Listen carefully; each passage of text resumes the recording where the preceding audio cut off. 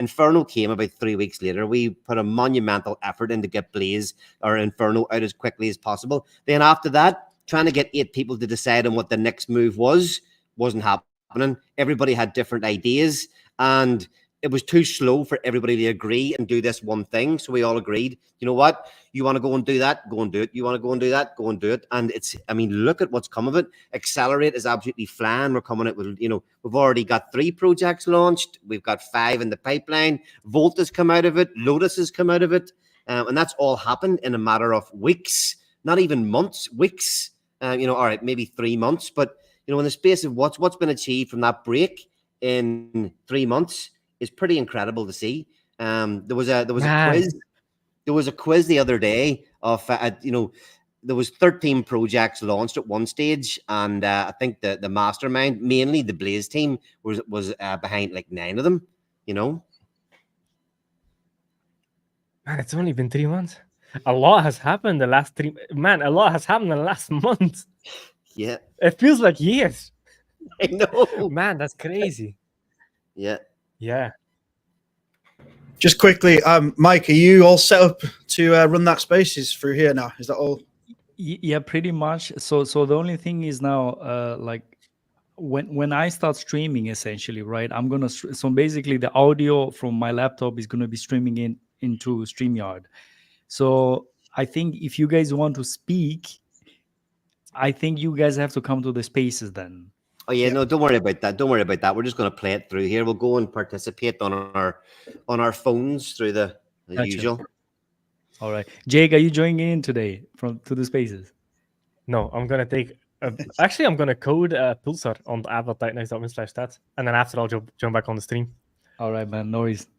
You see the way you were saying, Jake, about it feels like so long. I already said this, but it's worth saying again. Whenever we were coming up to the 3rd mint cycle of Awesome X, it was going, fucking hell, it's only been out 12 days. Well, we're going into the 3rd cycle. It had only been out 12 days. And it was like a fucking distant memory. Just even though the amount of things that had happened in those 12 days, because we had Alien X launch. I can't even think off the top of my head what else was going on.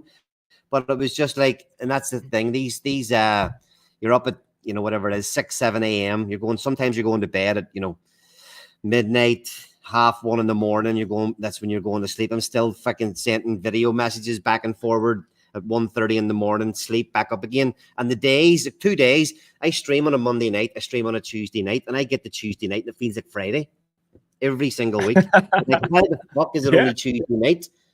Well, it's like I get to Wednesday and it's like I always have an early night on a Wednesday after those 2 days. Right, so the space is gonna get streamed through here. That's pretty much it. Yeah, I mean that's yeah. So essentially, people can just continue. You can just let the stream go, and then we'll stream it as well. So it hasn't started yet. There's some few minutes to go. I'm waiting for Ban A to start it, and then we can start it. And by the way, Jake, I sent you a message. Yeah. Let's see. What does it say? What does it say? He was asking, can this alley guy shut up? With his dumbass Irish accent.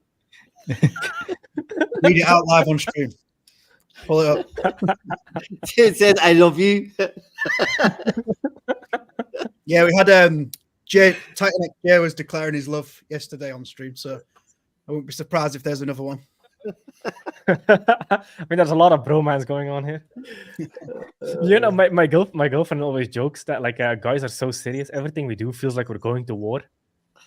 And I absolutely feel like that. I feel like we're going to war, even though we're just like talking to our laptops. I'm basically shouting at my laptop right now, but it feels like war and conquest, Yeah. That is true. Yep. Cool. What time you start? Not Mike, in 5 minutes? I mean, it should start now. So I'm basically really just waiting for Plan A to start it. Yes. So normally it's like 5 minutes later, but normally he starts the stream directly at 6. Sweet. So with regards to the Or conference, 5, or whatever you are, it depends, right? yeah, no, with regards to the conference continuing on here, it's going to continue on the same channel here. But after the spaces is over, when we come back on, Steve DeFi will be taking over. He's got a few different panels on his show as well. So yeah, thanks for everybody that's tuned in today. Another load of alpha, some great conversations, and the Titanx ecosystem is thriving. And from what we've heard today, and what we've seen, there definitely seems that it's going to continue. So thanks everybody for tuning in, and yeah, get your bags packed. Hyperdeflation's coming. Hell yeah. Awesome. Once upon a time in the bustling world of cryptocurrency, Titanx was born from a vision of a decentralized future where innovation meets sustainability. As the community rallied together, they faced challenges that tested their resolve. Criticism about mining being unprofitable, chitter-chatter of forever downchart, fear, doubt, and uncertainty about the project being dead. Then came the Dragon, the Bull, Helios, and the Vaulted One, to name just a few of the defending protocols that put the bears to flight.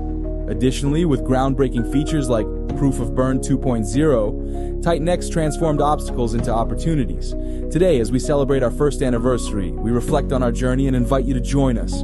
Together, we're not just building a platform, we're shaping the future of freedom. Let's ignite this revolution. Welcome to the Central Hub for the Titanx First Anniversary Conference. We're thrilled to announce over 50 speakers, including the renowned Jake Sharp. This exciting event will be hosted by Ali Kane and The Mo. Join us for 2 days of jam-packed panels, featuring insights from all of Titanx and beyond. Mark your calendars for October 26th and 27th, kicking off at 9 a.m. EST each day. Save the dates. We can't wait to see you. In a vast digital realm where neon dreams collide, a luminous orb emerged, Titanx, a star reborn in synthetic wonder. The journey began with the Great Token Burn, where miners tossed tokens into green flames, turning scarcity into shimmering value. Next came the Staking Challenge, a colossal mountain demanding commitment, revealing breathtaking vistas for the brave. In a dazzling coliseum, developers became gladiators, igniting the air with beams of light for each accepted project. At last, Titanx stood tall, a beacon of resilience, thriving in a federation of digital realms, transforming the cold expanse of the internet into a vibrant tapestry for all who dared to dream. Everyone, the spaces hasn't started yet. I'm still waiting for plan A. Technical issues. Just leave you there by yourself, Jake. I mean, we might as well just keep on chatting until plan A figures the technical part. Plan A is figuring out plan B. Shit, where's my plan B? I think the issue was also today because of the time change, I think, happened today. That's one. And then the second thing, it seems like he set the spaces for tomorrow, because when I go and click the link, it says tomorrow at 6. So definitely. He's pulling a Red Bull. Yeah, if you're called plan A, you can't have a plan B. Yeah, the smooth transition wasn't as smooth as we expected there, was it? No. Well, people can now enjoy me chomping eggs.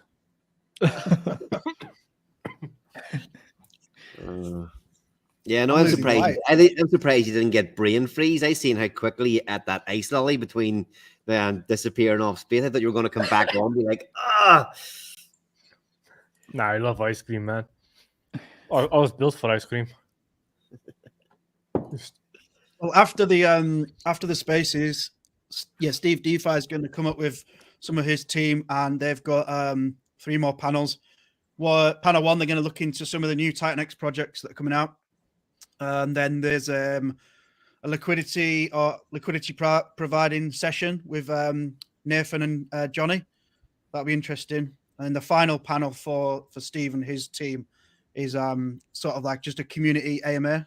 They've got a few new faces on there, which will be interesting. So there's still plenty to go. And then we've got Smooth's streamer team after that. So yeah, we got another 6, 7, probably another 8 hours today. It's going to be good. Goddamn. Are you ready for that, Jake? I know I wouldn't be. Friggin' hell, that's crazy. I don't have a choice. Mike, you ready I don't for give me to myself a pull that choice. up? Say that again. Is that screen ready to be shared, or is that not ready? Not yet. The spaces hasn't started. Okay. One second.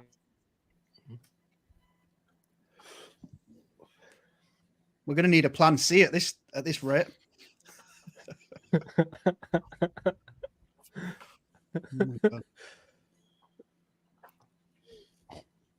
I love how I could just imagine people sitting there just looking at three guys' faces, just staring at the screen. So plan A, I just called him right now. He's having the technical issues. He's reissuing the link, and so he just needs a few more minutes. All good. I wonder what the new projects they're going to be talking about. Steve DeFi, I wonder if they're going to be talking about the Volt wheel and all the pillars, or is there other things maybe on that? Do you know what they're going to be talking about, Josh? Not too much detail. Looking at the timetable there, there's he's on there with, I think he's co-hosting it with Vibra. He's got Brandon coming, but I think possibly there's a couple of other people coming up. Steve likes to keep his guests close to his chest, so he could have some surprises for us. And who's you said there's a few new faces. Who's the new faces that we've got coming on? I don't think we've had cryptographics on, have we? Yep. So he's coming up at some point. I love how Josh looks like he's in like a man cave and on it, not one glimmer of light except for his computer screen. That's exactly where I am. I have like my setup downstairs, but then I've got family have just arrived at family arrived when the Spaces was due to start, so I'm blaming Plan A for this one. I'll tell him that. Ali, you've given us all major props there in terms of our work ethic, but you streamed every single Tuesday and Monday all the way through the Titanx bear market, and even when there was only 10 or 20 people showing up, you were still out there. So I think I think you did pretty well on that as well. Yeah, exactly. Some of those Monday pulse chain streams and the Tuesday Blaze streams in the early days were they weren't too popular, but consistency, baby, just keep sticking at it. Everything works in the end if you just keep going. Hope, just keep going. Yep. Yeah, that we had the kind of don't want to start. They don't want to start getting into another big conversation just to get cut off. We're stuck in the in between zone here, guys. Let's start a deep discussion about Titanx liquidity providing. What can you think of?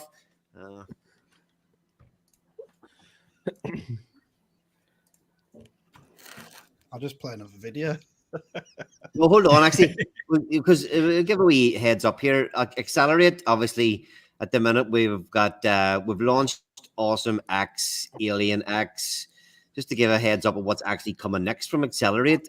Goat X must be next on the list. So Irish Crypto, it's another Inferno fork built on Inferno, which should get quite interesting. That's going to be launching probably. What do you reckon, Josh? Probably about towards the end of November. It's probably around the time we're aiming for. We've got that. Sal Vega and Trader Lee, their project has their two community members that put out a lot of content. Trader Lee does a lot of technical analysis and just he's really good at following that rule of 100. You see he's posting, liking, retweeting consistently. He's putting a lot of effort in. They've stepped up. They've seen what people in the community can achieve with the building, and obviously with Accelerate working with us, we can help them get their project off the ground nice and quickly and easily. So that started. What else have we got going on? Another one, Flare is another one getting built on Inferno. That's really interesting. I can't wait to reveal that. So the space has started. Oh, shut up then. Cool. He's like, shut up. So I'll just pull this up and drop you off, yeah?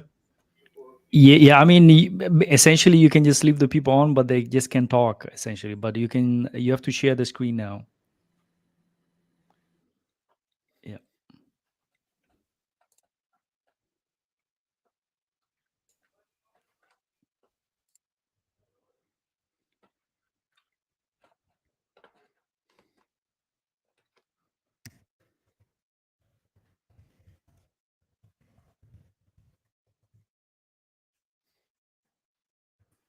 I think Plan A is gonna say something in a bit. I think he's still waiting for more people to come.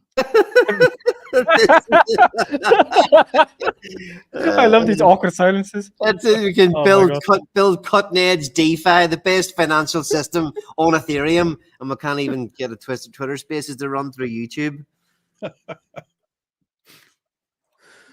Millions no, and millions yes, loud of and dollars. Okay, guys, I think we can hear Yes, through. loud so and just clear. mute yourself.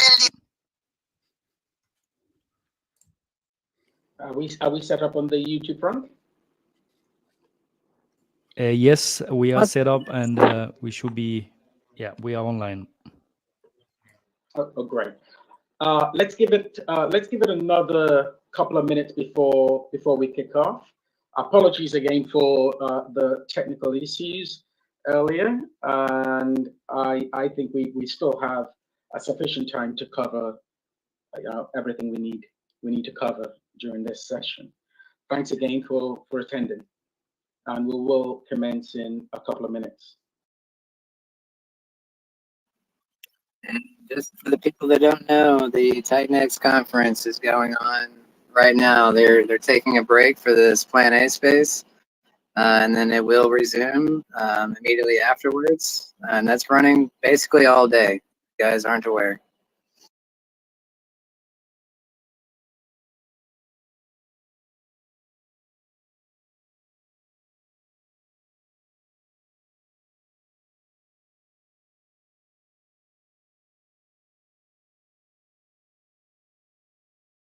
Hopefully we can get Jake into space.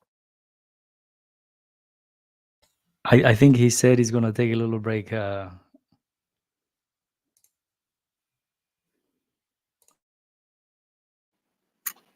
Yeah, he'll be on the YouTube stream all day though. Alrighty.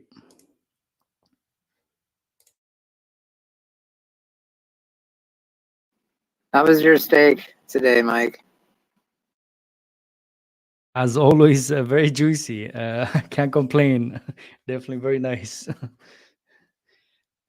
Can you guys see, is Plan A here, or is he having difficulties? No, he's waiting a couple of minutes to have the room fill up and then kick off. All right, I see. Gotcha. Yeah, I think, In the meantime, let's share it out, guys. Just go to Plan A, go to his Twitter, and just, real quick like and retweet, even leave a comment there. Get this thing going. Shout out to Element 280 and to Lotus. Thank you. Great. So, guys, thanks for attending. We will be kicking off in exactly 1 minute, so that'll be 1/4 the hour. Thanks again. Thanks for bearing with us. And I'd like to recommend we kind of keep today's space streamlined so that we don't go over on the time here with the anniversary conference. Absolutely. The intention is to wrap up on exactly the hour. So we've got 45 minutes for this now, and this is more of a relaxed type of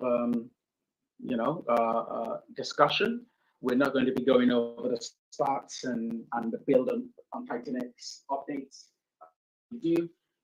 We will just have a discussion. It's a reflection, really, on a conference review. And I think, yes, we'll wrap up in 45 minutes. Okay, let's open up now. So the floor is open. I think it's a good time, definitely, to look back and ask, of course, what's next for Titanx. I think before we kick off, I'd like to say happy birthday to Titanx, and really, what a ride we've had so far. Titanx is changing the conversation, as we all know, fair crypto, Titanx ethos and principles. I think we've come a long way in the last 12 months. So thanks, everyone. It's been such a great journey together. And yes, may it continue as we look forward.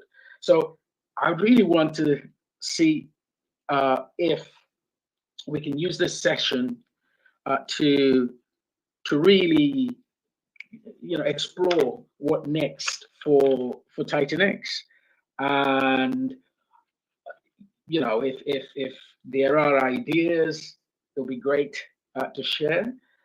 And we look on what's happened with the conference so far. It's really gone really well, in my opinion.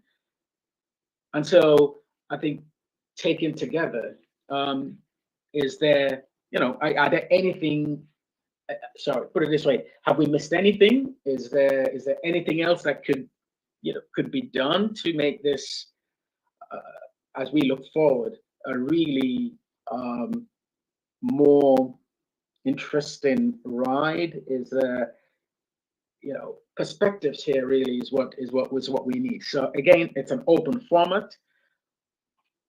We would really be happy to have contributors. As we know, the framework for the conference has been, how did we get here? The Titanx Bull Run and day 369 and beyond. That's really the framework of the conference. I think we can actually discuss any part of that conference here. And so the floor is open. I think the Mike? thing that we're doing. Oh, go ahead. No, sorry. Let me just, Mike, do you have anything to add to that? No, I think I would just let the others speak today, because I think we're a bigger team today, and I think there's going to be some important things coming up. So I'm also quite tired, to be honest with you. So I'll just let the others speak for today. That's good. Okay, great. Mas. Well, I can talk. So I think the theme that we're getting, from what I'm hearing from the people and individuals that are on the stream, because like we're already built out, we're a year in, and it's looking wonderful. I think, and this is just my personal thoughts, it may be what I'm seeing is a lot of innovation. Just what I'm seeing, and I think that people, like, they're building like new tokenomics. Like, I've seen people talk about pillars, then I've seen element 280, then I'm seeing Lotus with the bi-weekly rewards, where you can, like, I'm seeing like innovation. And I try to feel the vibes. I'm very vibe like. So and like, don't get me wrong, meme tokens are okay. But I think what I'm hearing and what I'm seeing and what people are saying, like, we need innovation and scalability. And that's kind of the two phrases that I'm kind of vibing out right now. If I'm wrong, somebody let me know. But what I'm definitely seeing is some innovation on tokenomics and tech. I'm seeing that, and like I said, and that the scalability, of course, getting more people to join. However that looks as far as scalability, as far as scaling your value, tokenomics, LP pools, whatever scalability looks like to you. A great mask. I think that's really great. A great observation. I think Titanx has really brought some great value to the wider crypto space, and that is particularly, as you mentioned, innovation on tokenomics. And I think, of course, the discussion concerning fragmented liquidity versus your liquidity web or bonded liquidity. I think that Titanx has definitively answered the second question. That's for sure.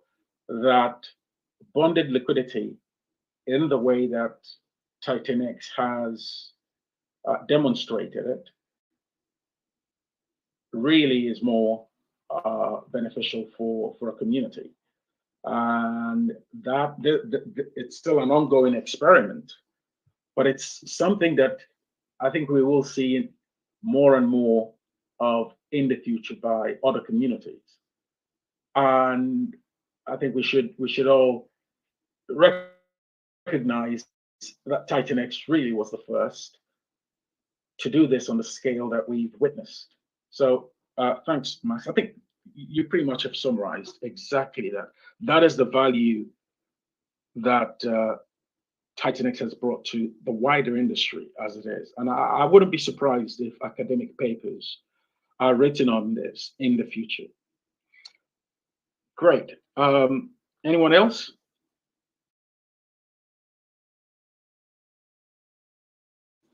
Dude, your observations. Oh, I'm sorry. I was in my own world for a second looking at Element stats. It's amazing to see. As far as Titanx goes,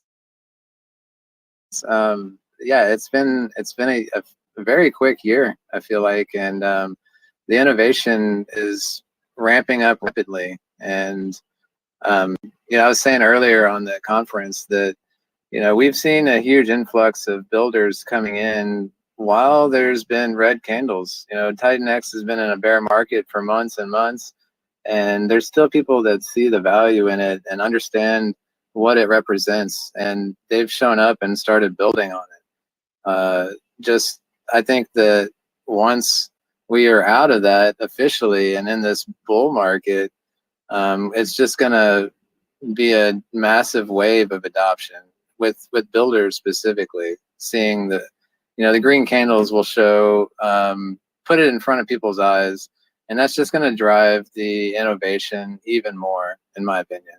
So I'm super bullish on Titanx, and yeah, I'm really happy with where I'm at. That's great. Thank you.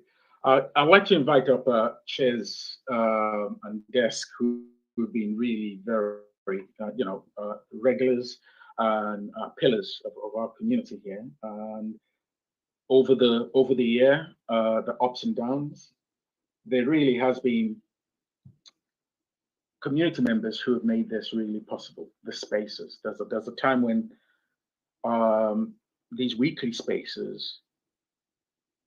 There's a time that this was really the only window of Titanx to the rest of the world, and these were through this. You know, this was through some of our most difficult times.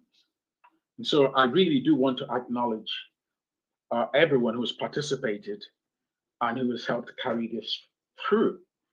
So thanks everyone. And Chiz, you don't know how much you are appreciated on this. I must say, with this conference, you see the framework that I actually described earlier. That came from Chiz. There was a time when it was really, when we were preparing for the conference, it seemed a bit, we certainly needed help. And Chiz really got onto a call, and Chiz said, listen, you know, it's okay. And you know, I've done these things in the past, as in, you know, done conferences in the past. And he came up with this framework and a whole lot of things. And I said, Chiz, you know what? I'm just taking notes here. You know, you talk. And we had our framework. I looked at it the next day and sent out the message to everyone. And here we are. So this conference and the way it has gone, and the structure that we've seen that has really been, you know, quite smooth, really is down to what Chiz came up with, his framework.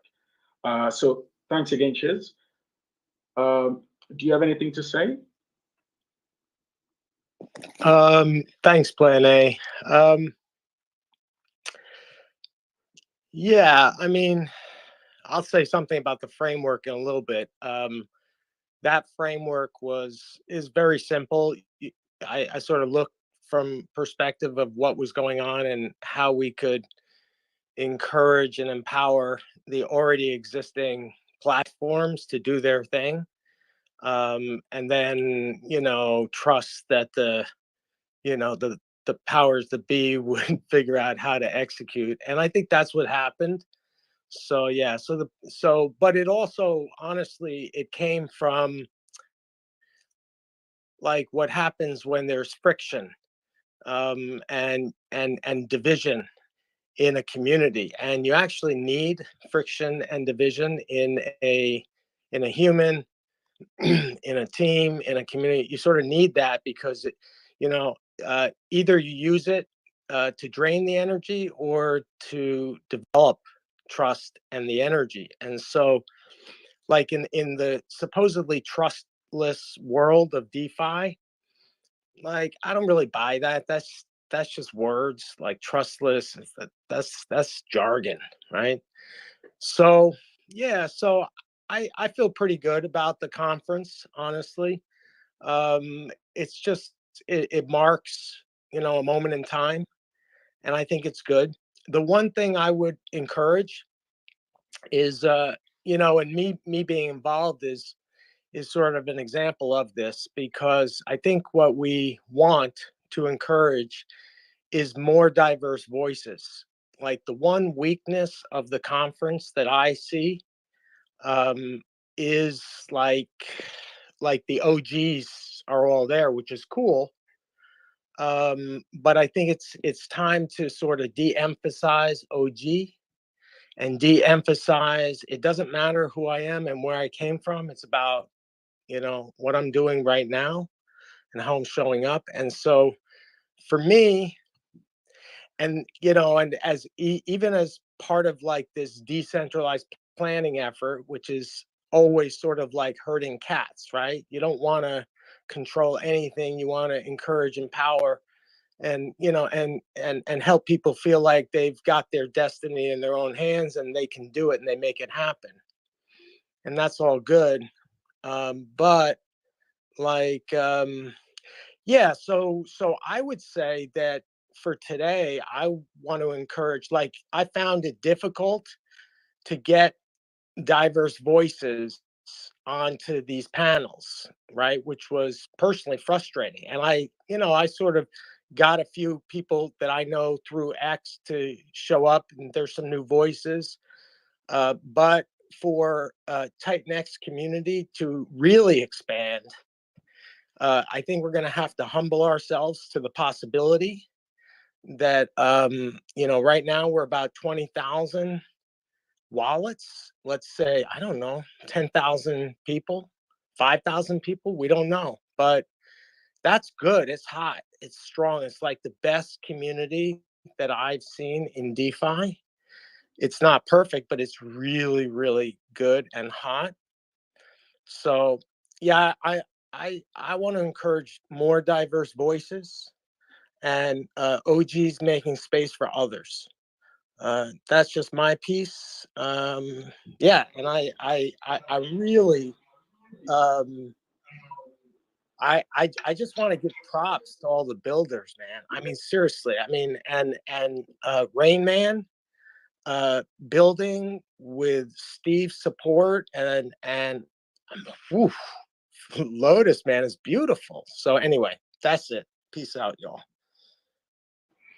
Thank you. Thanks, Chiz. That's a great reflection there. And yes, we definitely have to start working on that, expanding the base and getting more sort of diverse voices and ideas in. I think that's really the only way we will grow. Okay, Crypto Kool-Aid. Good morning. Great to see you. How are you?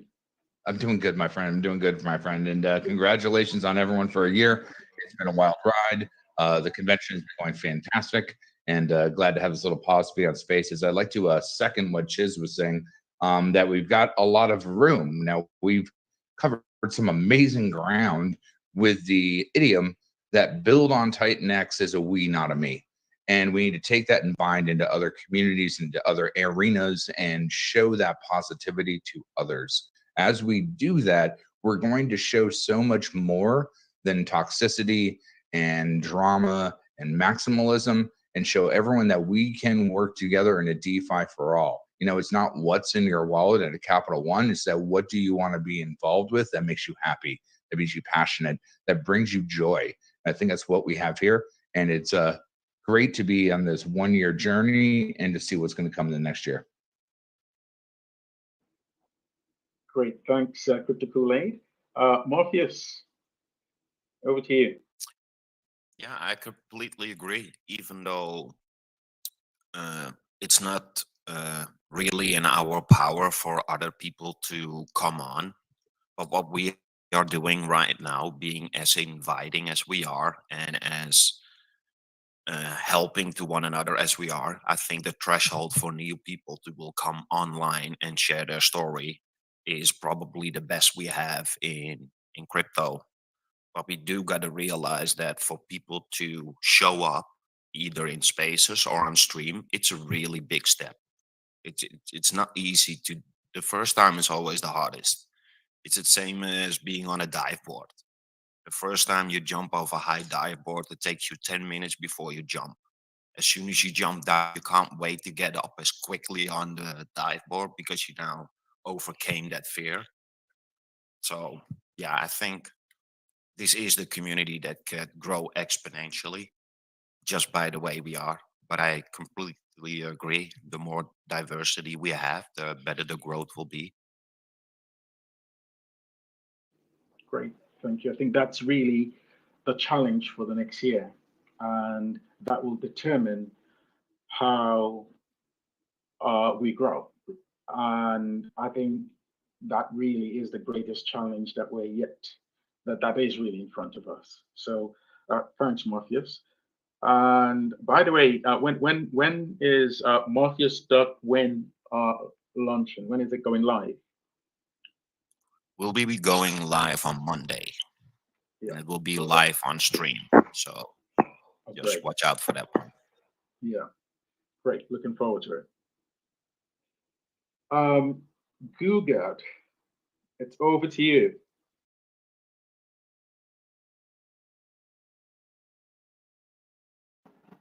Yo, good morning, bro. What's going on? Not bad at all. And you? Good, man. Good. I'm enjoying the weekend. You know, I always enjoy a good Titanx stream. I like to engage and just make, surly comments and shit like that. So I'm having a fun time, enjoying everything. And yeah, the vibe is right, bro. Let's go. Great, great. Thanks. The verse, I see the verse in the house. He's really been a very good supporter and a member of the community. That is for sure. And when he was approached about being one of the hosts for this conference, he agreed.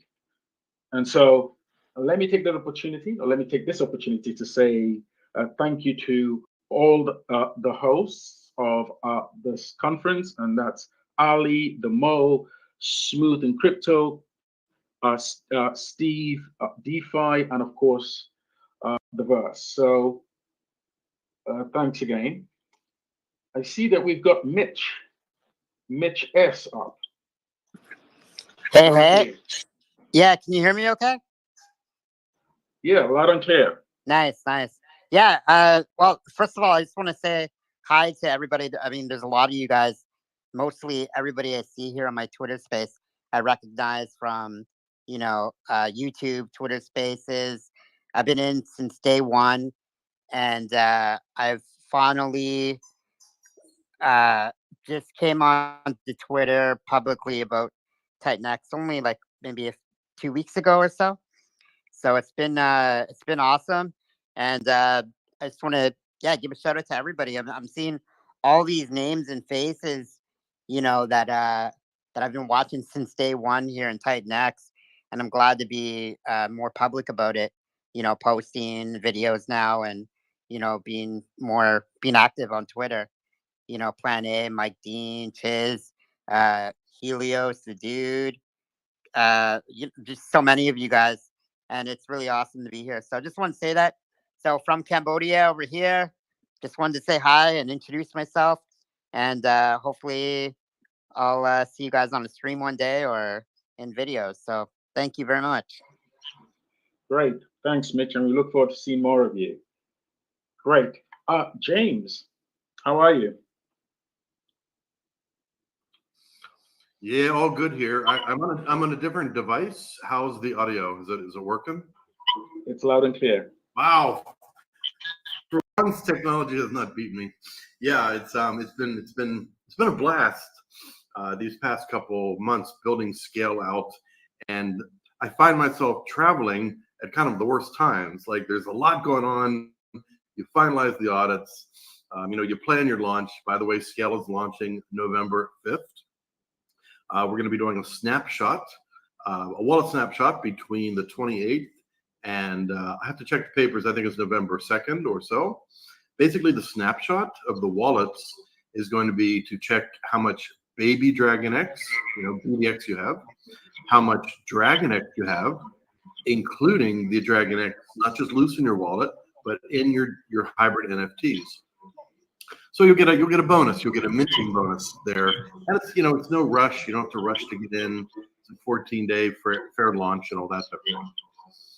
I'm super excited about this 1 year. I can't believe this 1 year has come so quickly. I'm honored to speak on a panel. I think in a couple hours. I'm over in Bali, so finally I've got a place that's good signal, and it's gonna be around 2 in the morning, 2:30 in the morning. So things will just be getting hot, and it's great to see so many people showing up. A lot of protocols launching in November, and there's definitely not enough Titanx. You don't, as people are saying, you don't have enough Titanx. Thanks for the time. Thank you. Thanks, James. You're absolutely right. You look at the protocols that have gone live on, and you look on Titanx hub, we've got 18, including Titanx protocol itself. The pipeline looks very strong. That's upcoming projects. We have about 21 upcoming projects, and the best is yet to come. That's truly how I feel about this. You have some really solid projects that have been launched, like Titanx itself, Dragon X. You have Ouroboros, of course. You definitely you have Blaze, Inferno, and then you have the Vault, and that is really great innovation there. But the fact that within the Titanx ecosystem, that a solution has been found that you can really put on top of each project to ensure that you have inflation controlled, and to be able to do so in a very decentralized way is huge. So I'll say, I think Steve DeFi isn't he launching the first, the next, if you like, next project of his on the 8th of November, and then a week after that, he wants to go to market with a whole set of protocols at the same time. That will be a first within this ecosystem, and looking forward to it. So we're looking forward to an exciting time this sort of next month.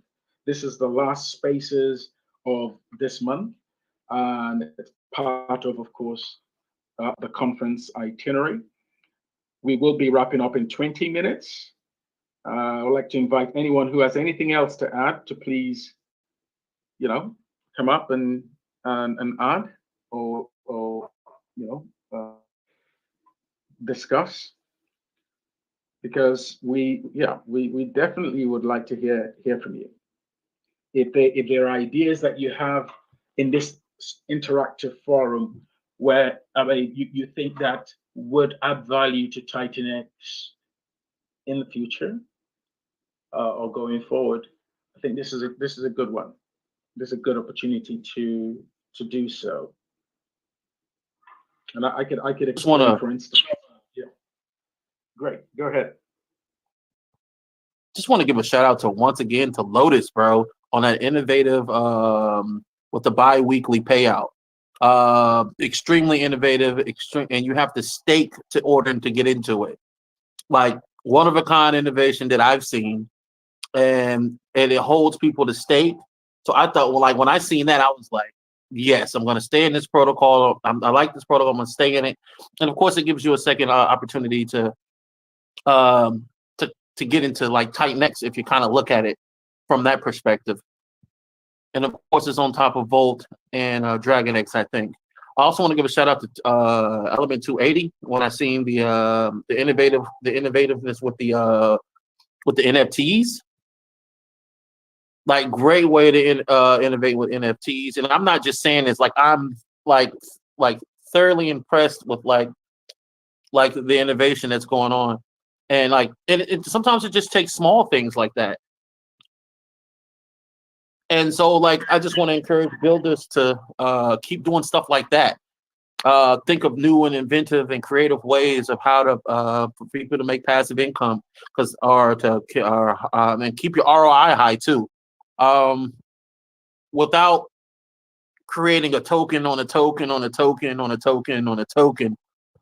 And I get tokens need to be created for the liquidity pool. Don't get me wrong. I 100% understand that. But there's and I'm just seeing like a lot of innovative, and I'm like, when I mean like you can hear the excitement in my voice. I'm like, as far as those projects that I've seen, the innovation with DragonX, Eric's not here, so I try my best to represent DragonX in its fullest. I just and like the whale, the DeFi whale, I thought that was extremely innovative. Basically you have a DeFi whale that never dumps. Like, do you know how crazy that is? Do you know how many projects wish they had that? And so like I'm just seeing, and I haven't really looked over the other white papers as far as the innovation part. But like give us stuff like that. Keep giving us stuff like that. And when you think outside of the box like that, then you'll have people come to your projects and your community, and they'll be willing to stay because you're innovative and thinking outside of the box. Because a lot of things we've seen over DeFi over time has been the same old thing. The same old thing. And don't get me wrong, if it works, it works. But like the reason we switched to DeFi is to get something more innovative, to get something more exclusive, and to us as an individual, to show our characteristics as a community. Because Titanx does have characteristics that we hold and value through our ethos, and not only through our ethos but through our innovation. So just keep that up as far as the innovation. And the innovation will come stability. And when you're innovative and it's true innovation, people will stay. Great. Yes, and is innovation really everywhere within this ecosystem. I think we look at crypto Kool-Aid is really over the last few days, including of course during the conference, or if you like the last few streams that he's held and participated in, explained this innovation about pretty much Titanx on Pulse Chain. I think we can keep an eye out and see once they get it all together and come back to kind of explain how it all works. I think that is also another innovation that I think the community would be proud of. But I think I'm not going to. Crypto Kool-Aid is, you know, he definitely is very well spoken and definitely could speak for himself. But yeah, let's watch that space too. So innovation is what we're about. It's not about, you're absolutely right, Mas, not about copying one and building on the other, just copying, and that's not what we've done so far. So we don't expect that to be, you know, to happen or to be the way forward. Okay, can we have Jacko first, and then Morpheus, if that's okay? Great. Jacko, Cinnamon, over to you, and then Morpheus. Hi guys, hope the audio is okay. Yes, loud and clear. Good stuff, good stuff. Yes, see a lot of familiar faces here. First of all, yeah, happy birthday to the entire ecosystem. And yeah, it's great to be 1 year in and just see everything still going strong and just getting stronger. Speaking of innovation, I just, you know, props to Lotus. I mean, the launch yesterday. I'm wondering, maybe this is a bit of a technical question, so I'm not sure, but I'm wondering how they managed to avoid the sniper bots upon launch. That's something that really just stood out to me. If you look at the chart, it's a pity Rain Man. I don't see Rain Man here, but anyway, that would be interesting to see. And then good luck to Morpheus for their launch tomorrow. And yeah, great to speak to all you guys. And yeah, just wanted to say good luck for all the others that are coming. Thank you, guys. Thanks. Thanks, Jacko. Thank you so much. Can we take the question on Lotus next week? So I think Raymond would be very likely would be you know, joining, and that's pretty much our build on Titanx proper. We'll return to our usual format of getting updates from our builders, and we can pose the question to him. So I think I saw, I think he mentioned something about this, a point you raised during one of the sessions during this conference. But again, I wouldn't want to speak for him. I think it's one that it'll be really important for him to share that with the rest of the community and probably go into some detail. But thanks again, and we'll pick this up next week. Morpheus.win, over to you. Let's go. Yeah, if I could say one thing that we maybe as a community online on Twitter could do to improve is to engage on posts. If I look at the metrics of pretty much any content creator on Twitter, all the metrics are perfect except for one, and that's engagement. So if we can just get the conversation going in the replies, that will help the algo a lot. Thank you. Thank you. I think that's a point that we really have to continue to stress going forward, because we really do need to get the message out. We have spent the last year doing the work, the spade work. The real work has really been done, and I think and there's still more to do, definitely. But I think we're at that stage where we can take this message beyond you know, the Titanx ecosystem, knowing that if you know, those on the outside looking in would see something that works, something that is really special. And so yes, it is definitely it is a message we'll need to stress you know, regularly going forward. Okay, I mean, we've got 10 minutes left and for this session, before we hand over to before we go back, of course, to YouTube, our virtual YouTube sessions. Can I ask again if anybody has anything to add? Any reflections on the past 12 months? Please feel free to come up and share. Yeah, I'd like to add, I don't want people to be afraid of like sharing Titanx, like especially, if you're in a community. I mean, Pulse Chain is an easy example. If you're in Pulse Chain, don't be afraid to talk about Titanx as well. Like, you don't have to be a maximalist in anything. And that's something that we're trying to break through on the tribalism. Let's break through that. Like, you're allowed to hold Pulse and Titanx in the same wallet. That's a big thing to me. And just the same as, like, I hold Bitcoin and ETH. Like, I'm not a Titanx maximalist. I hold Pulse as well, obviously.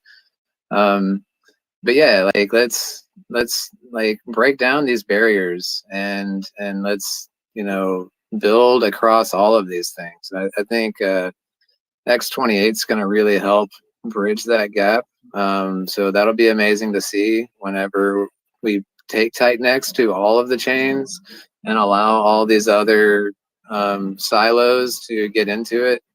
But yeah, don't be afraid to rep all of your tokens, all the communities you're in. You don't have to be a Titanx maximalist to be a part of this. So yeah, that's really it. I think I want to second on that because, again, I haven't sold any of my hex on either chain. I'm a dolphin on both, but I'm not a Richard Hart maximalist. I'm a Richard Hart idealist because I am a systemic design maximalist, because code is law, systems are law. You are able to choose on whether you want pie or cake, and no one needs to tell you what's in your wallet. The most important thing moving over to other chains and other communities is just to be welcoming, to have fun with them, right? Because people are free to do what they want with their finances or with their time. But if everyone binds together to have a good time, we have something that's worth more than even just green candles. We have camaraderie. And that is really where all the stuff will move forward. And that's where we set the example going forward on everything else. And that's going to be a tough pill to swallow going forward, but we have to blaze those saddles because this is what's important for all. Because again, putting down the me and building on the we is where we get somewhere. Yeah, probably one thing I'd like to add as well is, the way I view crypto as well is something like, digital real estate. But, like, I like the real estate in the real world. Like, you have to spend a lot of money to have something like like a real estate per se. But with crypto, you can essentially, like, you can have few percentages in this real estate and a few more percentages in that real estate. So you can belong to different teams, as for instance, right? So that also makes sense. Although, like, if you want to buy a real estate in, I don't know, in Manhattan or so, it's like you have to come up with a lot of money for that. But, well, you can get some other real estate, the digital ones. So yeah, I view it that way. Great, thank you. Well, we've got Cleric and Desk, and I see Pool Win is waiting. I'll say over, next 6 minutes, 2 minutes each. I will suggest, we start with Cleric and then Desk. By the way, sorry, if just bear with me. Dude, would you mind letting up Pool Win, please? Try to let him up and I can't. Cleric, over to you. I can drop down if you need space. I appreciate it. Can you hear me okay? Yes. Loud and clear. Sorry, I'm running from my desktop, so sometimes it doesn't work. First question about Titanx. I'm a newcomer. I just heard it from a peer of mine, buddy that I know of. Reading through the white paper, as far as Titanx goes, I get a big feeling of deflationary aspects, a lot of burn mechanisms with the mining and all that. outside of that, and from what I've briefly heard with the ecosystem and other projects being built on top of Titanx, is there anything I'm missing, just on a quick little bullet point note for a newcomer such as myself that's learning about the project and the ecosystem and everything of that nature? The ethos, the Titanx, at a very high level, like the most important thing is that these projects are, in some way, form, or fashion, are contributing to burning Titanx. And by doing that, if all of these projects do that, we as a team can reduce the supply, and that's how we're achieving hyper deflation within the Titanx ecosystem. And then also, if your project is paired with Titanx, by having all the other projects burning Titanx, they're supporting it and indirectly supporting you because you're paired with Titanx as well. So essentially, everybody works towards burning Titanx, and then everybody wins. No matter what sector you're in, there's lots of spaces you can fill, and there's lots of projects that do individual different things. But at the end of the day, we're all here to support Titanx, and everybody wins. Okay, so my next question, knowing that, is in regards to potential, and this is just me thinking on a large scale, of liquidity risk. And by that I mean, if you've got a high volume of miners, for example, and they're earning their rewards from mining Titanx and all that, and then you've got a hyper deflationary burn mechanism where all these other projects are burning Titanx to be a part of the ethos, so to speak. How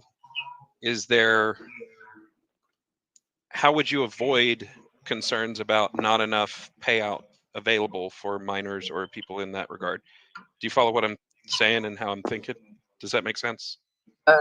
Not completely, but I'll say nobody has been mining Titanx for the past 6 months or something. And nobody has? Or well, I mean, basically nobody. Sorry if I mean, can I just interject? I'm sorry about this. Just mindful of time.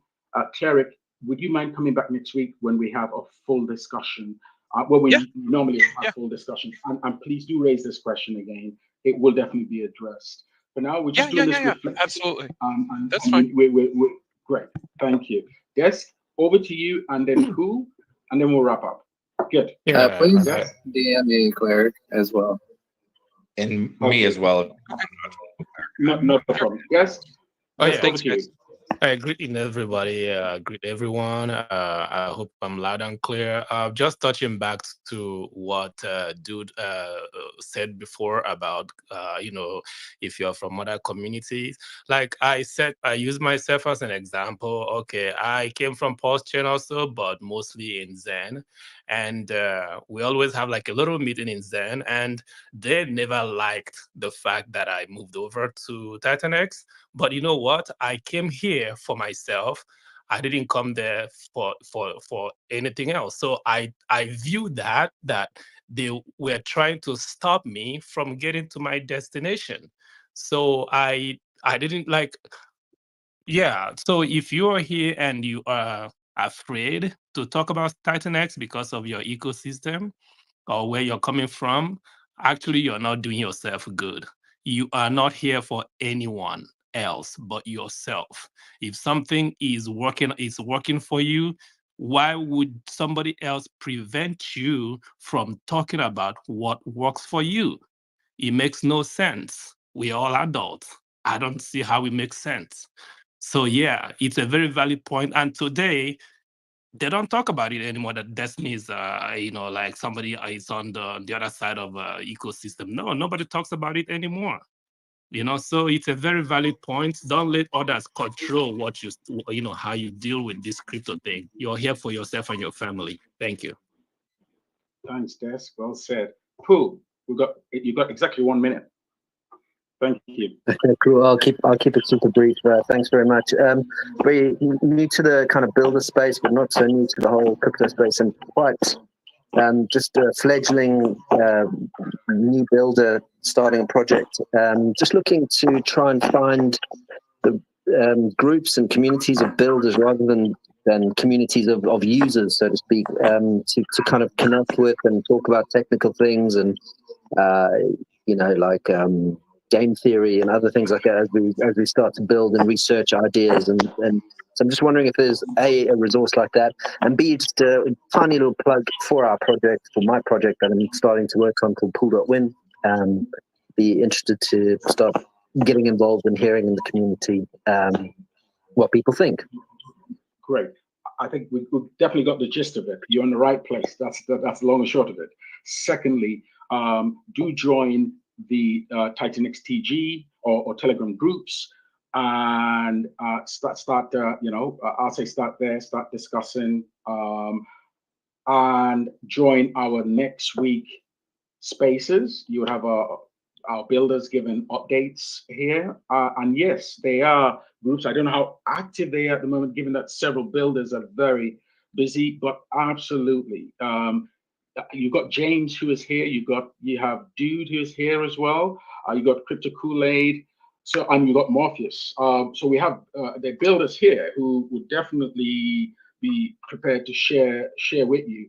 So please do visit Titanx Telegram groups, and there's several of them. And of course, see where your project fits. I don't want to make it seem complicated, so probably first you can go to Titanx Telegram and then ask your question there. They should direct you, and also you could come be here. You can also join next week and join us. That's great. Thank you. Yeah, specifically trying to find communication and discussions with builders rather than people. If I've been in the Titanx, and they sometimes can be a bit funny if you're talking about projects. So I just wanted to be outside of that scope a little bit. But yeah, I get it. I'll start there. Thank you. Okay, and you could come back next week. Of course, we'll have more time. 100%. I'll definitely be back. I'm quite keen to join these. So thank you. Yeah. Thank you. Great. On that note, we're wrapping up now. I must say again, thanks everyone for participating in this conference. It's our 1 year anniversary. We're looking forward to moving on to bigger things. Your contributions have been invaluable to get us to this point, and may it continue. So thanks. We also have a big shout out to Bad Sports, who's done really a great job putting together the names and the participant names of participants, and of course the timetable for this conference, and has been in the background really making sure that things run smoothly. So a good shout out to him, and enjoy the rest of the conference. Thanks everyone. Bye for now. Thank you. See everybody. Bye bye, guys. Thanks everyone. Bye for now.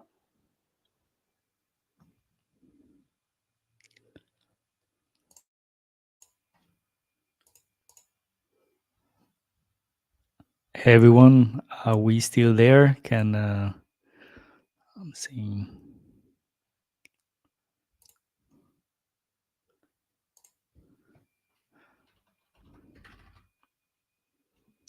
Hey, we're still streaming, so Mo, can you please just come up as well on the stream? It seems like the stream is ongoing.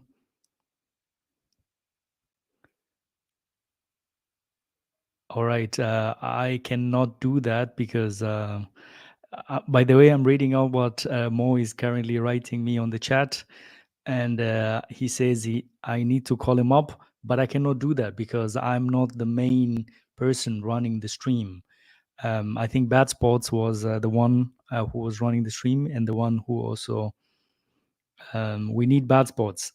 So Bad Sports, if you can hear us, please bring us up so that we can come up on the stream as well, the other speakers.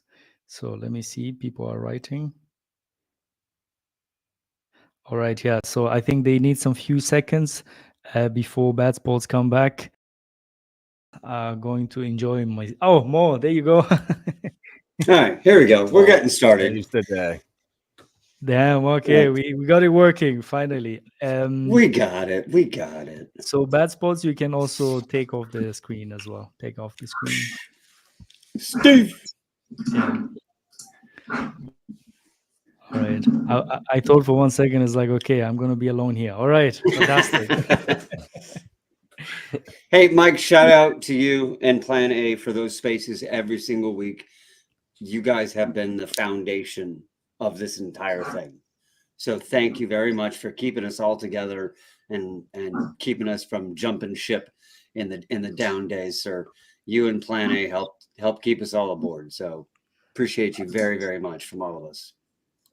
Appreciate that. Yeah, I mean, definitely has been red candles, green candles. We were always there, so that's that. And the unfortunate part, a little bit about it, is that I think the sound on the spaces is not always as good. So it seems like there's always a bit of a sound issue there. So this is something which is a bit frustrating, to be honest, but it is what it is. I'm trying to find fixes every week, see where I can tweak something. But I mean, hey, I think it's all in all, it's pretty good. It was fine. I dealt with it. I listened to the whole thing on the YouTube side. It wasn't that bad. All right. You're doing a good job, man. No one's blaming you. No, not good. All good. We're just trying. No blaming here. Steve Devi, how's it going, man? How are you? Doing fantastic. It's been a brilliant stream. Just fantastic perspectives, new people, seeing them on. It's just been awesome. I loved it, and yeah, I ended it by mistake earlier. At the beginning. You ended up here? We carried on like pros, so good stuff. Well done, everyone. Well done, the bad sports. He really did a good job in keeping everyone in line and arranging the macro. Good stuff, man. Good stuff. And shout out to Chiz for giving us the framework that we actually used. So yes, I hadn't actually called him out on stream. Chiz, thank you very much. That framework was greatly needed and given to us right at the perfect time. So thank you. Yeah, brilliant. So right today in this one, we were going to look at new projects, and so we're hoping like people with new projects come on and share it and share their stuff. But I did want to, before we start, I did want to say like a shout, like, because new projects, and we want to have like Ali and Jake were all talking before about helping people get connected with devs, and everyone's helpful. But I can share some, like, I want to share, I'll share my screen because there's a certain options people can go to just to do stuff. So let me share this real quick.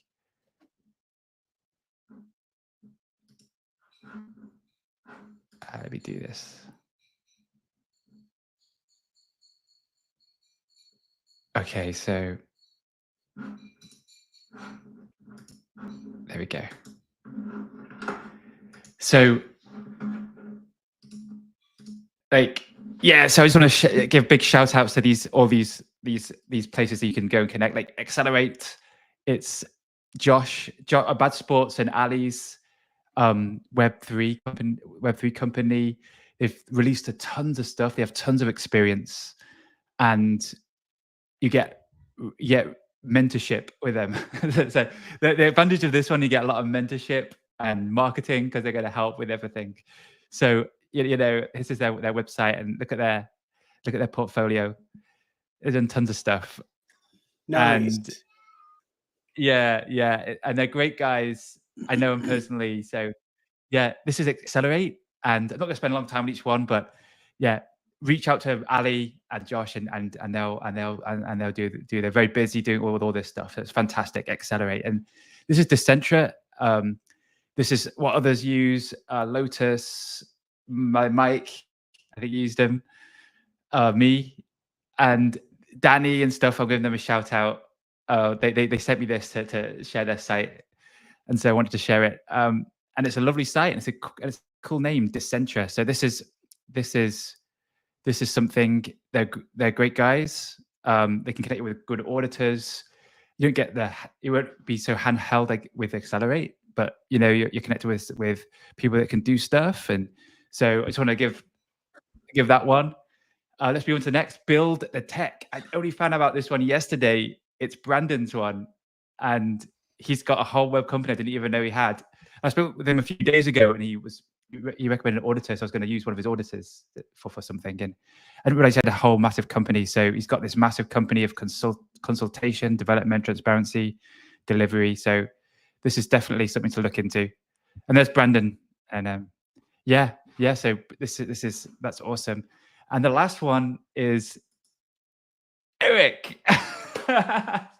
Eric is unknown, but he's got some smart devs, and I just want to throw him out because not many people know that he actually does develop for some of the guys in the community. So yeah, a big shout out to Eric, who I know he's got some really smart devs on his team, and he's a talent hunter, and he's a talent, and yeah, so that's it.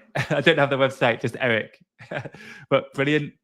And yeah, so yeah, there's if you're interested in doing stuff that you can build. If you've got ideas to build on Titanx, there's people to reach out to. There's places to go. There's resources to have, and yeah, to get your ideas into reality. And I love getting ideas into reality. Yeah, so good stuff. What do you think, Viber? I love it, bro. I love keeping it in house. You know, Yeah. supporting people that support you, and the more options we keep here, you know, people aren't going to go elsewhere, and also it just builds community, builds a bigger network, and the more people that I feel like we pull in, they're never leaving. Like, where are you going to go from here? So, oh, Jake, Yeah. pull or Steve, if you can pull Jake up. Looks he's trying to get up. Oh yeah, there we go. Oh, Megan in the chat. Let me on. Yeah. Oh man, brilliant. Yeah, I don't know if you saw, just sharing some resources for people to build, and yeah, so connect them with the devs, and everyone knows Accelerate. There's others, and you know, Accelerate helps you with the marketing and stuff. It's great stuff. It's all great stuff. Got to Centra, build on tech. I think it's great. I mean, especially some of these builders are like, they have context in the ecosystem, right? Because if you go to like a new developer, it's like, well, what is a buy and burn? You know, like they don't have that context most of the time. So they need to read up, check the code, and see, this is how it works. So sometimes it's just quicker with some of these guys because they just have a lot of context in the ecosystem as well. So yeah, that's right. Yeah, and there's a lot of new projects coming out. This hour is a new project hour, and yeah, so Mo, you gonna lead the way? I'd like to add real quick that it's best if you can get a fully fleshed out idea. If you have like a half-baked idea and you go to some of these developers, they're not really gonna be as helpful. Like you really need to have a strong vision in what you're trying to achieve before you approach these people. That's one thing that I would say. Yeah, absolutely. So, yeah, I mean, do you want to talk about some of the new projects coming out? And I mean, I put a link out to a ton of people. Let's have a look. We got all these upcoming projects on that are coming out very soon, and loads more that aren't in. Steve, can you just say how many of those are yours? Exactly. Yeah, I put the pillars in there too. So thanks for uploading them. Yeah. Well, So why don't you Steve- lead off with the Steve pillars? is Steve? dominating the list. Yeah. Yeah, Why it's don't you your tell us a list, little bit Steve. about the Just take it pillars? away. They're new. Yeah. Yeah. So yeah, for me, for my projects, it's the pillars. It's Viper. It's the next one with the pillars coming out the week 8 days. So Viper's on the 8th, and the pillars 8 days later. And then if I want to say the new stuff, because this is all about new projects, I'd just spend like a minute. I won't take up much time, but after the pillars and the wheel, I'm going to do vault staking. So they're going to be able to stake their vault for the LP fees. I'm building something for the community, and that they can manage LPs in a decentralized way, and it's going to give the code away, give it away to whoever wants it. But I'm building it for Vault, and I'm hopefully going to do something with staking for the so Vault could be used for staking for LP fees. And after that, I've got this project called Lightning Bolt. So Lightning Bolt is like this. It's like this Whatsa, and the Titanx comes in. Basically, 40% is put in an 8 day pool. They get 50% of this Bolt coin in their NFT, and then 50% is distributed every day in a Lightning Bolt. Okay. If you burn your NFT, you get your value, but then you don't get any more distribution.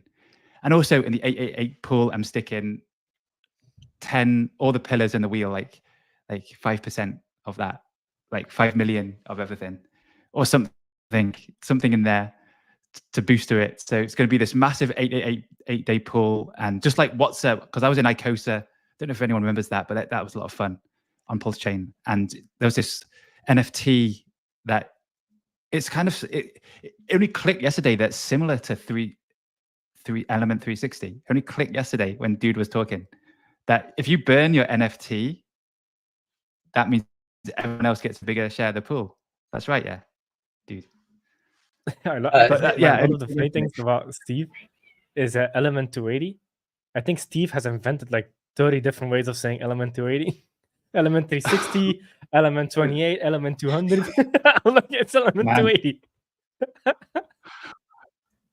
I think I'm just cursed with my project names. It's everybody has a hard time calling them what, it's just me. It's not you, Steve. Don't worry.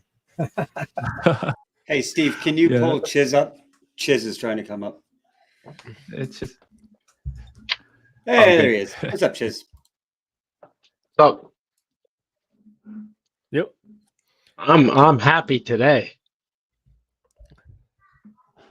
Go on. That's what I was trying to get out of you yesterday. Well, yeah. I mean, Mo, if you know me, like when there's a launch ready to happen, I'm not going to be a nice guy. I'm like, come on, man. I was preparing. So now that the Lotus launch has happened, and I sort of totally changed my thinking right away, I'm free. So I'm psyched, man. Totally psyched. Yeah, this is a killer panel. Oh my, wow. Who do we have here? We have Mike Dean. How's it going, man? Not too bad. All is well. Thanks for being in the spaces. You're always welcome, and you're bringing the peace, man. Yeah, man. Well, that's all there is. You got to make space for the builders to build. Yes. Yeah, but with the stuff coming up in the ecosystem, so we have the Vault pillars. Yo, Steve, you dropped like a gem of alpha there. What the hell do you mean Vault staking and getting liquidity fees? Yeah, so what I love to do is let Vault stakers collect all the fees to the liquidity pool of all the Vault pillars and everything, like all the liquidity in Vault. I want them to stake their Vault and get an APR, but they have to stake for a minimum like 28 days, and it's going to be a 7-day vesting or certain vesting if you unstake. So it's not just that's the payoff, but it gives a bit of utility to Vault, which I want to do. I keep giving utility to Vault, and so this is something I'm going to try and do. Yeah. So it's something I'm developing right now, and once I've done it, I think it's going to be useful for everyone else because they can use. I'm just going to give it away to everyone. I'm going to get it like quadruple audited to maybe 5 different audits, and then I'm going to give it away to the code. Just try and help others use it because I think if we can increase liquidity in Titanx, I think it's going to help everyone. And so it's kind of what Vault is about. If I'm getting it right, so this is all hypothetical. Like it'll have to work out the code, but somebody comes in, they stake their Vault, and then they earn on all the Vault pairs, which is essentially the pillar pairs. is it going to be all liquidity pools that Vault have? Because okay, so just getting into technicals, but how would it work? Would you just transfer the NFT over to a smart contract and then distribute the fees across stakers? Exactly. So the NFT, the V3 NFT held by a smart contract, the fees pull to another smart contract, which then they can be distributed to the stakers. Man, okay, that's a sick idea. That's innovation right there. Yeah. You just got my mind Oh, turning. thanks. It's kind of what Element 280 does, but then like just pure liquidity fees. Element 280 does it on the arbitrage with like the fees on transfer. This is pretty good, man. I like it, Steve. I like it. Yeah. I can see. So it once I've working done that, already. once I've done that, I want to give this technology to everyone to use, because the more liquidity we get is great, and you know it's good to have these locked, to lock up all this liquidity is forever, you know, and then we can use the fees in certain ways. Many ways to use the fees could be there's numerous ways you can do it. Staking is one. He's like some alien coming out from out of outer space to Earth to like gift us with this technology. I love it. I love it. Shout out Alien X. Yeah. So I missed the beginning of that, Steve. Could you give me the synopsis of? Yeah, sure. Yeah. Absolutely. Big synopsis. Lock the V3 NFT in a contract. The fees harvested into another contract. Vault stakers can stake. They can decide to lock their vault up for 28 days and get fees every single day. And if they unstake their vault, it's like a 7-day vesting, so they can't just suddenly dump the price. I don't want it to be too long, like 28 days, 7 days. I want to be fair, but I don't want them to just unlock, stake, dump. So that's it. That's it. Vault staking. That's the whole thing. Yeah. Love it. You just gave me a whole Like bunch of ideas, man. Oh, good. Damn, that's Tell me good about your stuff. ideas. Tell me about your ideas. What are these ideas?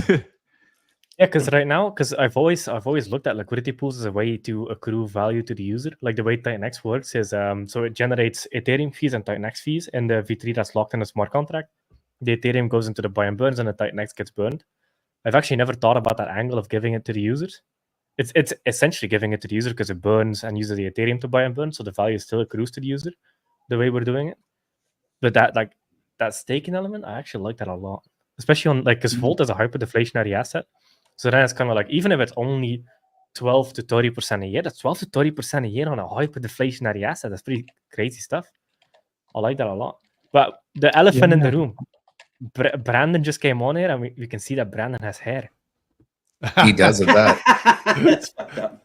No, it's funny because I had my head shaved for a long time, and so I got out of the military and I wasn't used to hair. My wife hated it. She says, you need to be a real human being now. So I finally started growing hair, and everybody was mesmerized. They were like, is it surgery? I'm like, no, it's not. So yeah, hair. We got hair. No hat. Imagine that. Look at that. Are you gonna grow it out like mine? You know what, dude? I don't think the world could handle that sort of ginger. I don't think so. He would need a ring of Gondor for that to happen, by the way. Oh man. Oh Lord. What's up, guys? How's everybody doing? Whatever, Eggs. Good. What up? Loving life. Yeah. So this panel is we're just chopping it up, right? Just hanging out, talking about cool things. New projects. Okay. So Q. New projects, new tokenomics, new innovation. All right, let's talk about Morpheus then. So we talked a little bit about Morpheus yesterday. We launched the website, love the website, this and that. That's important to us. So the big question here is what's going to set Morpheus apart from from everybody else? How's it different, right? That's what everybody wants to know. How is this different? It's the same thing, this and that. Okay, cool. So I'm going to share with you guys more of a long-term vision now.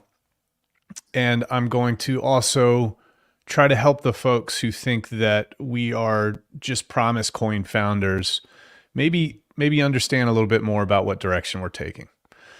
So I'm going to share with you now the immense benefits of our new aggregator that's going to be attached on top of Morpheus. This aggregator is going to be strategically tied to Titanx and Morpheus.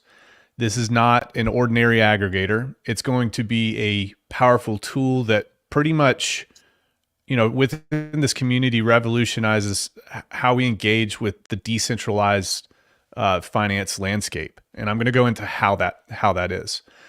So the first thing I want to talk about is liquidity. Our aggregator is going to tap into 200 plus liquidity sources across Ethereum initially.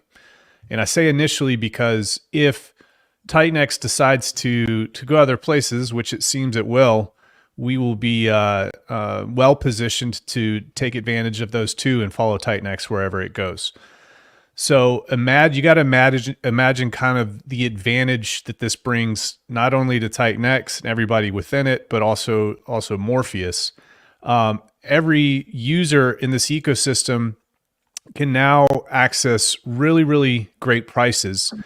Not only that, you can shill this to anybody that you know out there. This is a huge marketing aspect and component. If you know somebody that's out there right now that's in some crazy community that has 400 or 500 people, you can say, hey, I know the guy, I know the people, I know the community behind this aggregator. It does all the cool things that the other aggregator does, and it's safe. You get the best prices out there, and you can shill that to them knowing that when they actually come to the aggregator, they're going to see Titanx branding on the website. How cool is that? It's going to pique their curiosity. How cool is that? So that's going to be huge because you can tell anybody about this. Anybody on Ethereum can use this. Now, what's very important about an aggregator that we quickly realized is if it's not following the correct vertical structures in terms of liquidity paths that are out there right now, it's almost kind of useless. So we want to make sure if we're using this aggregator that it follows the existing structures that we have in place, that Jake has set in place, and that's very important. So we're designing currently right now the routing for the Titanx pools to ensure that any asset purchased within this ecosystem follows all the optimal liquidity paths that we already have set in place. This approach is going to kind of preserve value and then also maintain the integrity of the input-output system that we have now. That's very important. And how does that benefit everybody else? Well, it benefits everybody else, for example, the farms or anybody like, for example, Titanx to DragonX to Morpheus. We want it to follow those routes. We want it to follow those paths. Otherwise, it's kind of pointless. So that's going to be a huge part of what we're trying to accomplish right now and what we are going to accomplish. And mind you, this has been in development now for a couple weeks, this portion. I'm excited to talk about that. So again, the marketing tool is going to be important. Titanx branding prominently featured on the main page if anybody shows up. Now, it's going to be, I'm going to tease this stuff out. I don't want to give away everything, but I'm going to tease this out over the coming months here. But we have a pretty cool way, a pretty cool idea of being able to target communities that are very, I guess, meme focused. Maybe more, I don't know, like the culture of decentralized finance is that of memeability. It just really is. So we're going to show you guys some cool ways that we're going to be able to target these communities to get them hyped up about using the aggregator that's literally built for Titanx. Okay. Let me think. I've got a couple notes here. Yeah, scalability is just at the core of all of this. This is very important.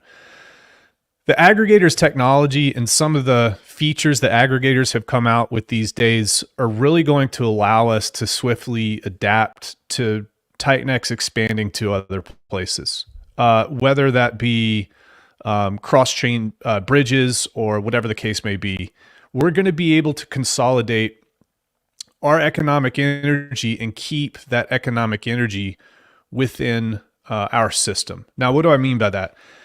A lot of people just open up MetaMask and they do a swap. MetaMask charges crazy fees for that swap, okay? And that money goes to MetaMask. Imagine using an aggregator that is specifically tailored towards this community, being able to capture those fees and then being able to distribute those fees back into Titanx, burn Titanx, whatever the case may be, also Morpheus. That's really the big thing that we're trying to target right now.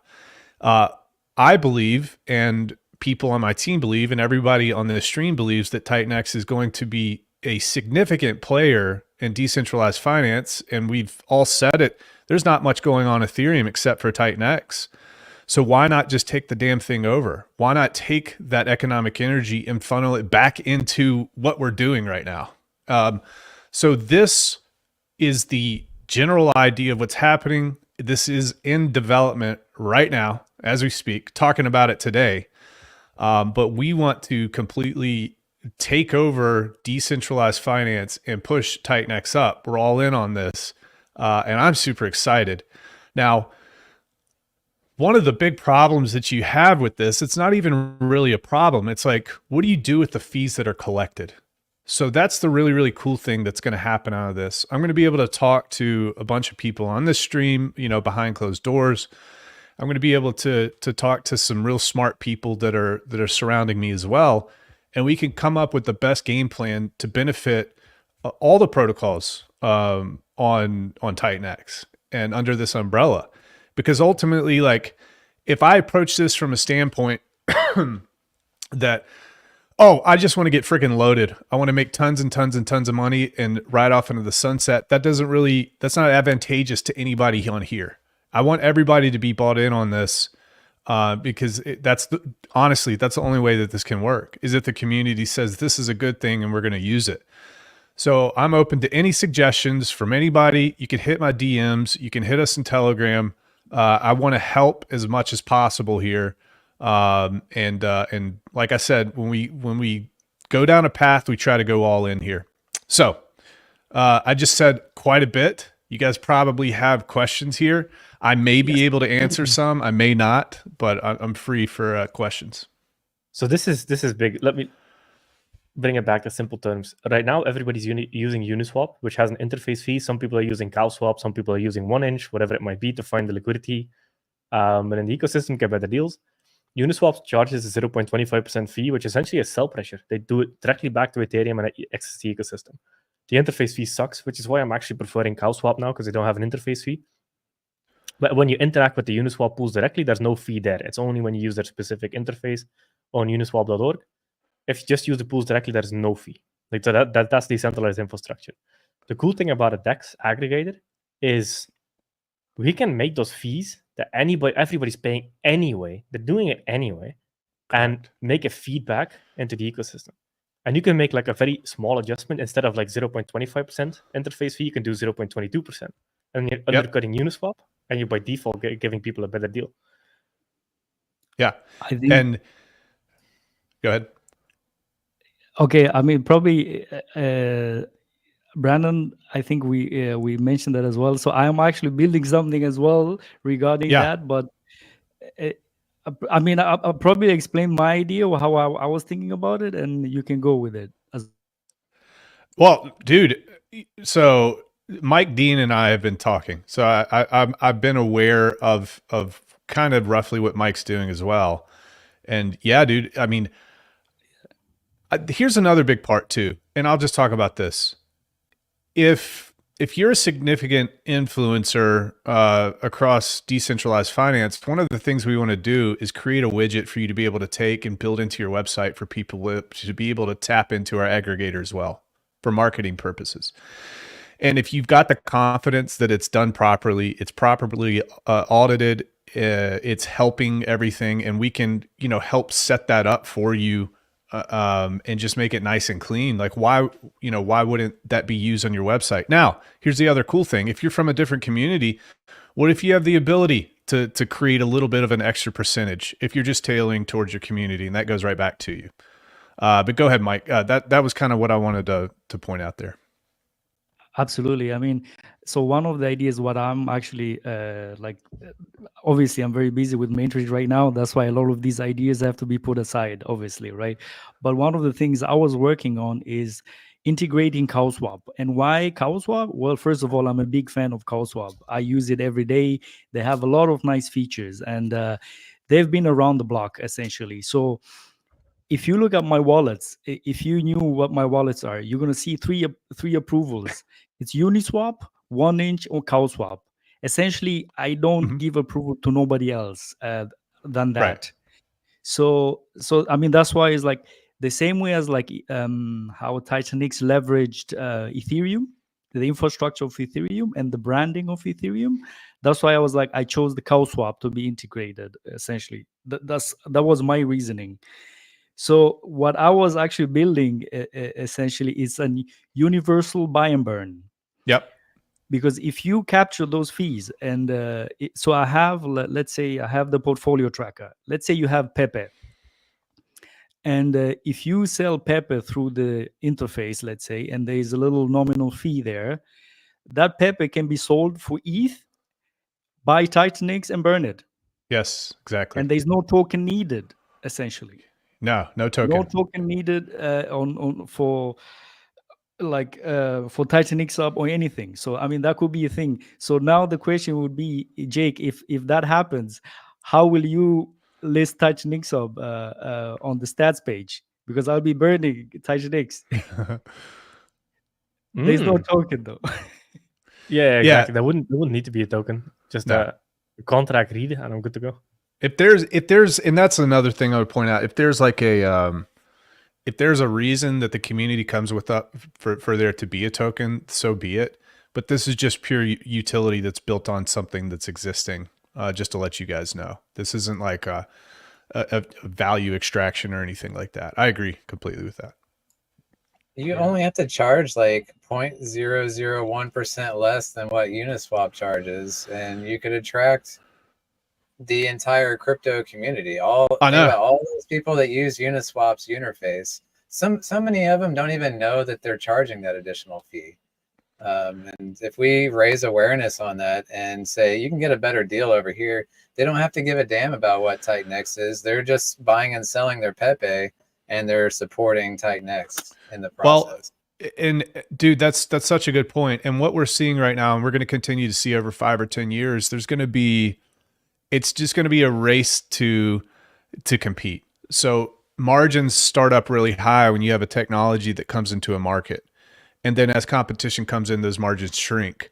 So if we have the ability to undercut the competition by a little bit, we could take advantage of that for a year or two until the next thing comes out. And then you got to decrease it down. So that's how competition, that's how the free market works here. But yeah, we can undercut.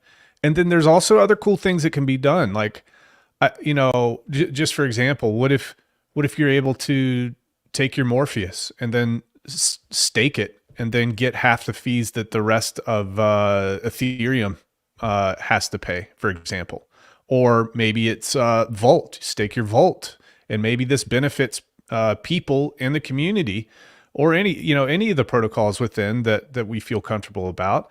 Now, this does introduce another thing. When I say feel comfortable about, that's not really the decentralized finance ethos. So there's some thinking that has to go through with this. I'm just kind of throwing out general things here, but we want to do this in such a way that everybody feels good about using it. There's not any questions about it. It's there. And Mike Dean, by the way, we actually have the ability to tap into other aggregators. So that's what's interesting too. You can have a web of aggregators that are going out and combing, different fee structures out there. And you're actually going to see that. I've already talked to a major aggregator across Ethereum, Pulse Chain, and then also Binance Smart Chain. And we're gonna announce that pretty soon. So we're gonna tap into that as well. So just huge opportunity here. I think that we need to go out there and we need to capture that financial energy and keep it inside. That's the whole ethos of what we've been trying to do here anyway. At the very base level, I think it would be very easy to capture the Titanx community. Like if you explain to them, hey, don't go to Uniswap's interface, use this one, and you're supporting yourself. Like that alone is massive. You know, not even talking about the people outside of the community. Yeah. I totally agree. And the other idea, Brandon, you're talking about, this is probably what Steve was also talking about, is it's now you're capturing the value straight on the DEX level. Mhm. And if you introduce staking there, let's say you stake your matrix, and I don't know, maybe let's say whatever, 50% of the fees goes and buy and burns Titanx, but the other 50% goes to the stakers. And you can have like a universal staking, if that's an idea. So it's like you can bring your vault, stake it, and you can be pro rata distributed to that community. So like you can have different communities inside of the ecosystem. So essentially you have something like what the farm is currently doing, right? So you can have like, hey, different weights depending on how much volume they brought in such a way. Oh yeah. No, and that's what's beautiful. Guys, there's so much that can freaking be done here. And there's so much that we can change based on feedback. I don't want you guys to like, and not necessarily people on the screen, but in the chat and stuff, like don't think because we come out with a version 1, it's going to be that way forever. We can modify this and figure things out, what works best, and then move forward. I saw, and I'm sure Jake has said this a lot, everybody on here has said this a lot, but I saw that meme today, and Eric was talking about like, when you do things, you need to do things in such a way that strengthens all the shields around you. And that's what we're going to do here. We're going to capture that money. We're going to put it back in. We're going to be a huge marketing tool for everybody to be able to say, hey, use this thing. Here's why you can use this thing selfishly. It helps Titanx, but you're going to get better fees than anybody else out there. This and that. So that's the big thing. And shout out to Jake, by the way. Jake planted the seed in my head, and I just ran with it. So I want to give credit where credit's due. Man, like the cool thing about the ecosystem is currently we're generating 10 million a day in volume. That's more than 70% of L1s. Most of these L1s don't even do it over 1 million a day in volume. So if we just capture that. And once we start releasing some of the stats about how much money goes to other places, you guys are going to see how quickly this money adds up and how beneficial it's going to be for everybody under this umbrella. It's a lot of money, guys. So, yeah, very excited. That's the news. That's why we've been keeping quiet. We're just trying to, get our ducks in a row here. It is in development. It's not a promise coin. It's coming to market, whether you like it or not. If you're also somebody out there and this is a potential that you've been working on an aggregator in the background, just talk to us. And we'd be happy to figure out how we can help you and then help us as well. So yeah, that's what's happening. So, by the way, Mike, there's also a second Titanx pool, a 0.3% Uniswap pool that's generating 1.2 million a day in volume. So the ecosystem liquidity is actually closer to 12 million a day. Damn, okay. That's a lot. I need to add that as well then. Yeah, as an aggregator user, I think I love it. I think it's perfect in terms of like as a user what I could use right now, especially if I've been, if I've got Titanx coins and tokens that I'm going to be trading anyway, why not have Morpheus and have other tokens that I can stake and own part of the fee structure, right? Basically. And I think that's easy for this community. And then the question is, how do you, and I like the idea that you can somehow promote like this guerrilla marketing thing that Titanx naturally does and become a magnet. And so I like what you said, that wherever Titanx goes with X28, this aggregator becomes like a magnet. And I actually like it a lot, as long as it's built on technology that is, because that's the thing. Part of the reason why I trust CowSwap is because people in this community have said, look, we use it. And so, and so I think that's the question for the user is, how do we trust this new technology, blah, blah, blah. And I'm not worried about it, but those are the questions that people are going to start asking. And then I honestly, now that I think about it, I love Morpheus because Morpheus is like, it's a global, like, freaking meme, right? It's like the Matrix. It's so big that it's a big like brand. So that's good too. It sort of is a magnet. So I actually like it a lot. Yeah. Yeah. To answer your question here, guys, I'm also like, you have to be very, very careful if you start something from the ground up, because it's not tested, it's not battle tested, it hasn't been on market. So the important thing for us, and we'll make this known soon, the technology that we're going to use is technology that already exists out there, is already battle tested. We're going to be doing modifications to that. But guys, there's no reason to have to reinvent the wheel here. We just have to modify it for what we need. So I would just encourage people not to be too worried about that part. And of course, all the due diligence, all the boxes will be checked. Yeah, I also want to say that the thing I like about an aggregator is it reduces risk by a ton, because there's a very big difference between a DEX and an aggregator. A DEX holds the liquidity pools and the smart contracts. That is massively risky. Massively risky. An aggregator just looks for the best liquidity pools, which by default, everything that we build is on Uniswap liquidity pools.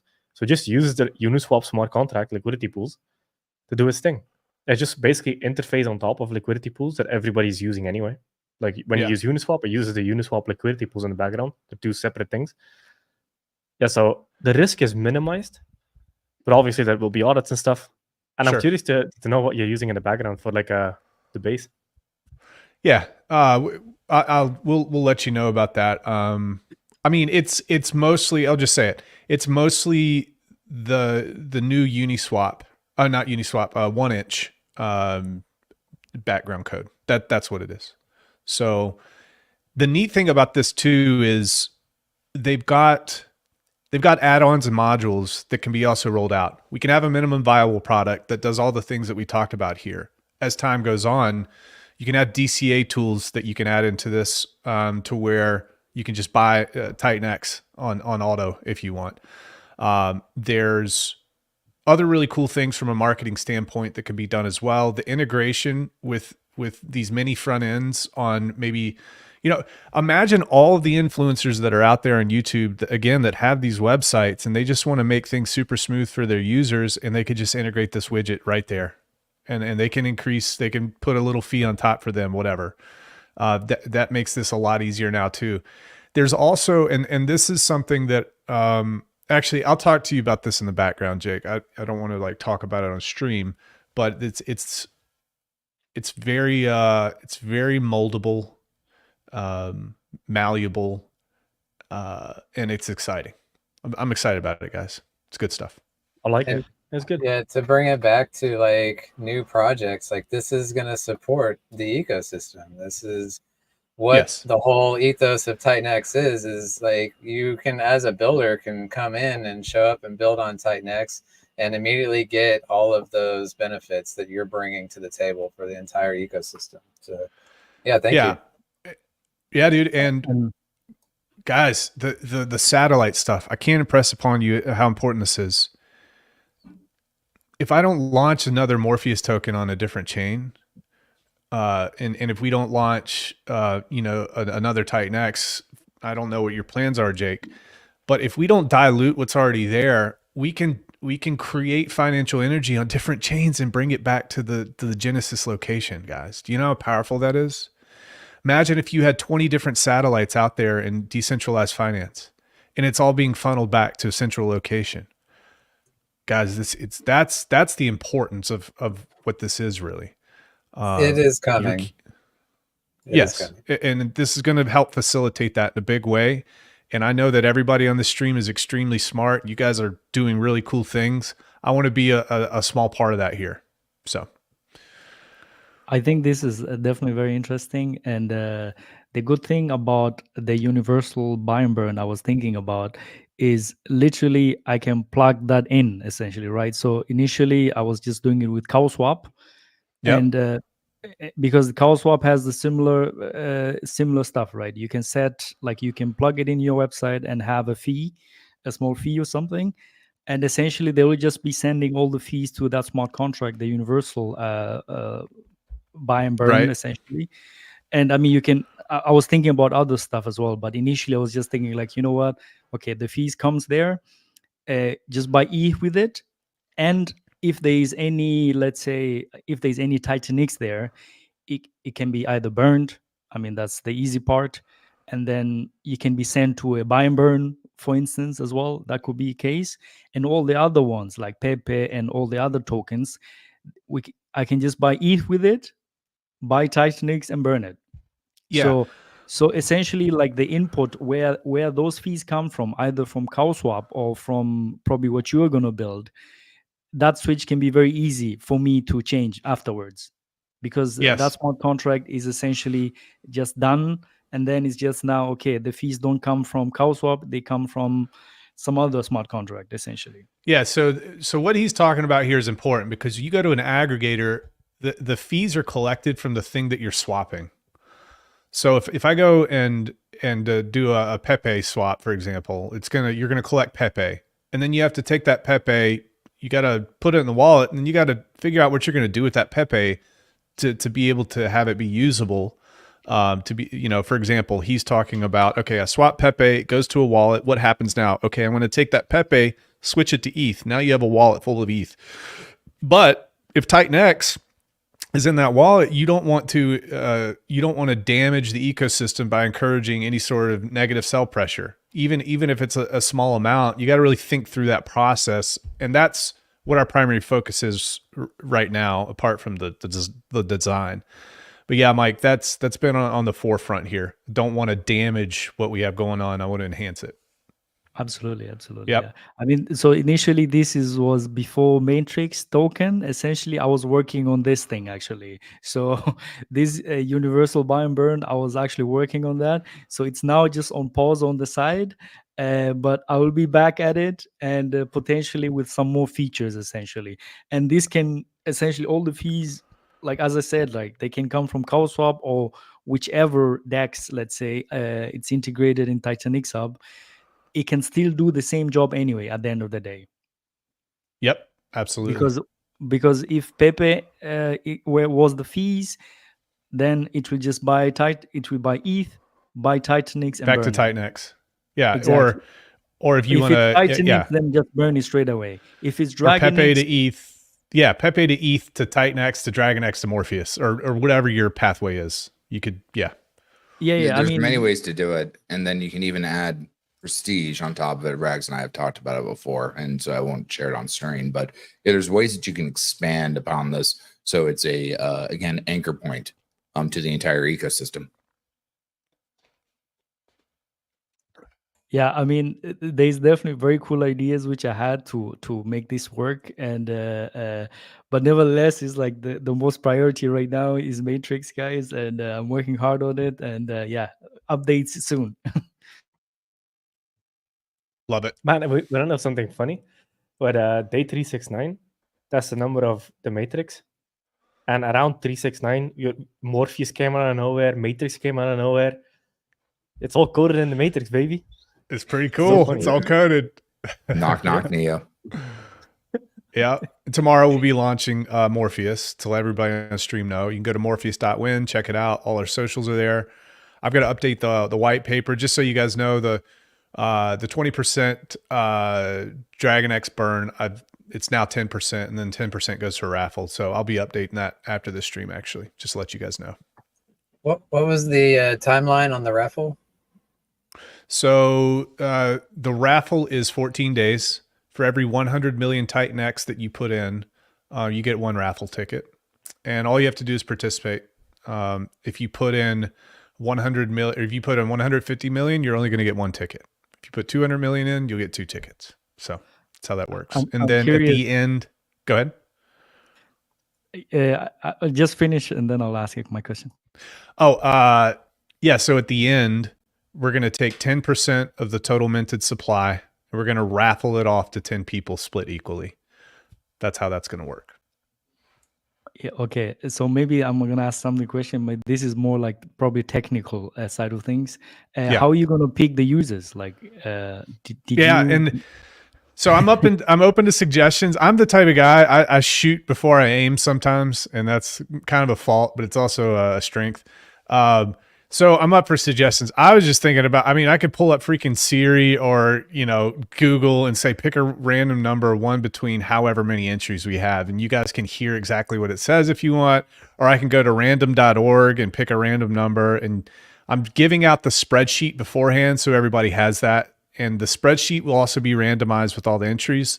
So you won't have like areas where it's stacked, 10 entries or 15 entries all together. So, Mike, yeah, that's what's going on. It would have been cool actually to just do it straight on chain.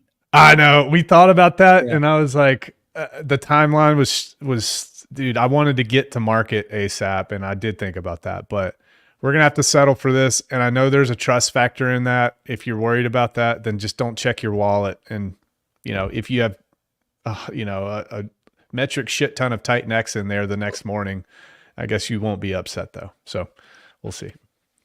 Yeah, RNG on Ethereum can get expensive really quick. That's for sure. Yeah. Oh yeah, random numbers. But it's only once though, right? They don't go together. Yeah, but I mean, it's only once, really, right? I mean, it's not like you are constantly. Yeah, but it's unnecessary. Like it's a one-time event. 28th of October is most important. The Morpheus needs to go live on 28th October. Oh, it is. It's going live tomorrow, buddy. Yeah, exactly. That's the number. 28. Yeah. That's the one to shoot for. I'm looking forward to it. Yeah, it should be exciting. Yesterday, I was like, nah, man, I can't do this because I don't know what's coming. And I was like, all right, I don't have to worry about Titanx. Now I have to think about Titanx, right? Because that's how, yeah. All right. It's hard too, because, I told you guys that we've got this group that meets every Wednesday night. We just chop it up on Zoom. That's all we do. Again, it's not a paid group or anything, but I told these people this whole time, I said, hey guys, Titanx is the thing that all these protocols are burning. So you have to value that quite a bit. So now that like I'm launching Morpheus, and by the way, they don't get any extra alpha that you guys get, by the way, the rest of everybody. I treat it all the same. But now they're like, well, Brandon, I thought you told us to hold on to our Titanx. I'm like, listen, it's your decision. Do what you want to do with it. But Titanx is extremely valuable. There's no doubt about that. But what's cool is if you're a Titanx holder or DragonX holder or Morpheus holder, we're also supporting the liquidity pools that are upstream from us. So if I'm buying and burning DragonX and I'm paired to DragonX, that pushes me up. And then if DragonX is going up, that pushes Titanx up too.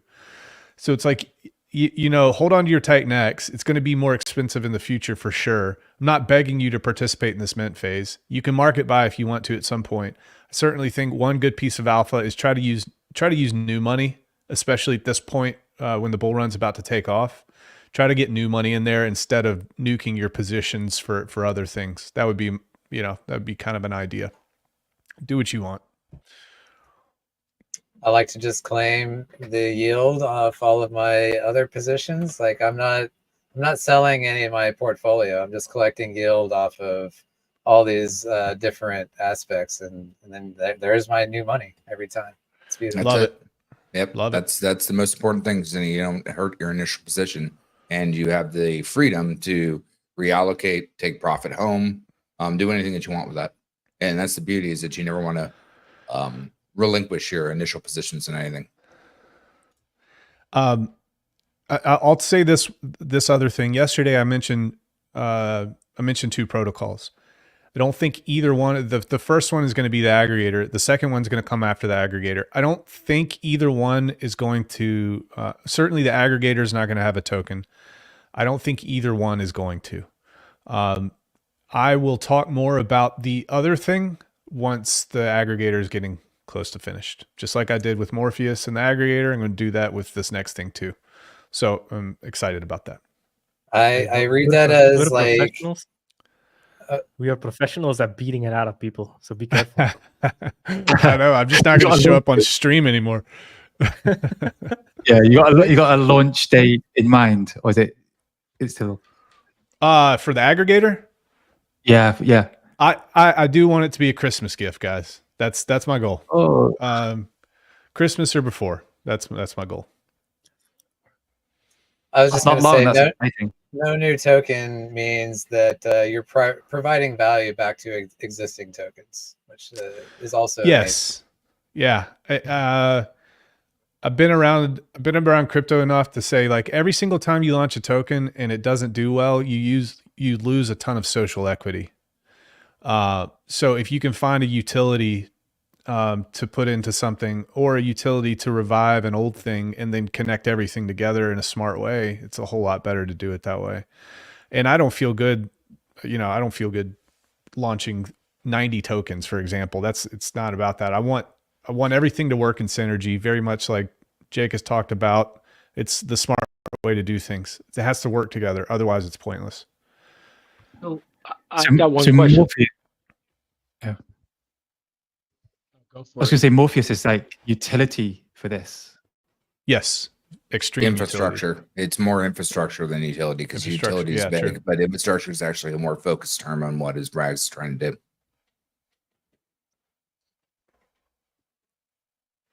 Somebody have another question there? Yeah, so I was curious, what's the unique relationship between Morpheus and the aggregator? How does that, like, what's the relationship? How does it work? We'll be able to collect. So there's a couple different angles that this will be able to tie in, but the bottom line here is we're going to be able to collect fees that would have gone other places. Let's just say, to keep it simple, we've got a wallet with a lot of financial energy. What do we do with it? So do we feed the buy and burn in perpetuity for Morpheus? Well, that'd be pretty cool. It'd be cool for Morpheus. It'd be cool for Dragonax. It'd be cool for Titanx, for example. Do we, again, allow other users to be able to stake? Do we do what Mike Dean has talked about? Do we allow a portion of all the financial energy, if you stake your tokens, to go to wallets? Do we drip it out? There's so many things that can be done. And so we're working on the routes and we're brainstorming those ideas right now. We've got some front runners for sure. But yeah, that's kind of what it does, Chiz. I hope that answers your question. I mean, yeah, so it basically is part of the fee generation system. So there's going to be a connection between the value of holding Morpheus with the aggregator fee, and then at some point that it all become clear, like, but that's basically our goal is to focus on Morpheus, and our goal is to focus on being one of the biggest burners of Titanx out there over the long haul, because that's what helps everybody ultimately.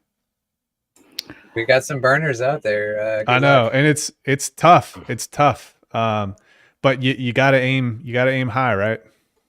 That's right. The order on Titanx Hub is how much you've burned. So yes, exactly. A lot, you're gonna be coming up quite a lot. Dude, I go to sleep every night thinking about that Mike Dean. So we're gonna climb the ranks there. Fantastic. Rubbing his hair. Yeah, that's right. The more he burns, the more hair he gets. That's going to be your aggregate version of how it works. Chia. Chia. Oh, man. Miracle Grow. Now I just look like Hitler's youth right now. We got to stop that. Chill that out. Okay, we'll go back. Well, that got devious really fast, right? Shadow end. I mean, if you're a white guy with this haircut, you're automatically called a racist, so it doesn't matter. I'm not going to nuke this. I won't nuke the stream. Sorry, guys. Sorry. And after that, you have a soulless ginger of the mic. I'm not very well, I'm likable sometimes, but I can be stubborn too. So you're pretty damn likable, my friend. Okay, yeah. Do you have a stream time set up for tomorrow? I need confirmation from one very, very, very important person, and then we'll kind of go from there. I can do whatever. Yes. All I do is work. How about we do What about 2 p.m. Eastern, Jake? Is that EST? Yes. So 2, 3, 4, 5, 6. The time changes. Yeah, sure, let's do it. So tough. There you go, 2 Eastern. You guys beat it out of me. Let's fucking go. That's great. This community is the best, but it's what Jake built. When I just remember reading the white paper, thinking, you know, he's pulling from all these different ecosystem ideas from all over. What worked over here? What worked for them? What didn't? Like we're gonna pull the best, smartest from each of the communities out there. Like, you know, the meme communities, people that are trying to leave and they're sick of it. We'll pull the best of them. So each different community that gets exposure, we're gonna suck up the best of. And I can't wait to see where this goes. You can already see it happening right now. I mean, these are some great builders, man. Like, goddamn. Every time we do this stream, I'm like, how did we make this happen? Like, what? It's so crazy. I love it. It's great. Bro, what's crazy too is if he was doing this on Pulse Chain, he'd be crucified for it. You do over here, it's amazing. Everyone likes it. It can benefit everyone. Fantastic idea. Same project on Pulse Chain. You're the villain. You're diluting the chain. You're a scammer. It's crazy. Well, It's we're crazy. going to be That's working gotta on that. stop. And that's the whole thing is like Rags and I have been in that community since the very beginning. And right now it's going to be lead by example and explain by example. And you can have, again, like I said, the Capital One system, multiple tokens in your wallet. The question is like, what are you building towards? Are you creating an oasis or are you creating a desert? And both are important to understand across the board. And that's going to be something that Rags and I, again, I've known Rags 4 years, are spearheading to try to get this idea across as we move across, because you can only lead by example. This is a message that I've been preaching for a long time, and I'm taking my own advice now, which is just don't freaking wait on other people. Don't be shamed. Don't be put into a box. If you've got an idea and you have the ability to execute it on it in a safe way for the people that are involved, go freaking do it. Don't ask for permission from anybody. So the interesting thing about Pulse Chain, guys, Pulse Chain is an unsettled world. It's the new world, one of the new worlds. You can go do whatever the hell you want on there. And you don't have to ask permission from anybody, for example. And it's the same way with Ethereum. It's the same way wherever Titanx decides to go. So don't ask for permission. Go build cool shit. Make it happen. And if you want the world, go build the world. On top of that, just be positive while you do it. And that's the difference. Oh, yeah. Like the people that are going to be negative, you can unman them, not just by candles, but by positivity. In fact, the candles are going to make them jaded. Positivity is what's going to bring them back in to fertile ground. Yeah. Block their asses. Beautiful. Guys, this is brilliant. This is awesome. I'm really excited for what Brandon's building. This is going to be amazing. I'm going to shift the gears. We're going to take a 1 minute break, and I'm going to bring Nathan and Johnny on. We're going to talk LP. All of us, Mo and Mike, I'll bring you back in an hour. Is that okay? And we'll take it from there. No worries. Brilliant. Absolutely. No. Thank you. Yeah, that's fine. Welcome to the Central Hub for the Titanx first anniversary conference.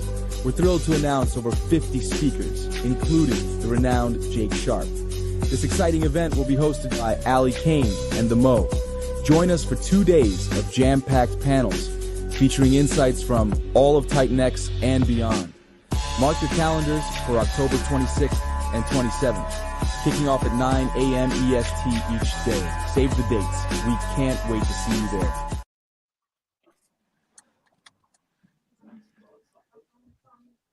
Brilliant. As the thing who left. You didn't know. Okay, so brilliant. I'm just happy to have Johnny and Nathan on. They're developing Warp. We talk a lot, and we're here to talk LPs. And these are the geniuses of LPs. Titans of LP is an awesome group to learn. And these guys are training the soldiers of Titan soldiers of LP. So we're trying, Steve. Yeah. We're trying, bud. And you know how you know it's true? Look at Zenith's beard. Oh That's yeah. how you know it's true. That's one beard right there, you know? So I nice. think I keep it going till Warp launches. Oh hell It's yeah. gonna be like Wait, do that again. Do that again. You got to do that again. So people gonna are be- gonna I'm people are gonna gonna front run it, dude. yeah, I'm gonna be putting oh no. That's not an indication. Yeah. It's like here. Well, thank you. Man, it's an honor to be here. Genius of LP, I don't know. I just know what I've learned from everything that Johnny has helped me. I am who I am with liquidity knowledge because Johnny put me through the School of Hard Knocks back about I don't know 9-10 months ago, and we started the Titans of LP channel, and it's been a wild ride since then, and never thought it'd have so much interest and adoption as it has right now. And I think it's just a great launch pad for anybody wanting to come in and learn some basics. But now we've got like, I don't even know what we have, 610 people in there. Back a couple months ago, it was like very personalized service. But now it's more like we have our videos out there. We have your entryway into how to learn how to do a single side, how to start looking at ranges and how to get involved. And it's kind of taken on its own thing. And there are so many people in there with so much experience, and everybody's like there to help out whenever. But it's good. I encourage anyone to come into the Titans of LP chat and get involved, and you'll find an answer from someone at some point somewhere in there with anything you have going on that you're interested in. Can you share the link on that? Can we share the link on that? How do I do that? Johnny, are you connected through like YouTube to put that in the chat? Yeah, I can put it in the chat. Oh, he's on it. Oh, there it is. Early bird gets the worm, baby. Awesome. Jeez, this guy.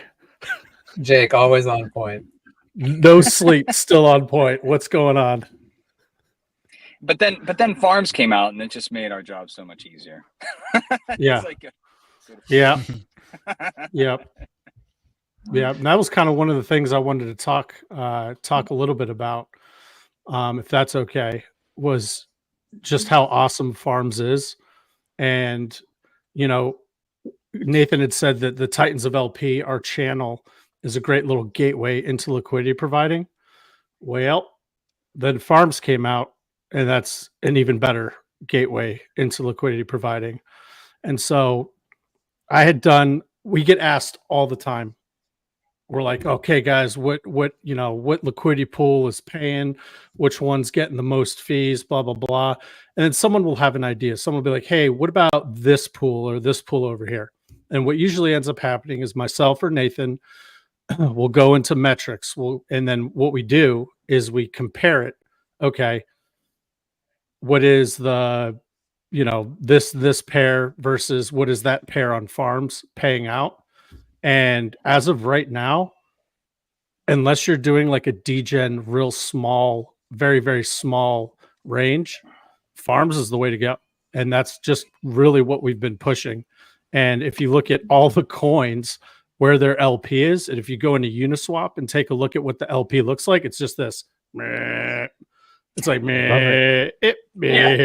So, and you're talking like Steve, you guys have so much liquidity, and then you go in and look at where it's at. You're like, okay, where's the sell wall? Where's the buy wall?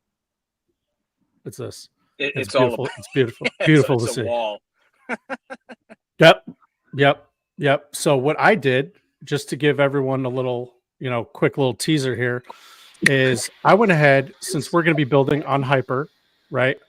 I went ahead and did the Hyper Titanx pool and took a look at, okay, if I wanted to go and be fancy and create my own little, get into the liquidity pool through Uniswap V3 traditionally, a 25-25 range. So minus 25 plus 25 range, which is, I don't want to say that's degen by any means, but it's decently conservative.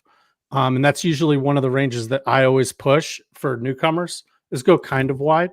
So that's a decent range. By no means is it full. right? So a 25-25 range right now on the Hyper Titanx pool is going to get you roughly around, with $10,000. I always base it on $10,000 just because it's an easy number. It's going to give you roughly $47 a day. But if you go on the Hyper Titanx farm, you're going to get $90 a day. And that's full range, set it and forget it. Now, I guess what people will come at me with, if anything, is, okay, well, you know, APR showing 322%. You can't expect that to last very long. True. However, that $90 a day equates to like 25 hundo a month, right? And that's without compounding your fees back in. So I always say, okay, well, my argument against that is, yes, of course, you can't expect 322% to last for the lifetime of this. But I can say you absolutely can take advantage of it right now. And with those fees that you get, you can do whatever you want. But if you're afraid of the APR going down, which it's not dropping by any significant rate right now, you know, it kind of comes down. It also can go up a little bit, right? Let's remember that. So what I tell people to do is, okay, if you're scared of that, just chuck it back in, just compound it back in. And then you're going to get a little bit more, a little bit more, a little bit more. So if you go to the farms calculator and play around with that, I always recommend just get lost on the farms DApp. Just get lost. Go in there, play around with the calculator, look at what you'll make. And then if you're still super ambitious about starting a position, go to metrics.finance. That's with an E, not matrix. Metrics.finance. That's the LP calculator that we all use. I don't recommend connecting your wallet. It'll ask you if you want to. You don't need to do that. Just use it as a calculator and type in the two coins that you want and match it up against the two protocols that you want, match it up against what Farms is giving out. And I can almost assure you that Farms going full range is still paying more. So, you know, not to add, you know, you could add on other benefits, but if you just want a baseline level, will I make more in Farms versus starting an LP? Right now, the answer is Farms. You don't have to be degen. You can set it and you can forget it. Sorry, that's my little soapbox speech. I mean, I'm in sales and in my real life job. So, you know, I have no problem trying to sell the idea on Farms. It's just beautiful. It's very easy. And it allows you to travel and go to sleep at night, not having to worry. Oh my God, Volt just pumped, or Titanx just pumped, or DragonX just pumped, or Hydra just, you know, something's going on. What do I got to do? Because nothing's worse than setting your range for the first time. You're getting all hyped up, and then one thing just leads to another. One coin shoots up, the other one doesn't follow it necessarily. And now you're like, oh, what do I do? Now you got to nuke your range. You got to pay $50 to do that. You got to reestablish, you know, your ratios. Then you got to go back in. You know, that could cost you $100, $150 to do that. Okay, let's assuage those concerns and go ahead, just dump it into Farms and just set it and forget it and, you know, live your life. What are your thoughts on like the, you know, the impermanent loss as far as like providing LP within the Titanx ecosystem compared to like Ethereum, USD, or any of these other tokens outside of it? Like with all of these ecosystem tokens bonded together, you know, like if Titanx goes up, DragonX goes up. And if you're providing LP on Titanx, DragonX, I don't know. What are your thoughts on our entire? I mean, we're in an exotic pair universe right now, right? And that's something that I think people don't really fully understand when you're dealing with ratios, how much you have to like really allow yourself to get the feel for how both tokens are paired together. And you're going to have all these separate ratios going on all the time, because it's not like you're doing, you know, some meme coin on Ethereum and you're having to pay attention to the ETH price for your low end and high end, and if the token's going sideways or pumping, you know, we're in a case where you constantly have to pay attention to that particular token's value when compared to Titanx, which I think is really cool, because the more you do it, the more you get used to like seeing like the more when you start being able to see the ratio between the token you're in, be it like Volt or Dragonx, Titanx, Helios, whatever, not Titanx, but and you see the ratio to Titanx, you almost start like understanding where the price is just looking at the ratio, you know. And dude, by the way, thank you. I see that you joined the Titans. I've been waiting for you. We got you. And I hope just so a disclaimer here, we like to have fun in there, and our welcome message is representative of that. So we got a little bit of a Brokeback Mountain thing going on for everybody that comes in there, and it's just a joke, you know. That's not actually me and Johnny, but you know, we like to keep it fun. We like to keep it fun. But dude, if I could kind of chime in a little bit, that's one of the first things that people always ask. They're like, well, you know, I want a liquidity provide, but you know, impermanent loss. So what I always tell people to do, and I've heard other people kind of echo this, and I'm sure everyone on this stream would somewhat agree. Do not go into anything with more money than you're afraid to lose, right? So if you have $10,000 total to play around with in this thing that we call crypto, I never recommend using all 10,000 to liquidity provide. Use like 5% of it, you know, and almost use it as like a savings account, as opposed to, you got to think about, if you think about it that way, as opposed to what am I gaining? What am I losing? What am I gaining? No. We've been given tools to build our own infrastructure, right? Be your own bank. Be your own bank. Right now, okay, Hyper Titanx is giving out 321% APR. If your bank said, hey, start a savings account with us and we'll get you 321% APR, what would you say? No, that's terrible? Absolutely not. So when it comes to impermanent loss, I always tell people, okay, the way around that is you get into two coins that you absolutely love. Absolutely love. Don't get into something and not love it, right? That's first thing. That should be everyone, right?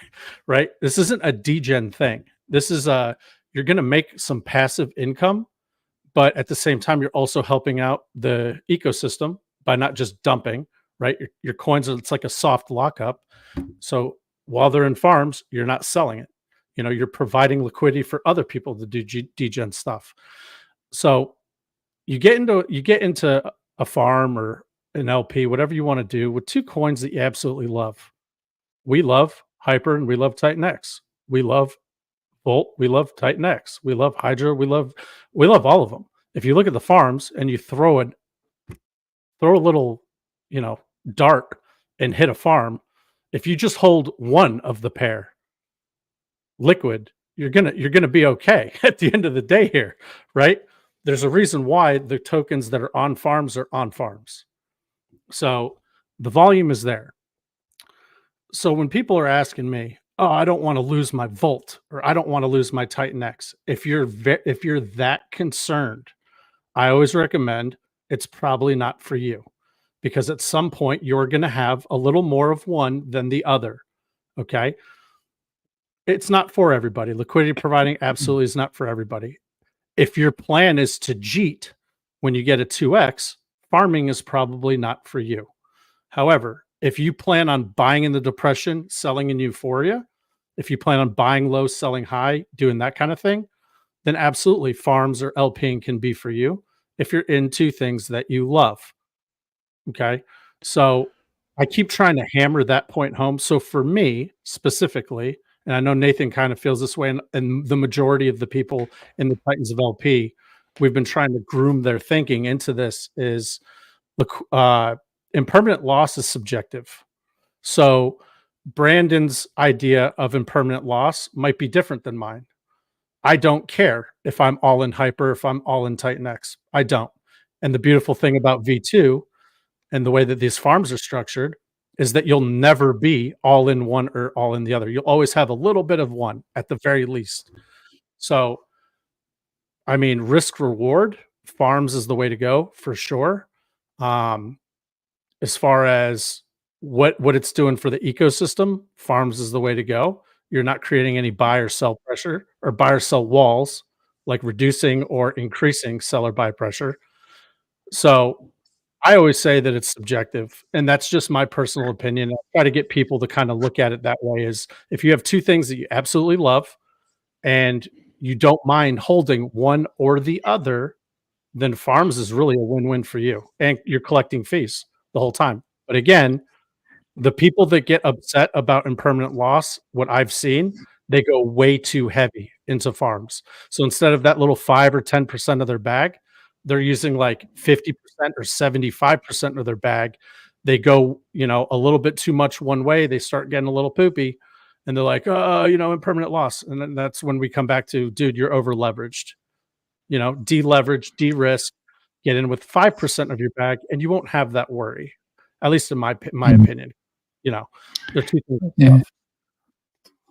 What are you guys doing with the fees in the farms? Are you playing with them a different way, or what's the best thing to do with the fees? That's a great question. Myself personally, I try to teach people this. This is what I do, and this makes everyone happy. I take 50% of my fees, you compound it back in, you take the other 50% of your fees, and you do whatever you want with it. You do whatever you want. Okay, Lotus just came out. I know a lot of people used their fees from either LPing or from farms to get into Lotus. Morpheus is coming out. Okay, cool. I've been farming. Boom. I'm going to use some of that money, 50%. Bam. I'm going to go into Morpheus. There's so many projects coming out right now. Why not use what you already have working for you? Use that instead of having to dip into your fiat checking and savings account or waiting on a paycheck every 2 weeks. So that's why I say farms is a beautiful way to use. You could use it as as your own personal banking account. And that's what I always tell people. That's what I tell people that I do when I do either LPing or farms. Yeah, there's a book that comes to mind when I think about farms. It's a book called The Richest Man in Babylon.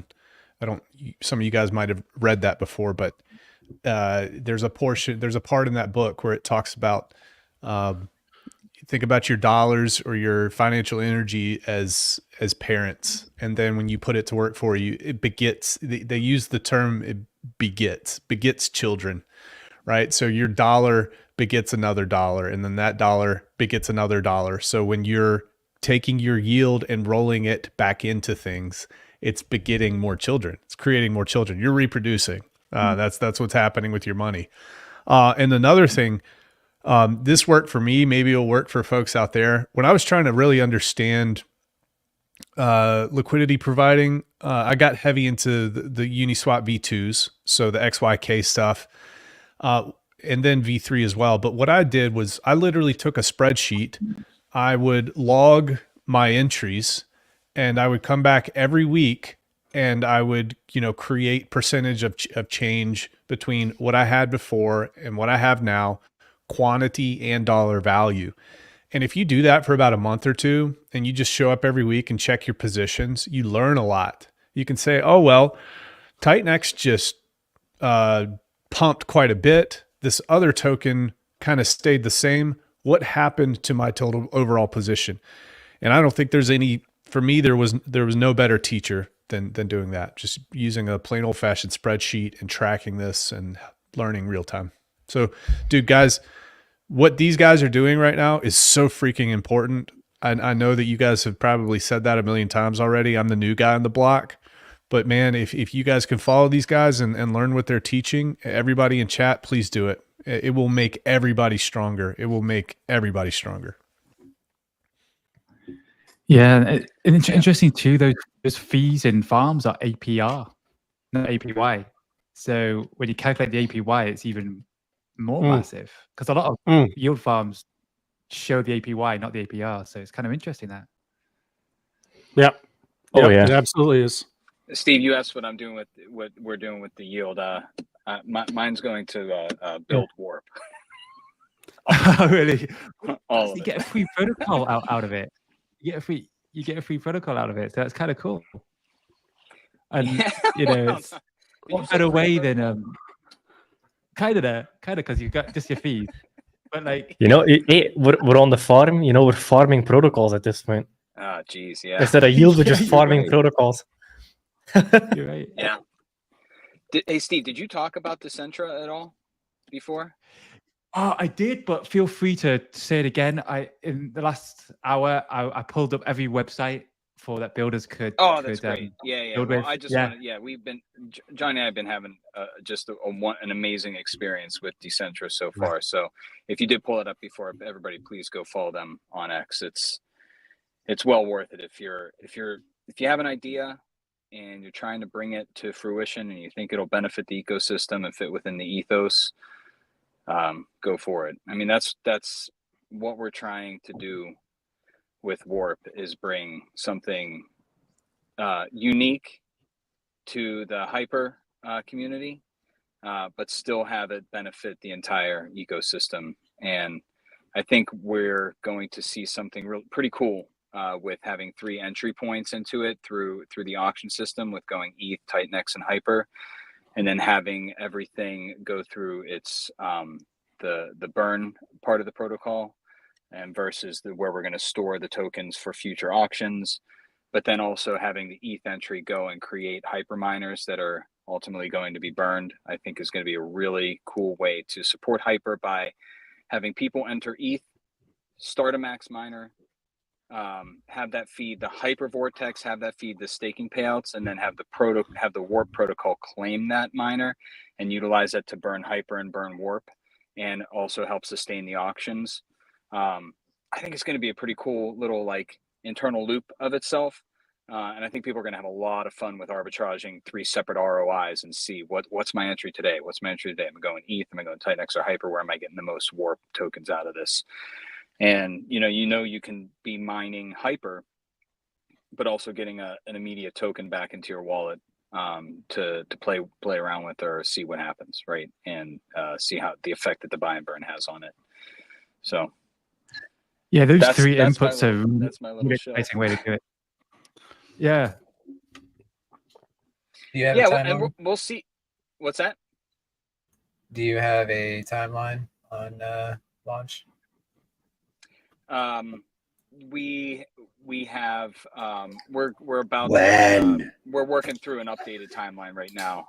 We got a little bit behind what we were previously doing, but I think we're still looking at within the year. So I'll say I that. gotta give Steve a little bit of space. Wait, Brandon, We're gonna give Steve I plenty. see you angrily. Turbo's gonna be stretching its legs and laying back and taking all the action well before we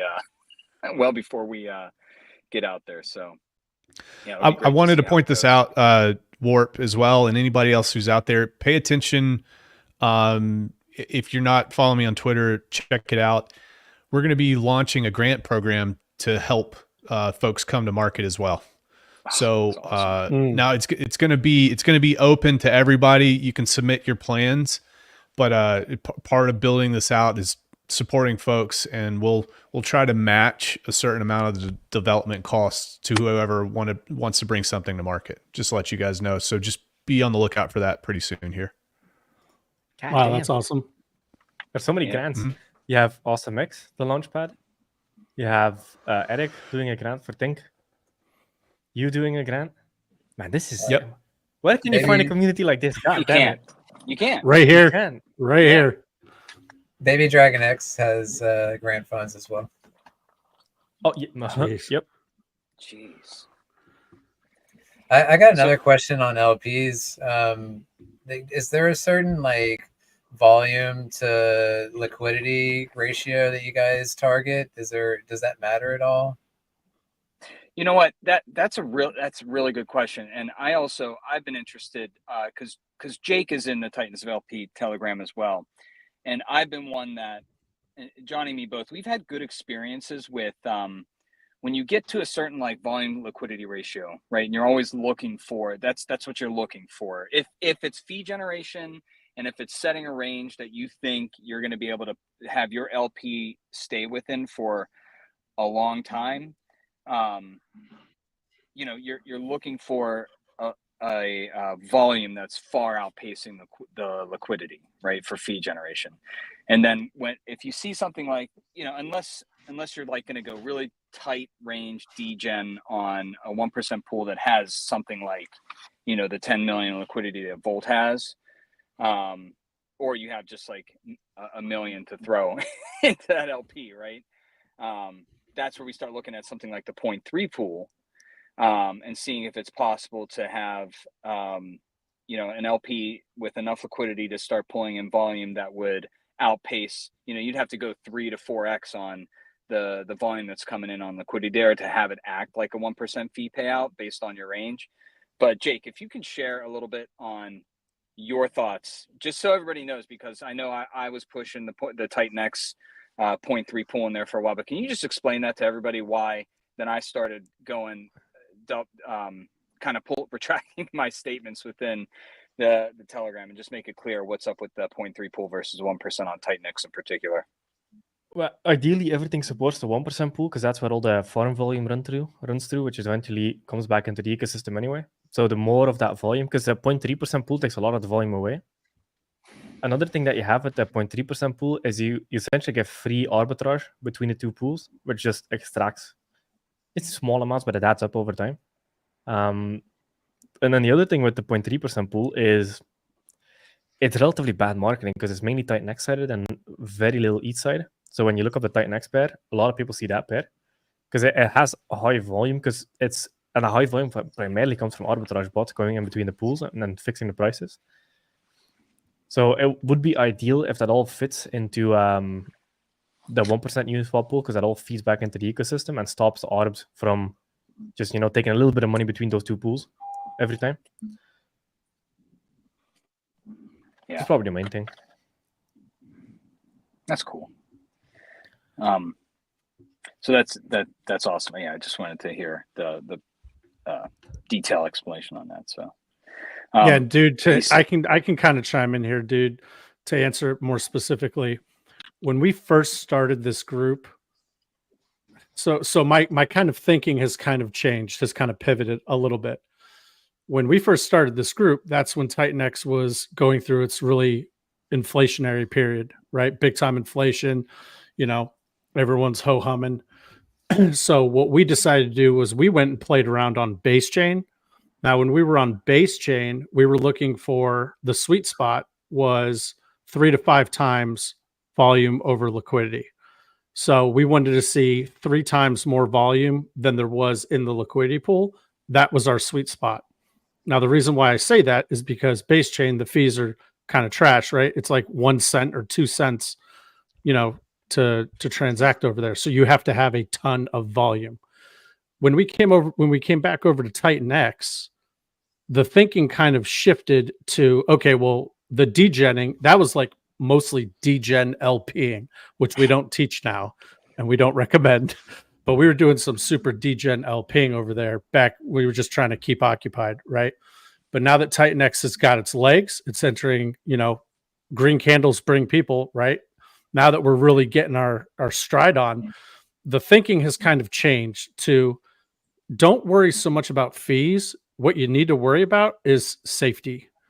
And we're trying to really come from an area of what's the safest thing to get into. Well, anything in Titanx is very safe. That's why we only recommend, and we only really teach based on Titanx pools. And that's why I've been hitting very, very hard on farms. Just keep it easy, keep it safe, go into farms, especially if you've never LP'd before. Like the beginning of a bull run into a bull run, you probably don't want to start being like, okay, let's try this LP thing. Yeah. Right. I mean, we're quickly getting going to into a time where it's like, go farms.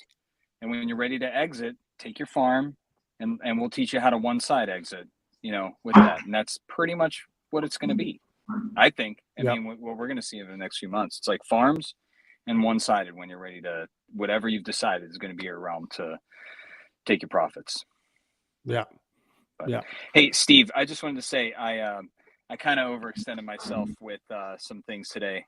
So I only had about 30 minutes on here, but I truly appreciate you have me on. Johnny's going to take it here from here, and I hope much luck in the rest of this day. Thanks everybody for bringing us into the fold here.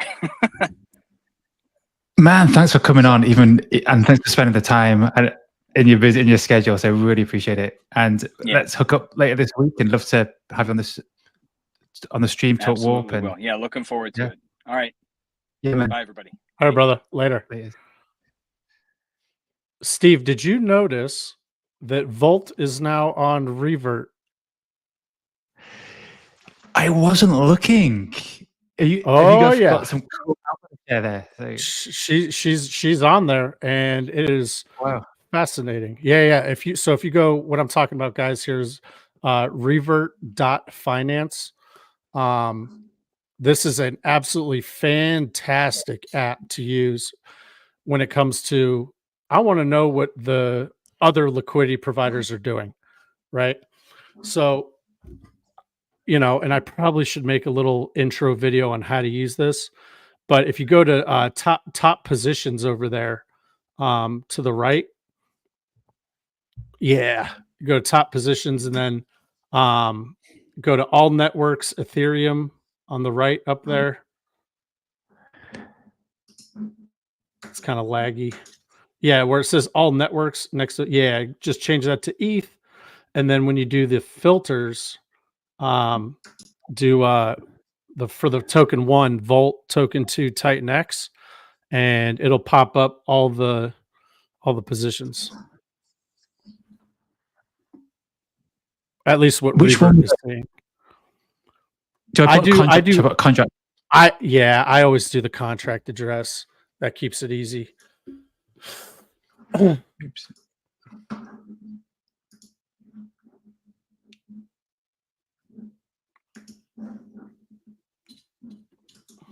Have you guys looked into E280 LP providing? Oh, are you asking me? Yes. Dude, our group is so big that I don't think there's a protocol that someone's not LPing on at all times. Yeah, we are everywhere in everything. I'm waiting for the one bad thing about Revert, this app that we're on right now, is it takes a little while to get your protocol on there. I don't know if it's like a specific amount of days that you have to be live before, because Volt just got on here. So it'll probably be a couple of days before you see Element 280. But once that comes on, it's going to be, I'm telling you, this is super fascinating to look at and see, oh, this guy's got $485,000. Where's he ranged? This guy's got $417,000. He's going full range. So you can see, if you're curious as to how much money you could make LPing. Now we'll take a step to the left of farms, even though I always suggest go into farms. It's easy, right? Because they got a nice, beautiful calculator. That's the easy button. With this, you could use this tool as a tool. So if you say to yourself, okay, I have $5,000 or I have $10,000. I want to know how much money I can make LPing, right? You could either use metrics.finance and use that as a calculator, like I said before, or you could see in real time how much someone with the amount of money that you have, how much someone else is making and what their range is. And if you want, you could either piggyback off their range or you could at least get some inspiration by seeing what these guys are doing. But I like to know where the big money is being placed. And it's really, really cool that at least in the Vault one here, and I would imagine it's the same in Titanx, same in Hyper, the majority of the money is going full range. So that tells me they're probably in farms. Yeah, E280 is on V2, so it's only full range. Right. Dude, what a great website, by the way. Thank you. Yeah, you're welcome. This thing is, you could get lost in this website and it'll take you down some rabbit holes. But yeah, like, so Steve, if Steve wants anywhere, any one of those owners, he can click on that on any of the, where it says owner. Yeah, you can click on that, the green part, and then it'll tell you not only that position, but if they're in any other positions, it'll tell you what that is as well. And then you can click on expand, and it'll tell you all the data. Yep. And this tells you all kinds of good juicy stuff. It'll tell you when look, you can even see how much in uncollected fees he's got in that wallet. He's got $32 uncollected. But yeah, you could. This is a really cool tool. Yeah, yep. And so if you're curious, you're like, hey, what's his range? All the way to the left, where it's underneath where it says Ethereum, it shows that little bar graph with the line, the white line going through it. If you go left a little bit, up and left, go up a little bit. Up here. Yeah, just go to the left, right underneath where it says Volt/Titanx. It says Ethereum, and then there's a little green bar with a white line going through the middle of it. That's his range right now. You can hover, over that, and it'll tell you what their range is. So then you could go back to metrics, finance. I know this is a lot of work, but this is what a lot of the top LP guys do. You can go back to metrics, finance, and you can go ahead and plug that range in, and you can see how much money you would make with that range in place. Brilliant. So these are two tools that we use. It's absolutely fantastic. It hasn't rugged yet. A lot of these LP calculator websites, they rug all the damn time. Metrics has stood the test of time so far for us, and same thing with revert. Yeah, but this is kind of like, this is like your level up, right? You have farms, that's your base level. That's where you want to go if you have really no clue what you're doing. Farms is very easy. You're going 50% of whatever you have of your $10,000, 50% in Hydra, 50% is going into, whatever. So with this is assuming that you're actually going to jump into the Uniswap V3 and create your own pool. So this would be like the next level up, or jump into the pool, not create your own pool. This is the next level up. So if you're trying to level up and provide liquidity, this is a great little thing to gauge and be like, okay, where is my competition placing their money? Because again, when you're providing liquidity, it's pretty much a competition. Whoever has the most money is going to get the most in fees, depending on their range, I guess. So you can see, okay, where's everyone placing their money? Are the whales placing it in front of the price? Are they putting it behind the price? Right? And then you can start tracking from there. All right, what's this guy doing? This guy's moving his liquidity. As the price moves up, as the price of Titanx moves up, if you see someone keep moving their liquidity right behind the price, like, okay, I see what this guy's doing. That's awesome. As opposed to, the exact opposite, placing a wall in front of the price. And you're like, wait a second, what's this guy doing? Then you can dig in and you can see, and you can just go down so many damn rabbit holes. But yeah, plus I like it because it's green. It kind of matches our culture and color scheme and everything. So is this column ROI how much they've actually made on their in principle? Yeah, that's based on the amount. That's based on the amount of money that they have, and based on the range that they have. So again, you got to be very careful when you're looking at that, because you'll see some people with some like ridiculous ROI, but also pay attention to how old their position is.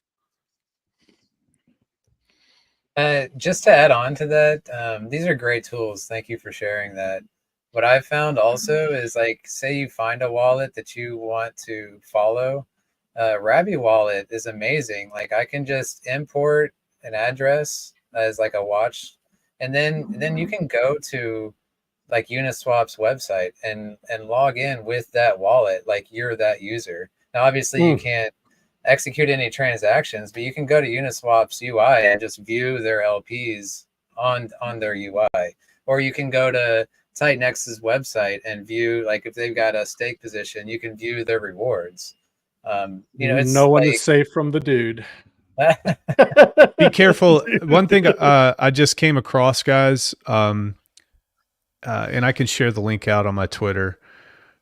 Rabby Wallet just quietly announced that they're going to start collecting IPs and selling user data and information in their updated terms of service. That shocked the heck out of me. Really? So damn annoying. Yeah, Someone it's got so to 'em. annoying. Yeah, so I heard that from somebody I really trust, but I haven't actually read it with my own eyes. He sent me the link. I'll scan over that, but look into that. It's just the brand new updated terms of service. Apparently that just came out. Good call. there- Good shout out. Is there anything Thank you. that you guys would recommend? Like, why is there not a wallet that follows the DeFi ethos? Like, why? Internet money wallet does. I've been using it a while. I love it because it's super fast. It's a cool little like portfolio tracker too. They've got swap capability. They don't collect any user information. In terms of Morpheus, I'll be talking about that too. They're going to actually add Morpheus first thing tomorrow. I'm going to have KG on stream with us to talk about it as a representative from Pulse Chain 2. So look into that. Do your research on that. But good guys over there. I trust KG quite a bit.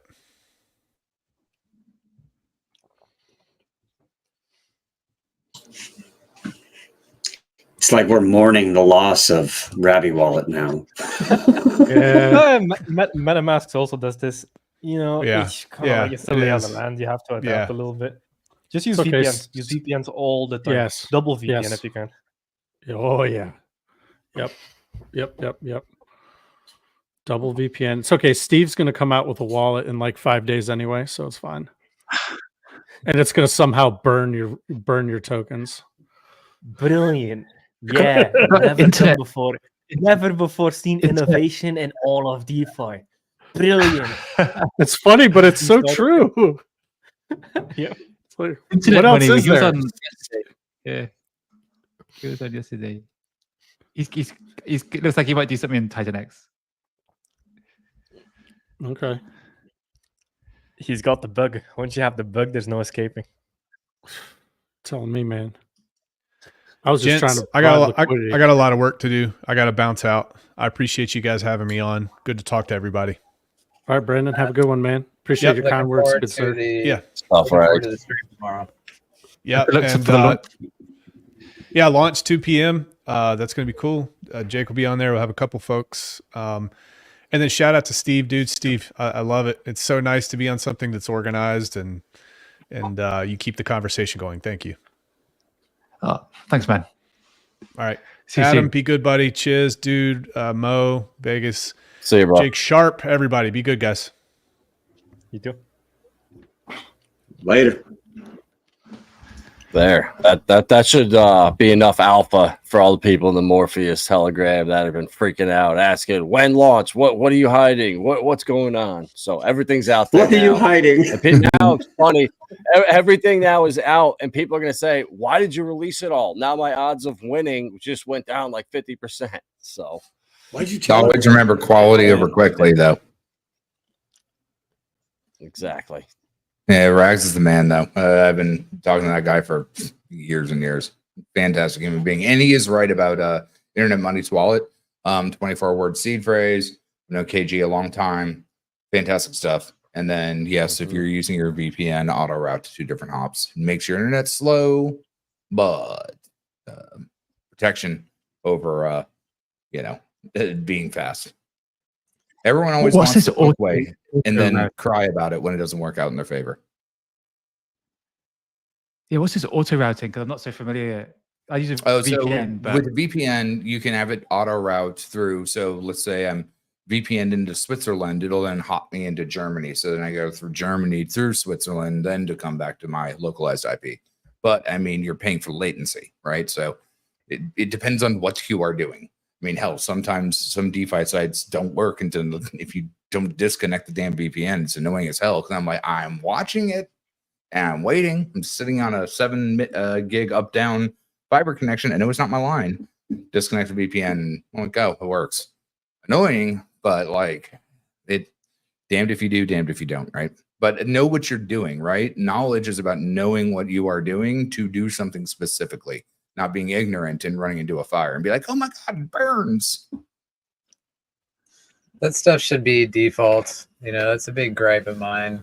Is like you doing these things, you're standing out because nobody uses VPNs on like what I wonder what the average user is, like percentage of VPN users, but You know what they are? Is the ones that try to get Netflix in the different regions that they're not in. So I get Netflix in the UK. That's exactly what the sell point is. That's the upsell.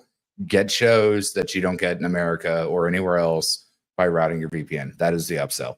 However, using VPNs is understanding your self-sovereignty of where your IP is. All of everything that we're doing here is self-sovereignty of understanding the tools, how the tools can work for you, and understanding what these tools do for you, right? Between knife, spoon, and fork. it should be standard. It shouldn't be something that we have to opt in and like a layer on top of what we're doing. It should just be standard. But so with VPN, it's like IP VPN, the ITPS. I use the Proton Mail VPN because I'm, whitelisted into there for a lifetime VPN. But give me a second, let me figure it out. I used it way back in the day. The best VPN by far is Milvad. That's like the most hardcore privacy first VPN. The more general mainstream one is NordVPN. But Milvad, Right. if you're hardcore, Milvad is probably the best one. I think the one I'm thinking of is IPA, and they actually have monthly audits to guarantee that they do not log your stuff at all. I'd have to figure out it's something like Yeah, IPA. I mean the thing with today's private world, internet especially access. That's what it privacy, is. PIA is the one that actually has monthly audits that guarantees they do not hold your user records. Yeah, privacy in general is just in the world we live in today. You're tracked anyway. There's no hiding. It's your it is. phone, it's your car, it's your laptop, it's everything. Everything basically has a tracker. So a VPN makes you feel safe, but actually, no, you're not. that's what I'm saying. It makes you stand Yeah. out. Like by using these privacy tools, that just makes you stand out because you're that one little outlier. And even if you're not doing anything bad, it just red flags you, which is like ridiculous to me. Yeah. Yeah, it's like I just still using a use it. credit card or bank card.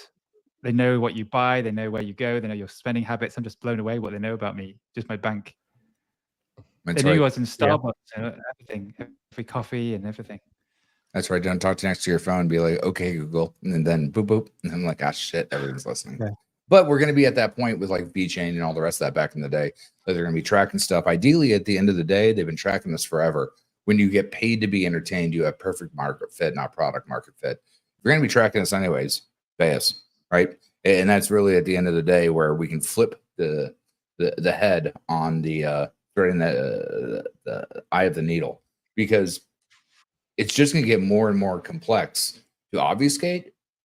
But if you're going to give me some kind of yield based on what you're doing, all right, we're moving towards that Ready Player One mentality. And that's basically what that whole mythos is that I can play something, I can engage in something, and I can earn yield from my user rewards and my user profile. Because they're going to take it anyways. But now, because everyone has access to this knowledge that you could be paid for it, you can switch wallets, you can switch credit card companies, you can switch banks to a credit union versus a conglomerate, right? There are options when people are educated. Yeah, Brave browser, they're trying to do that exact same thing. It never used the Brave wallet, by the way. That is not an ERC wallet, FYI. Yeah, I don't ever touch it. I don't use I know. any of Just the ads people are like, either. well, I mean, even in Unreal 4, because we're on Unreal 5 now, they implemented a crypto wallet system. But there's no real WYSIWYG way to implement a EVM stuff. You can do it, and I have not wanted to do it because that's more work on top of work. But we're getting to that point. Everything's going to be interconnected that way. Just like everything's interconnected between SMS and, internet, right? Like, God, what is it? I think they just updated something on iPhones. I forget what the protocol is on text, that it sends uncompressed video now. Whereas if you ever tried to text someone a video, it looks like trash because they're using the wrong protocol base for it. I like Mo's background. Did I derail the conversation well enough? You should try streaming with Mo. He's the king of that. He's like, yeah, what if we go here instead? So I missed the LP positioning due to the fact that I had to take a long phone call. I heard that. But what's interesting, about Pulsar is that you can put that LP within a range that always smash down to that piston, and you always know that it's going to be like solidly sitting in that range. And I have to do a rewatch on what was talked about this last panel in the last hour. You building on Pulsar, Kool-Aid? Well, I'm just saying that you can build on Pulsar, and anything that you do within the Pulsar ecosystem, it sits within that range. So it's an LP junkie system right there, because you know it's going to fall back within that piston and spin back up and down. True. But are you building on it?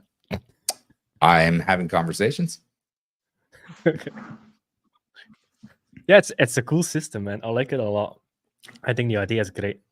Well, we also metaled it out for 8 months on a different chain, and that's kind of the difference. Is that we wanted to bring the idea, but we also wanted to make sure it would work, right? And so, like, going through those processes, saying what worked, what failed, what worked, what failed. How do we keep tweaking it in real time? And that's kind of the benefit of Pulse Change. You can actually work on mainnet rather than work in theory.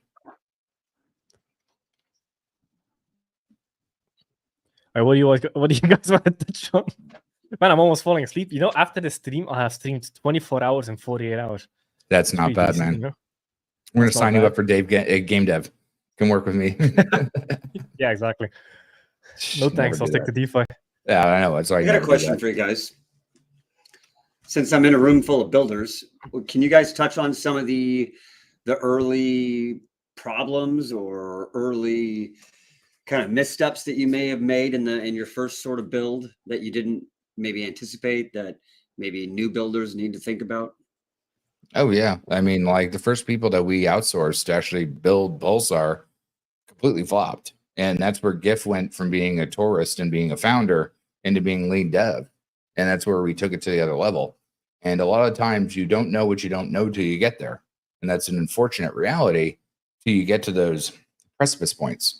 Now we have so many different people that have built other things that there is a wealth of knowledge that's being shared around, right? If you everyone teaches one, then the world burns bright.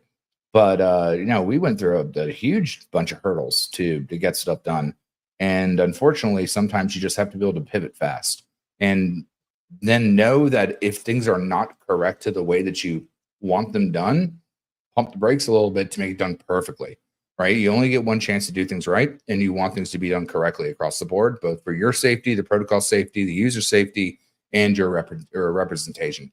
So that'd be the first thing is building quickly is good if you want to build quickly, but sometimes take a little bit of tenement out to experiment is also on the other side, right? If you're doing everything within the same view frustum or FOV, you're not unique in that sense. So take some time to think around the box a little bit to build something that's timeless, because that's ideally what we're trying to do. It's not just build, but build something that's timeless.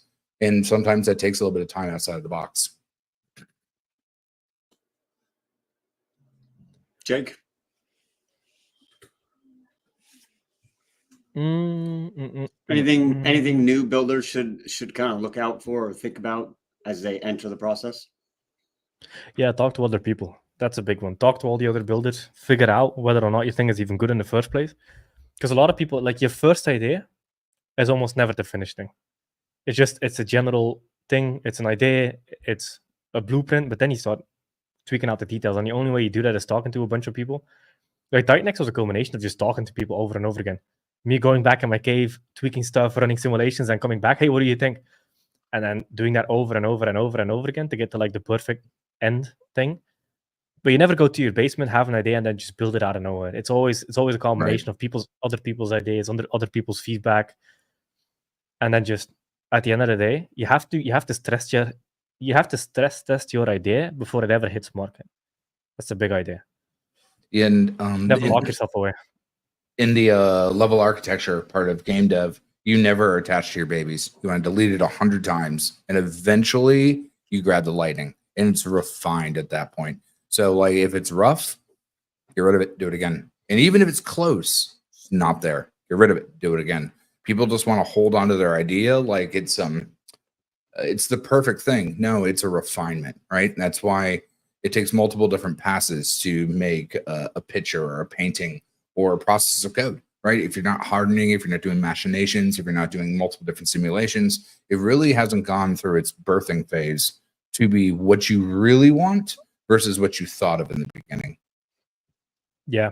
Another big thing on feedback is you have to make sure that you get feedback from the right people. Because if you just post it on Twitter and listen to everybody, they don't have the feedback or experience to understand how these things work in the real world. So you have to do it with other builders that have done stuff in the real world because they have the experience to back the things that they're saying. That's a big one. Because Twitter has all the ideas. They have everything. They have the answer to everything. And then you're like, that makes no fucking sense if you're a builder. So listen to the builders and the people that have experience, and then you'll have a very nice thing. And that's the one problem with DAOs, right? DAOs are great to get suggestions, but a suggestion doesn't mean it's law, right? It's a suggestion. Sometimes the consumer always wants more. They want something now, not well, but then they'll complain if it's not done well. So take something in that scenario as always a suggestion, and then sanity check your peer feedback from your peers. Johnny, did you is there anything you ran into in your building of Warp that you didn't think about and were like, whoa, that was left field? Close your eyes and imagine what could have gone wrong, and that's pretty much what happened. Yeah, no, it was wild. It was interesting. Because there he is.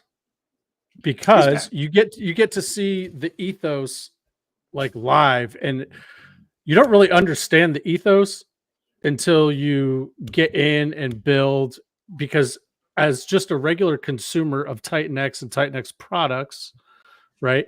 You're like, oh yeah, we have an ethos. That's really cool. But when you actually get into the point where it's like, hey, you're not following the ethos, go back and follow the ethos, then you really start to understand how powerful it is that we even have that. So just the fact that we even have like a nice little couple boxes to check, like, hey, do this, do this, do this, do this. Everyone will love you. Everyone will embrace you, right? Because, yeah, for us, we had this awesome idea for Warp. We had this awesome idea. But then for whatever reason, we're like, Volt's coming out. Maybe we can just, go the shortest, route possible and do what they're doing.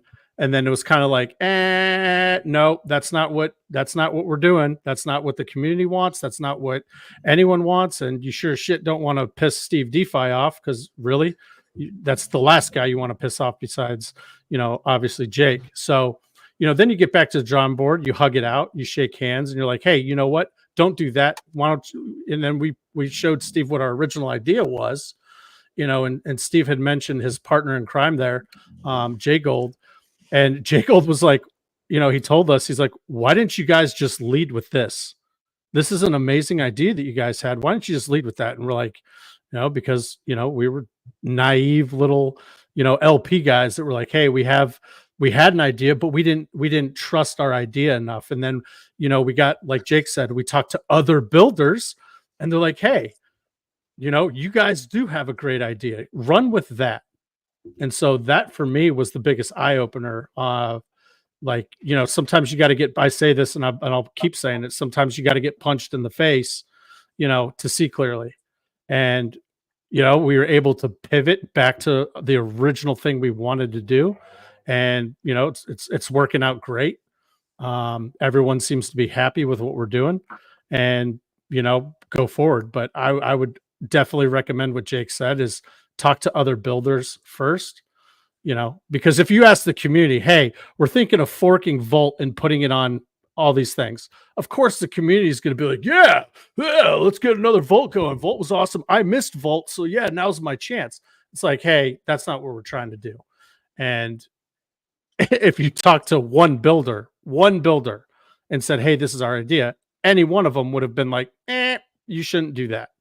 And so, it was really good to see the ethos live and in person kick your ass a little bit, but also put you on a better path. So now the path that we're on right now, is a lot better, and it's going to be better for the community. It's going to be better for everybody.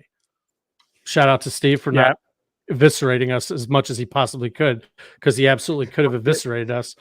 But it's also kind of funny that he didn't realize it was me and Nathan at first behind Warp, right? So, imagine his thinking. Here's some guys coming in. They're taking my shit. And just giving us the machine gun. I was like, no. Man, I remember that post from Steve. He was quick with it. He was like, "Crypto is a word place." I'm like, damn, that's some wordplay right there.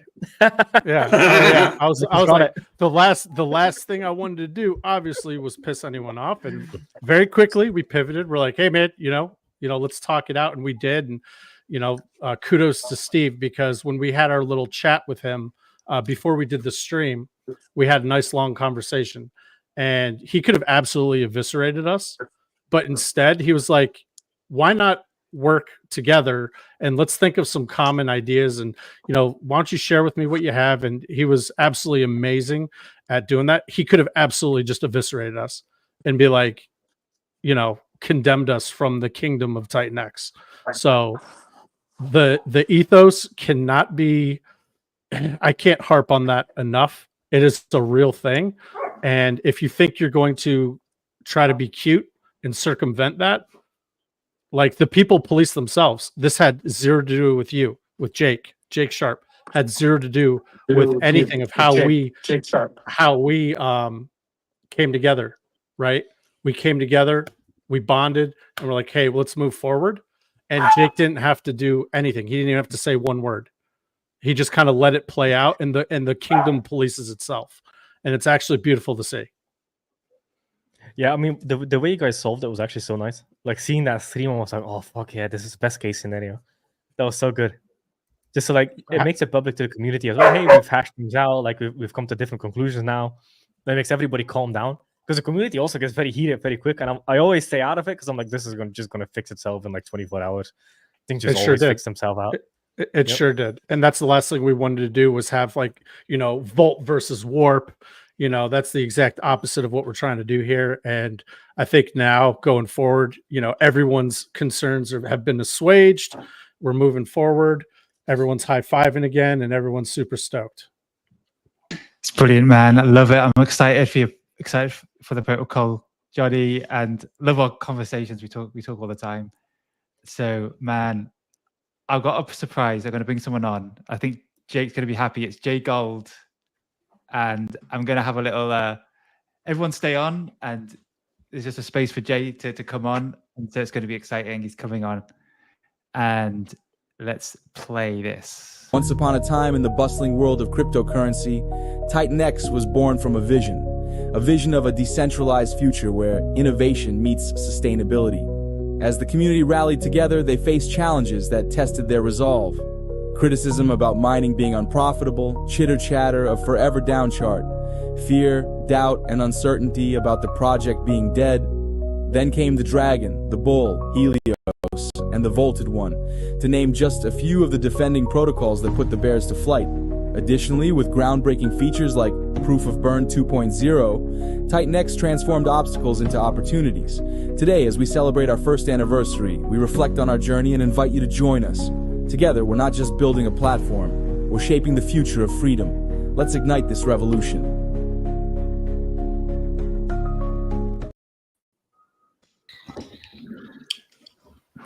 Awesome. What's up, everybody? Hey. What's up, man? Hey. Really enjoyed listening to your stuff earlier while I was taking my time off to go run some errands yesterday. Myself or Jay? Yeah, the gematria, numerology, well, there you go, yeah. PSV, all the rest of the good stuff. Yeah, it was wild to watch. Hey, Titan, Guys, Jake, Cryptographics, Steve. Welcome, Cryptographics. Welcome, Jay Gold. We're just excited to have you guys on. I know Jake loved the conversation yesterday, and everyone was cheering for Jay Gold to come back, and you came back. So thank you, Jay. Yeah, the only one that didn't like it was Ali. The Irish guy didn't like numerology. Shut up, numerology is fucking awesome.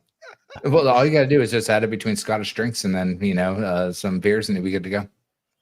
Actually, Ali DM'd me and said, "Hey, can we meet next week?" So Ali and I are having a 1-to-1. The tables have turned. By the way, I don't think Ali's going to mind. Ali's got that 11, powerful 11, double 11, as a matter of fact. That makes sense. Yeah, that makes a lot of sense. Cryptographics, my great brother. I got you know, my two best friends in crypto are Steve and Steve. So full disclosure. Yeah, Steve's the man. The graphics and I have been friends for quite many years now at this point. Oh yeah, it's been a wild couple years, man. 3 or 4 years now at this point. It's been wild. Jake, what got left burning from yesterday? Anything, or for anyone else?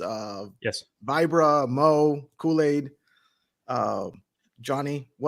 Anything you want to dive into, dude? Yes. So 33. I think one of the big things for people to understand basic numerology is run from 1 to 9, 11, 22, 33. Just run through all the numbers and give like a small synopsis on them. Okay. That will be a good baseline for people. Okay, perfect. I'd also be curious if you added to the Fibonacci axis between 1, 2, 3, 5, 8, 13, 21, and all the rest, because all have different cadences on where you're looking at your mathematics as language of the mage. Perfect. Yes. Again, full disclosure for the community. Numerology is not a religion. Numerology is not something that you have to have faith. Numerology is very much within the crypto ethos. It is very much verify, don't trust. Use it and see what you can find, see what you can decode. There is no faith that's needed in numerology whatsoever. It's like a lens, right? You put on the lens and then you kind of, let's see what you see. So the other disclosure that's important, I think it's important to put on a different way of thinking when you think about numbers. We have been educated to think about numbers as signifiers for number of things. And when you think about numerology, take that away and start thinking about numbers as organizing principles, as archetypes, as maybe a way of understanding a particular vibration. That's very important. And Jake, add the whole gang. Just add. I'm just going to go 1 through 22, 1 through 33. Okay. Number 1 doesn't indicate one thing. I want you to start thinking, community. 1 is what? The beginning, the start. So if you think of the kind of people that would probably be shaped or the kind of gifts that people who have this 1 vibration, names that begin with A, J, and S, people born on 1, 10, 28, even the double 1, right? You see this in sports quite a bit. Pele, 10, Messi, 10, Maradona, 10, so many 11s in soccer, right? That double 1. 1 is the initiator. 1 is the entrepreneur. 1 is the inventor. 1 is the person that's using their mind, their incredible mind, to come up with new things, right? To invent new things, to bring new things to humanity, to bring new things to their community. Their success is always going to come from trusting their originality and innovation. By the way, that's not an easy path, because the 1 is going to attract a lot of skepticism from the other numbers. Jake, what do you mean you're launching Titanx? What is that? That's weird. You see, that anytime you innovate, people might not get the vision. And by the way, this is also applicable to 1, 11, 22, and 33. You, dude, and you, Jake, 22. So people will be skeptical. You're creating something new. You're bringing a new pattern. And they're wondering, I haven't seen this before. Brother Steve, Volt, what is this? So, and that is core to the ethos of Titanx. Why? Because we're born on a day 28. And Jake has really created a whole infrastructure connected to that particular vibration. So I would say, and Jake, you've been saying this throughout this birthday celebration, is bring your originality, bring your creativity, bring your individuality into Titanx. That's how we win. We don't win by piling all into one protocol. To Johnny's point just a little while ago, right? That's what I told Johnny and Nathan. Trust your originality. Trust your original idea. That's how you win on Titanx. That's the one. Thoughts, additions, Jake? Anything you want to say? I mean, I'm just kind of curious That's when what it comes to the 28, if you can elaborate how February is actually the only month that actually lands on 28 and how the significance and how that would fold. I'm going to cover the primary and then come back to you, Kool-Aid. Beautiful. But yeah. So anytime you want to know what a number, what's the original vibration, just add the numbers. 19, 1 plus 9 is 10, 1 plus 0 is 1. 28, 2 plus 8 is 10, 1 plus 0 is 1. 280. So that's the one. Number 2, if 1 initiates, notice that 2, right, is now 2 things. So 2 is development. 2 is about relation. 2 is about connection. 2 is about building bridges. Mo, I would not be surprised if somehow you have this 2 vibration in your name, in your birthday, because notice how you create connections with others. You create bridges with others. 2 is a great interviewer. 2 is a great listener. 2 is a great mediator. The 2 vibration is not initiating, but developing. It's bringing things together. It's winning through creating connections. That's the 2 vibration. Very powerful, very needed. Right? You need people that are going to be bridge makers. You need people that are going to be asking questions and listening and giving space to others. Make sense about the 2? So 1 has a more masculine vibration, cutting through, initiating, right? 2 is more receptive. But hey, I want to say for the people that are born on 2, 11, or 20, right, whose name begins with B, for example, or have a lot of B's in their name, there is great power in being an introvert. There's great power. There's tremendous soft power in the world. The power of diplomacy is very powerful. Some of the best ambassadors and diplomats have this 2 vibration. So really embrace your gift. Don't try to be 1 if you have more of that 2 energy. Thoughts, comments on that? That's good. Okay. 3. So 1 initiates, 2 develops, 3 is expression. If 1 is, let's say, father, look at the number 1. Can you see the phallus? It's right there, just in the shape. It's the phallus. The 2 is more the dove, more feminine, not necessarily female, just has more receptivity. 3 is the child, is expression. 3 is the power of words, is the gift of being able to create, inspire, educate through words. They are the talkers. Brother Marco Exican, if you're listening to me, you got some 3s, right? Right. 3 has tremendous amount of convening power, educating power, inspiring power, catalytic power through the use of words and through the use of language. And so 3 needs, 3 needs to be speaking. 3 needs to be talking. 3 needs a stage and an audience. If you are born on a 3, 12, 21, if your full birthday community adds to a 3, if your name begins with a C, and your life is not blooming, look at the shell that you're under. Get out into the world. Start a podcast. Get on streams. Start speaking to people. And find the vehicle of communication that speaks to your heart. It might not be talking. It might be writing. It might not be writing. It might be doing crafts. You see how Marco does these hats with the logo, right? They can be phenomenal at artistic self-expression. Phenomenal.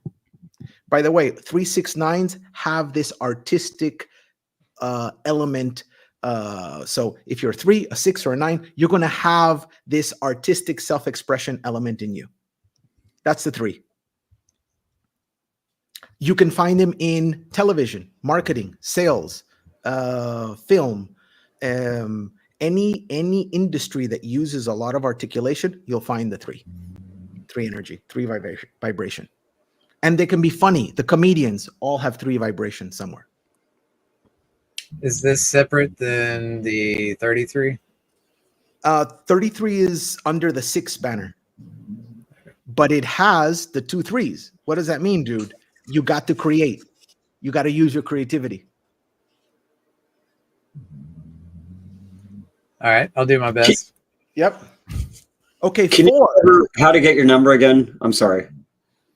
There are 2 ways. I think Jake said it very, very well. There is day of birth numerology, and then there is more the full birthday summation. So if you sum all the digits in your birth date, whose birthday do we want to take? Just sum all the digits in your birthday, right? January 15th. January 15th. So 1 + 5 + 1, and then the year, Mo. Add each digit, and then you take that number and add those 2 numbers again. You should be able to reduce it to a single number. Add all the numbers. What do you get, Mo? The 1, the 15, and the birth year. Add them singularly. 1 + 1 + 5 plus the birth year. Gotcha. Tell me what you got. And I'm just adding the birth year, or I'm adding each digit individually? Each digit in the birth year. You can do it many ways. 26. Okay. Oh. 8. You're in the right ecosystem. Perfect. You're in the right. Perfect. Someone DM'd me yesterday and like, hey, Jay Gold, am I going to be okay? His full birthday digit was 26. Yeah, no, when I was driving and listening to you, I'm 92281, and which is technically 5 if you add it all up. And I'm a competitive dancer. And I was like driving along, and I'm like, that's pretty dope. I like this Jay Gold guy, but it's accurate. 5 are the dancers. Absolutely. So 3, right? Now, notice how 3 is very creative and expressive. Now we come to this number 4 that has only straight lines. That community, if you draw it in your head, it looks like a house. You're now building foundation. Your tasks now and your gift now is to create order, to organize, to structure things, to create safety for others, to build a home for others, to work with software security, to work in engineering, to work in architecture, to create order in the world.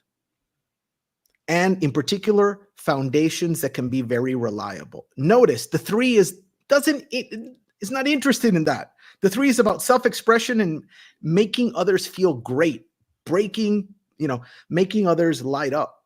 The 4 is different. The 4 says, hey, all this talk is great, but Jake, what do you have planned for, the end of 2025? Like, what's the plan? What's the structure? What's the strategy? That's the 4 mind and the 4 vibration. And they're important to have around. Very, very important. So community, you're born on a 4, 13, 22, and your life is not blossoming. I need you to read a book by James Clear called Atomic Habits. You need to work on your habits. You need to work on the routines in your life. You need to bring more order and structure. So I'm a 22, which is 4 energy. Yeah, if I don't have a routine or don't have structure, like even when I'm talking to people, when they're talking all over the place, I'm like, give me 3 bullet points. Make a structure, Structure, organization, planning, strategy. I like structure. If it's not structured, I feel lost as fuck. Yeah. Yeah. So now if you're going to talk to Jake, bring some order to your thinking. But also, Jake, part of your gift is to create structure. Oh, yeah. Mm-hmm. Yeah. And because of the 22, it's movements, it's large structure, it's large organizations, it's, Titanx. And this is only the beginning. So that's the 4, right? And start looking for that, number 4. Right? 4 is the builder. 3 is the communicator. 2 is the diplomat, mediator, connector. 1 is the inventor, entrepreneur. We talk about 5. My brother, Crypto Kool-Aid. 5, look at it. Draw it in your mind, community. Notice it's so open in the belly. It's so open in the head. It's open to ideas. It's open to experiences. The 5 vibration, their gift is to be able to bring change and transformation. They are masters of change. They are masters of versatile thinking, quick thinking, new kind of thinking, shaping and reshaping things. The 4 shapes, the 5 says we need to update the structure. We need to grow the structure. That's the 5. So the 5 is not the administrator. The 5 is the person that comes in to change the processes. If on top of that, if you do 922, you have a 4, and I actually work as an architect for a day job. So you bind both of them together. Very accurate. Yeah. So community, you're born in a 5, 14, 23. Find a job that is not 9 to 5. You're going to be bonkers. You're going to go crazy. You need to be mobile. You need to be dealing with many different people. You need to be out in the world. The 5 needs a lot of mobility. 5 tends to have ADD, right? It's like the mind of the 5 needs activity, needs action. If you are restless at night, you need to be working with, playing music. 5 is the number of rock and roll. Or you need to be out doing exercises. Right? That definitely sounds like Kool-Aid. Describing them almost perfect. No, it's 100% accurate. That's when I was driving yesterday. I'm like, man, this is spot on. And I love Theosophy and all bursts of it.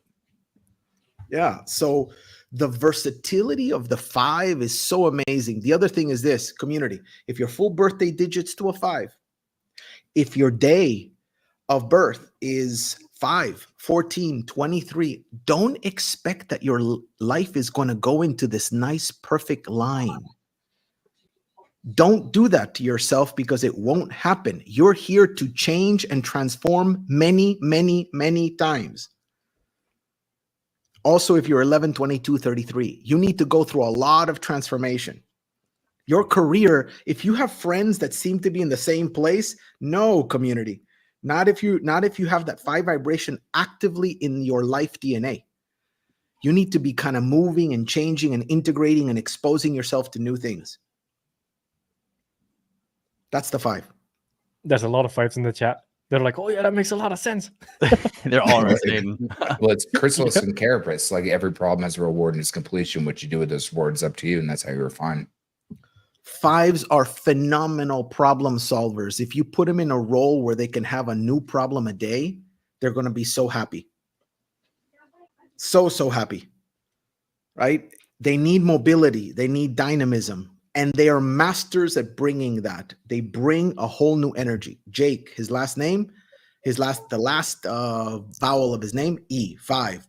1, 1, 1, 1, 5. Change. Add something up, community.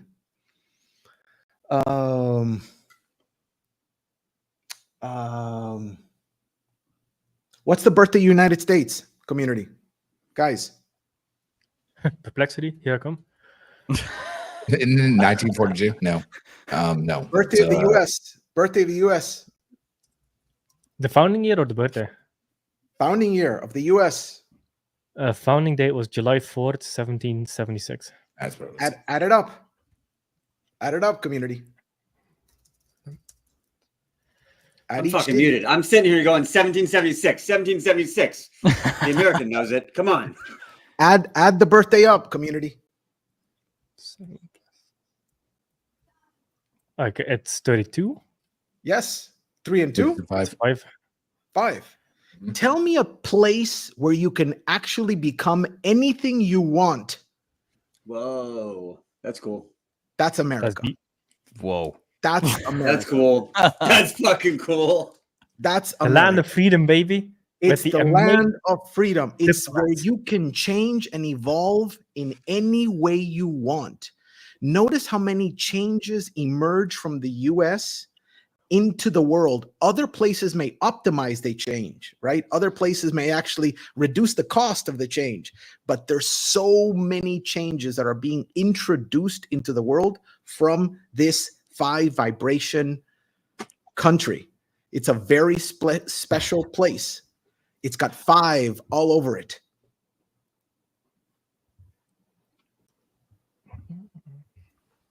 Okay, 6. Let's go to 6.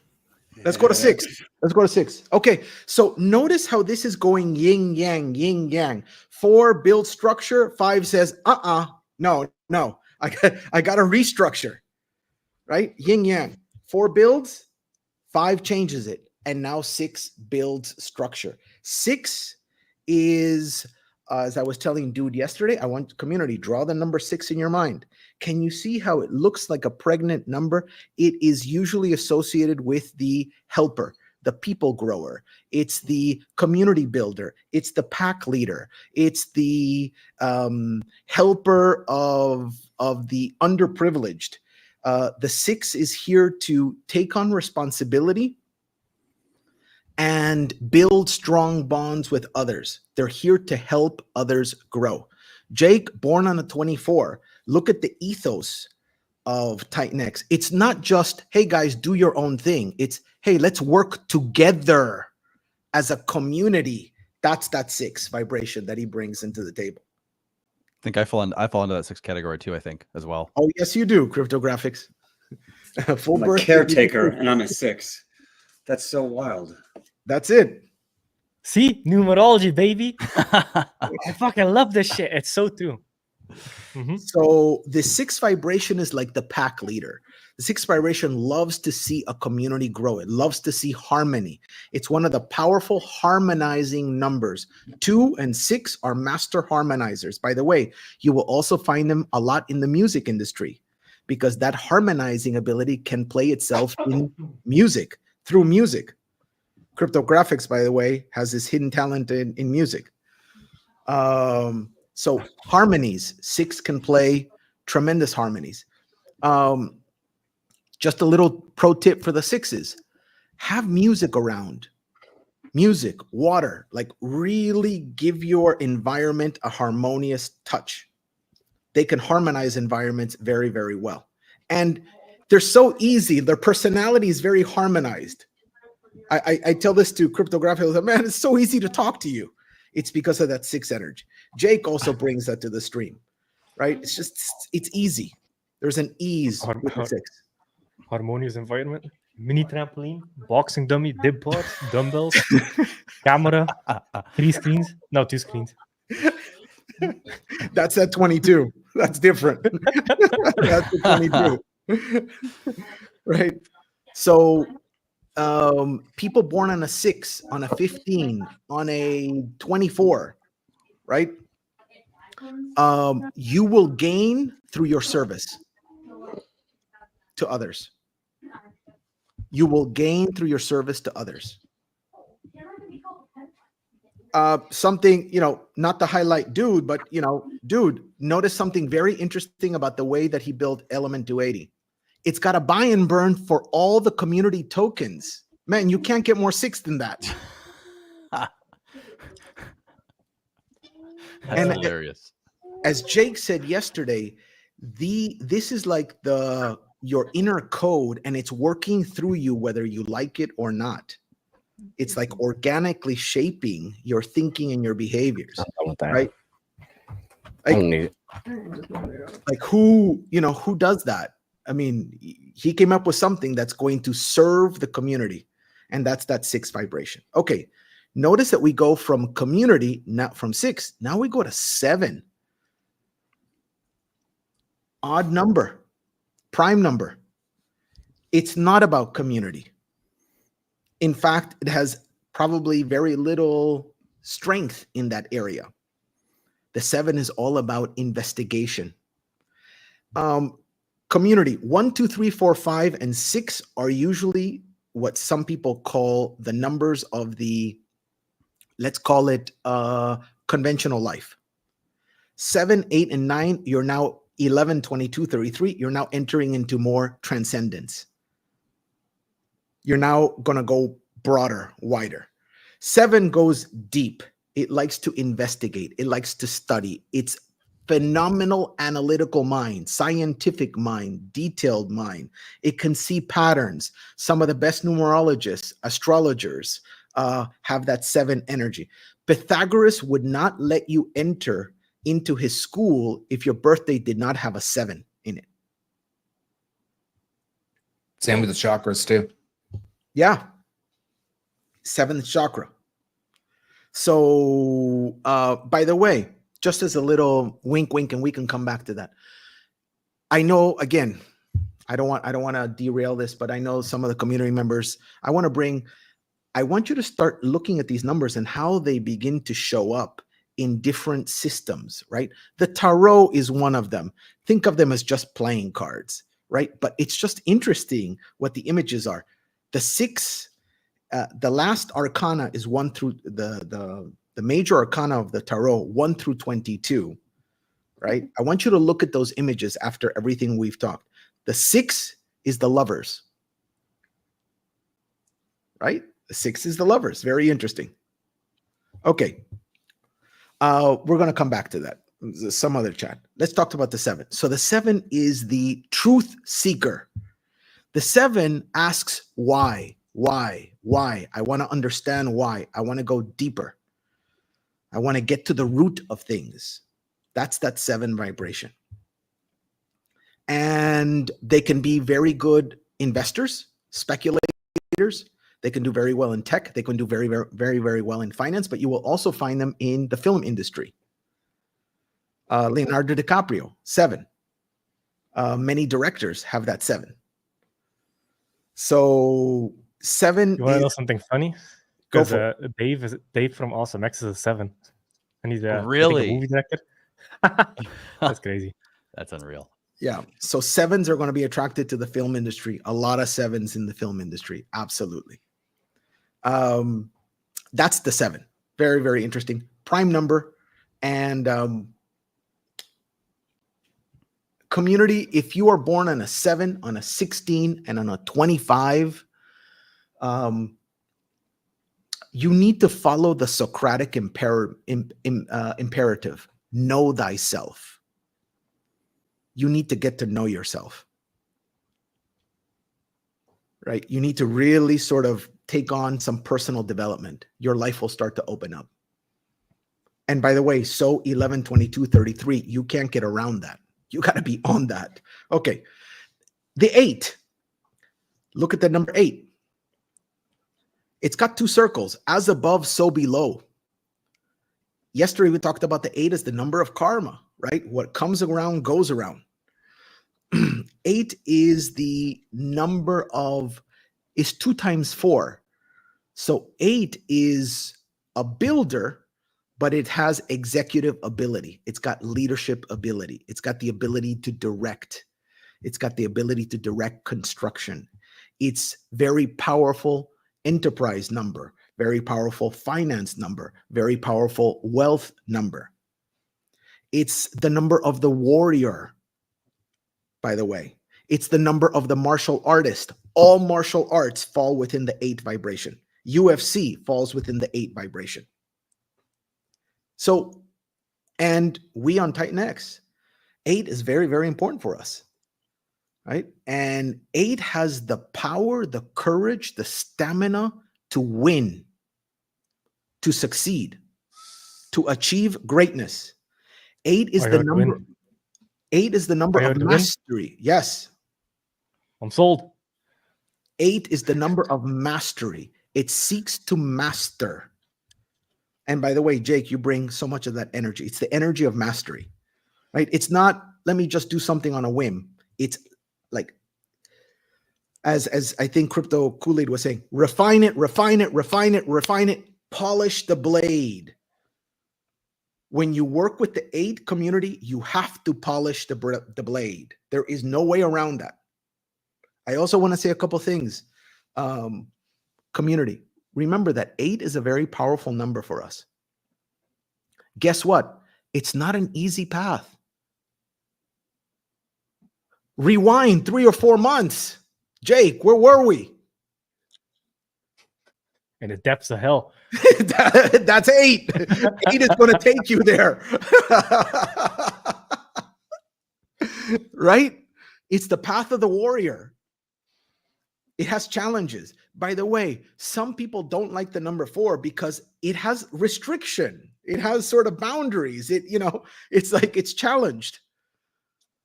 But don't fade the number 4, right? Arnold Schwarzenegger, the bodybuilder, right, who became governor, 4 life path, didn't start with a silver spoon.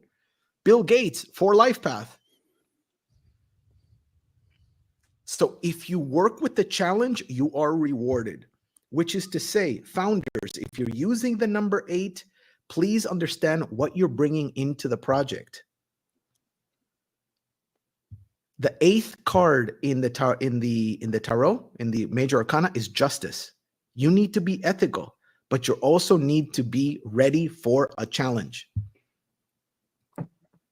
The 8 wins, but it takes time.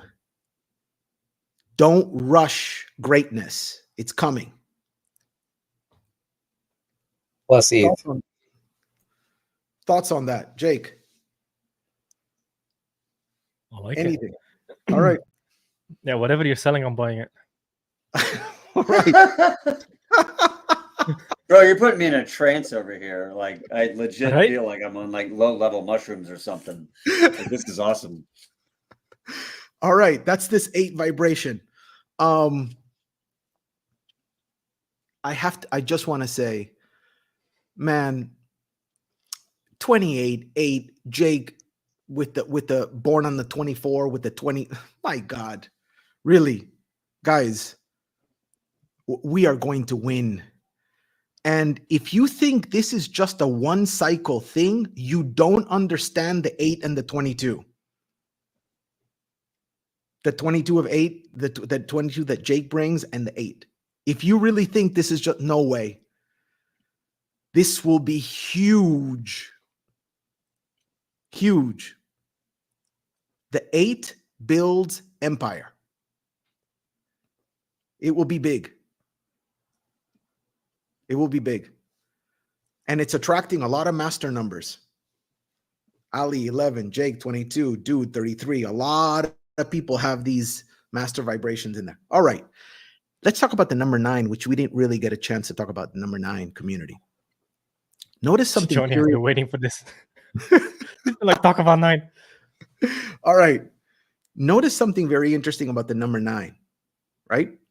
Guys, add up all the numbers before 9. 1, 2, 3, 4, 5, 6, 7, 8. What do you get? 9. Well, 45. what's the full number? Oh. 1, 2, 3, 4, 36, right? Isn't it 45? Oh, could be 45. I thought it was 36. Add it up. Yeah, I think it is. Is it 45? I'm pretty sure it is. Pretty sure it is. 45, Yeah. 45. You get 9, right? All the numbers are included in the number 9. All the numbers previous to 9 added up give you the 9. I want to ask you something interesting, community. Why doesn't the 9 face to the right? It faces to the left. Why doesn't the 9 look forward? It looks back. Can you see that? It's looking back at the other numbers. Notice something about the shape of the 9. It's not looking to the right. It should be looking to the right? Forward. 1, 2, 3, 4, 5, 6, 7, 8, 9, 10. But no, 9 looks back. So the number 9 is the number of wholeness, completion, but it's here to serve the other brothers and sisters, the other numbers. So 9 is here as the helper of the community. It's the advice giver. It's a great counselor. It's a great coach. It's, 9 is really here to sort of help other people. Phenomenal educators, phenomenal teachers. They want to help in very practical ways. Great doctors, judges. 9 is here to serve others. This is the 9 vibration. So it's the number of completion, but it's also the number of wholeness. The 9 doesn't win by personal gain. The 9 wins by generosity. As I was telling Dude, the 9 is going to get gifts. So that's the 9 vibration. So community, you're born on a 9, you're born on an 18, you're born on a 27. Put yourself in a position where you can speak to others and help others, and you will grow. Your life will grow. Put yourself in a position where you can give advice. Put yourself in a position where you can elevate others and educate yourself. Level up your game. The other thing I want to say about the 9 is this. The number 5, 9, 22 are the 3 most international numbers. If you're born in a 9, 18, or 27, right? Go or 5, 14, and 23, or 22, go explore the world. Explore the world. Get married to someone from another culture. Phenomenal advice for you. Phenomenal. Well, definitely happened. Date people from other cultures, right? Get yourself into a team that is international, multilingual, multicultural.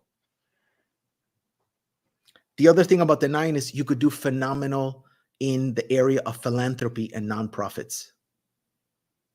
Phenomenal in this area. But you need a cause, and that cause has to be connected to serving others. That's the 9 vibration.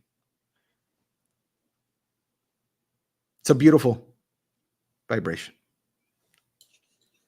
Thoughts? Just shout out real quick. Mic how drop. Damn nice that is to listen to. That you're so good at explaining that, man. I gotta give you so much credit. It's so fun to listen to. Thank you, brother. I'm just thrilled that, I've kind of been bearing my gift, and here I am sharing it with the community. And I have a gift for Jake and the community at the end of the stream. So that's coming. Let's talk about the number 11. Let's talk about the number 11. Smooth and Crypto put out the 11 jersey yesterday. You will see this 11 a lot in sports. Look at the number 11. It's a double 1. Now you're doubling up this one vibration. I mean, 1 is powerful. Now you're doubling it up, right? The other thing about the 11, can you see how it's kind of like a channel? Forms like a channel. The 11 sometimes is known as the catalyst. It's known as the oracle. It can do very, very well in positions where you are bringing a breakthrough, a new idea, a new concept, a new way of doing things, a new piece of information. Now, when you're dealing with the 11, 22, and 33, as I said to Jake and Dude yesterday, you're now talking about a vibration where if you like, there is no forcing. If you like, you can play a larger role. But to access that role, you will really need to be doing some work on yourself. And you need to be thinking in much bigger terms than your own self and your own family. You now need to be thinking about the human family. You now need to be thinking about not just your project, but all projects, right? So you need to expand your vision, grow your mind to talk about the 11. Now, the 11 is a little bit tricky because it can be both constructive and destructive, catalytic. Okay? What happened on 9/11? 9 is the number of completion, but then there was 11 that came here. Now, notice something very... Yes, the Twin Towers are the 11. How many letters does New York City have? Write it down, community. You tell me. New York City. Yeah, 11. 11. New York is the 11th state of the United States. Twin Come Tower. on. You're killing me here. This is fucking with me now. You go to New York. I lived in New York for 2 years. You will feel that vibration. You will feel that vibration there. That 11 vibration that's very catalytic. So if community, if you're born on 11 or 22, right? Phenomenal, but you're going to need a lot of balance so that you can really handle the charge that's there. 11, 22, 33. You need a lot of balance, some downtime. You can't just be up all the time, even though you will be tempted by that vibration, which is very electric. That's the 11. Breakthrough thinking, insight. 22 is an octave of 11, but 22 has the base of 4. So what are you doing? You're building with the oracle. You're not creating a structure, but it's a structure that's inspired. Jake, 22 vibration, right? You're getting now the download, and you now are called to do something that is big, that can create a movement, that can create a revolution, that can create, a shift in things. It's a much larger structure when you're dealing with the 22 vibration, sometimes known as the master builder, the master architect, the mastermind. So in that, because you have an 11 being a shadow of itself, right? Positive, negative, as above, so below. Now you're octaving that as it goes, correct? Yep, you're octaving it. Absolutely. Now, Kool-Aid, as I said yesterday, the 11, 22, 33, which I think a number of people in the community have, it's not just a path of roses. No way. No, I need to clear this up because a lot of people think, oh, 11, I want to be an 11. Did you know Blood that? and sand. Blood and sand. Yes, many mental institutions are filled with people who are born on 11 or have that 11 vibration.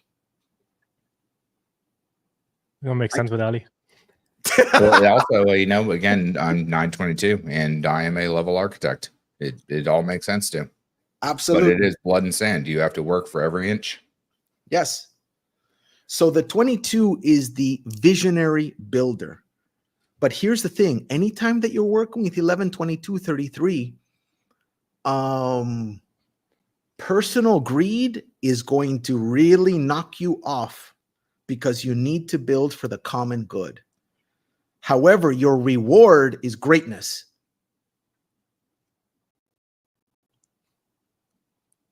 I like that.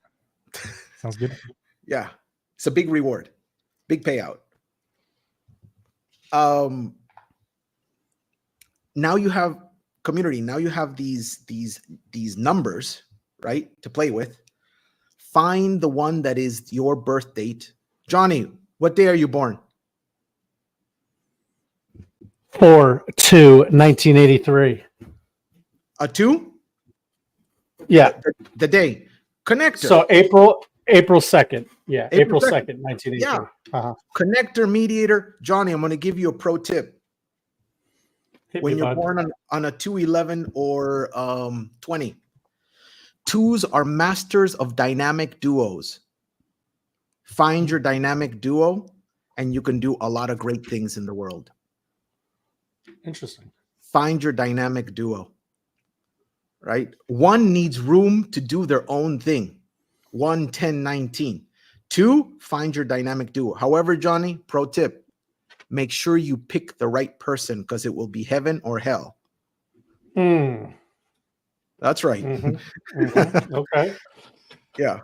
Thanks for that. Appreciate that. Find the person that's going to be great or not. Or it's going to suck. So, fortune favors the bold. Yeah, but you know, 2s bring great support, great connection, incredible ambassadors, diplomats, great brand builders. So, and I'm sure, John, even though I met you a few times, I'm sure you've been doing that for Titan, for the community, a lot. yeah, man, working hard on it, brother. That's for sure. Yeah. Any thoughts, inspirations?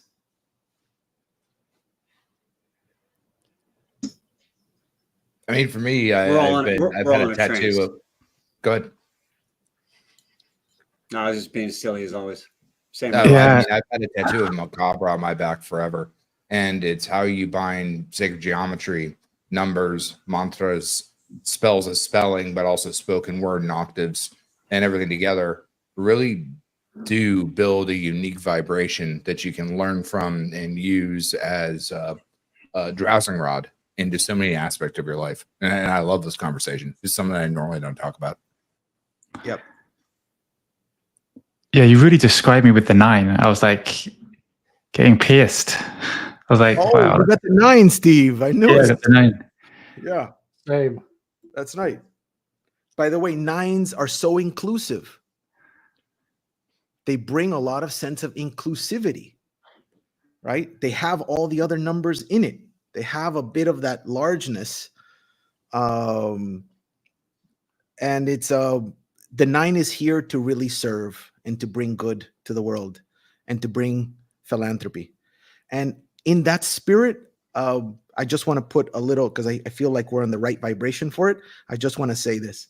And that is, I was telling this last night to my brother, Cryptographics, that it's Titanx's birthday. And in the spirit of giving, I like to just offer this gift, which is if you're a builder on Titanx or planning to build on Titanx, and you would like a free consult on your name, date of launch, numbers that you want to use, right? I am here for you. I don't want any money. I don't want any tokens. If you want this information just as inspiration, as just another added bonus, I'm happy to share it. We can get on a one-to-one call. This is for builders on Titanx. No other chain has a numerological advisor. And just to say, I'm not just a numbers guy. CEOs, billionaires, very influential people, European royalty reach out to me and they want my advice. So yeah, man. The thing with numerology is the average person does not understand numerology, but fucking billionaires do. You'd be surprised, man. You'd be surprised. You'd be surprised who. Really, you'll really be surprised too. So I'm here. Please just DM me. You can reach me through Steve or through Cryptographics. And I'm happy to just jump on and like, hey, Jay, I really want to check this out, or I want to use this particular number, or I want to have this number in the name of our, or I'm thinking about this name, and I will give you the information, and it's up to you to decide how to do it. It's just extra information, and it's a gift. No charge, only for founders and builders on Titanx. The thing with numerology, the reason I went super deep into numerology is I've always done like personality tests and stuff. And then when I figured out numerology, it was like an extra anchor on top of it. But the thing with numerology is cool to know all of this, but it's important to know your numbers, because then you can optimize and essentially point your life towards the thing that is your frequency, your vibration. And once in the book Reality Transurfing, they call this the wave of fortune. Once you're on your vibration, your energy, the thing that was born within you, the coding that was essentially set within you, as you go on the path that supports your numbers, that's when you really start to blossom. So the idea behind the wave of fortune and reality transurfing is the moment you're on the thing that you were designed for, all obstacles start going away. Things go way smoother. You don't get all these obstacles all the time. And the moment you go out of it, that's when you have a lot of obstacles, things holding you back, the universe trying to point you in another direction. If you're on the frequency, that's when everything goes smooth. You still have to work hard, but it's way smoother than if you go the other way. So like numerology is just, you have to optimize your life around your frequency, energy, vibration, whatever you want to call it. That's the big part. So it's cool to know this, but you have to do the thing that you're designed for, and then everything flourishes. Beautiful. Yes. So it's a gift, community, on the Titanx birthday. Reach out to me. I will make the time. I'm thrilled. So if you want to use it, happy. Would highly recommend everybody consider that. Jay Gold is, as you can hear and tell, is an absolute master at his craft. It's pretty life changing to get some serious downloads and to get some deeper understanding into whys and connect dots that you maybe you were aware of but couldn't fully connect them together. It's pretty powerful. Recommend anyone that's interested, you take it up, man. Seriously. Yeah, that is brilliant. Yeah, absolutely. I'm going to jump off because the next crowd is coming on. So everyone stay on. Me and Vibra are going off. I need one other person to come off too. I'm going. Yeah, I got to go anyway, Steve. Fine. Okay. Not a problem. Brilliant. So, J Gold. Well, where do people reach out to you? On Telegram, but also you can find me. Steve knows me. Both Steves. They're very well known in the community. So please reach out to me. Again, builders and founders, current builders, new builders, happy to help you out. Happy to give you this information for your, maybe connecting your particular, as Jake was saying, your particular numerology to the numerology of your project and see if those fit. Because if those fit, wow, it's very, very powerful. Yeah, Jake, I definitely would love to have a chat with you sometime. I'll get hold of graphics. Always. Love, sir. Yeah. Thank you. I'll definitely reach out as well. Oh yeah. Thank you, buddy. Guys, That was awesome. Thank you, Jake. It's been a pleasure. It's been an honor. J Gold, you're a stud, brother. We'll be talking.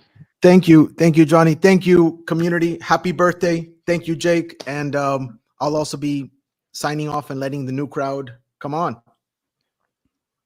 Namaste, Sorry, guys. Have a good one. Thank you, Later, brother. Thank you.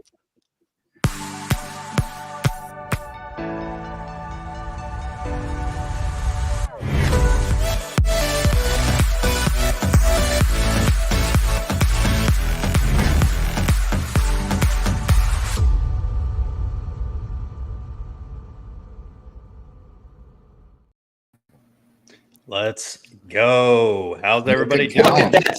Oh yeah. Look at that Windsor knot, man. You got a nice Windsor knot going on. My boy got a whole The 1 year birthday. It would have been better if I was green though. After popular request. Love Pull it, it off man. well, Colin. You pull it off well. Yeah. We're joining Blazer Club. Oh yeah. Callum, you got to get a little Phoenix pin for your suit there. I do. Hey Mo, I think your mic's Yeah, Mo, your mic is messed up, buddy. Go buy you a new one real quick. No, just do a quick reboot. Yeah, it is. Yeah. All right, guys. I'm out of here. It was good chat with y'all. We'll do Bye, a bro. Morpheus stream later tonight. Go over some more stuff about the launch, but awesome stuff. And man, I can't wait for the year 2 conference and the Titan party that's coming. So appreciate all you guys. Keep crushing it. See you, bro. Later. Yeah, so I mean, everybody was just entranced with Jay Gold and his numerology. That shit was just crazy. I mean, the synchronicities between so many people, it was just alarming. Seriously. Well, mathematics is the language of the mage. Like, this is the primal stuff that we've been embedded into. And as we engage in more technology, we lessen our access to our primitive powers, right? And that's the interesting thing of yin and yang. And it's important to go backwards a little bit sometimes in time to make sure that you core into the organic parts of you. And it's lucratively active. And you can take it from numerology, tarot, mantras, just like saying thank you to the universe every day gets you a long goddamn way more than what people realize, right? I mean, even like when I reached out to Jake a year before he launched Titan, his alter ego doing that says thank you for the ability to challenge yourself, to be yourself, but to have a bar that you need to overcome, right? It gives you something sticky to actually have a target at an eye on the prize. Like, all that's real. The question is, how much do you want to dig into it? Yeah, and I personally haven't dug into it at all, so this is just such new information to me. So it's amazing to see. It really is. Absolutely.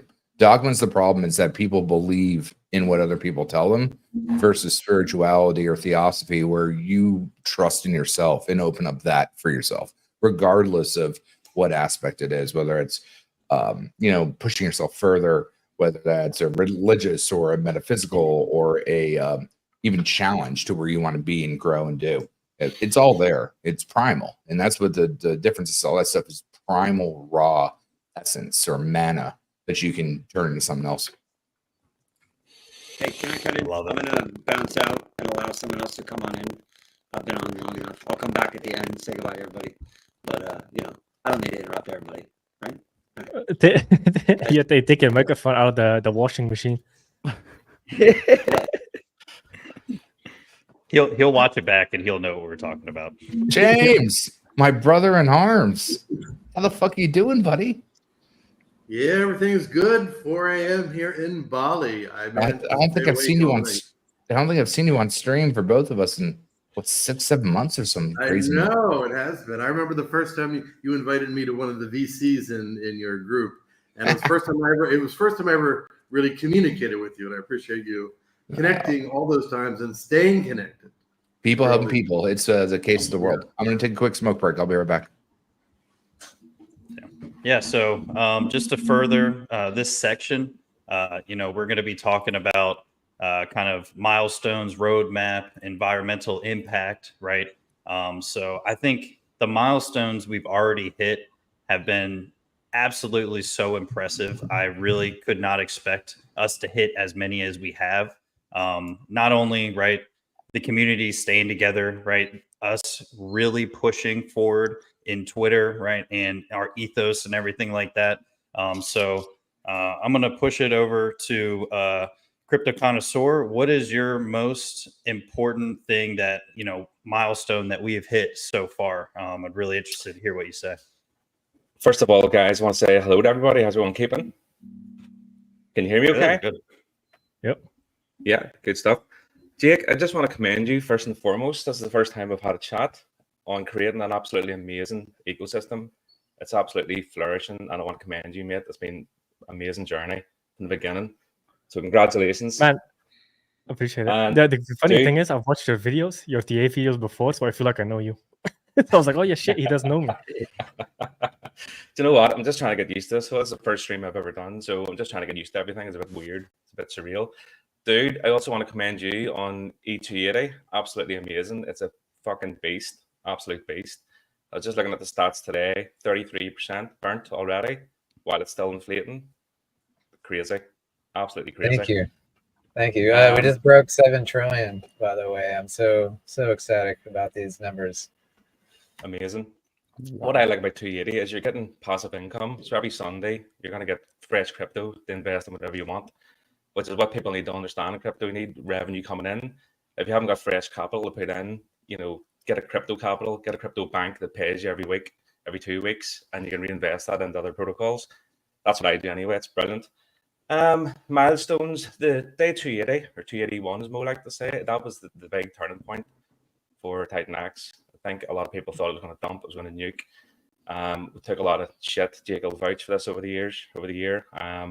People saying he's a scammer, the usual shit. I'm allowed to swear on here, by the way.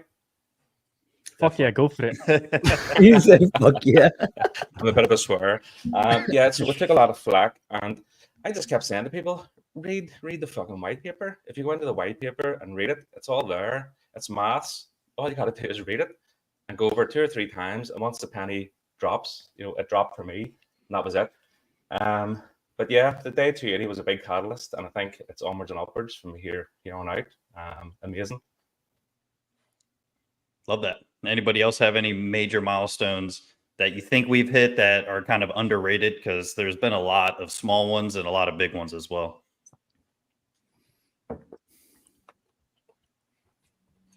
I don't know. I'm looking into the future. The 369 is a huge catalyst, I think. It represents a lot of things that we're all looking forward to. So. I think the craziest milestone is the fact that liquid supply is 20.13% during inflation. That's insane. Yep. Man, this has never been done before. And Steve DeFi's words, brilliant. Never seen before, never done before in DeFi. Yeah, 20% liquid during inflationary periods is insane. And then 369 is you can kind of call it ushering in hyperdeflation.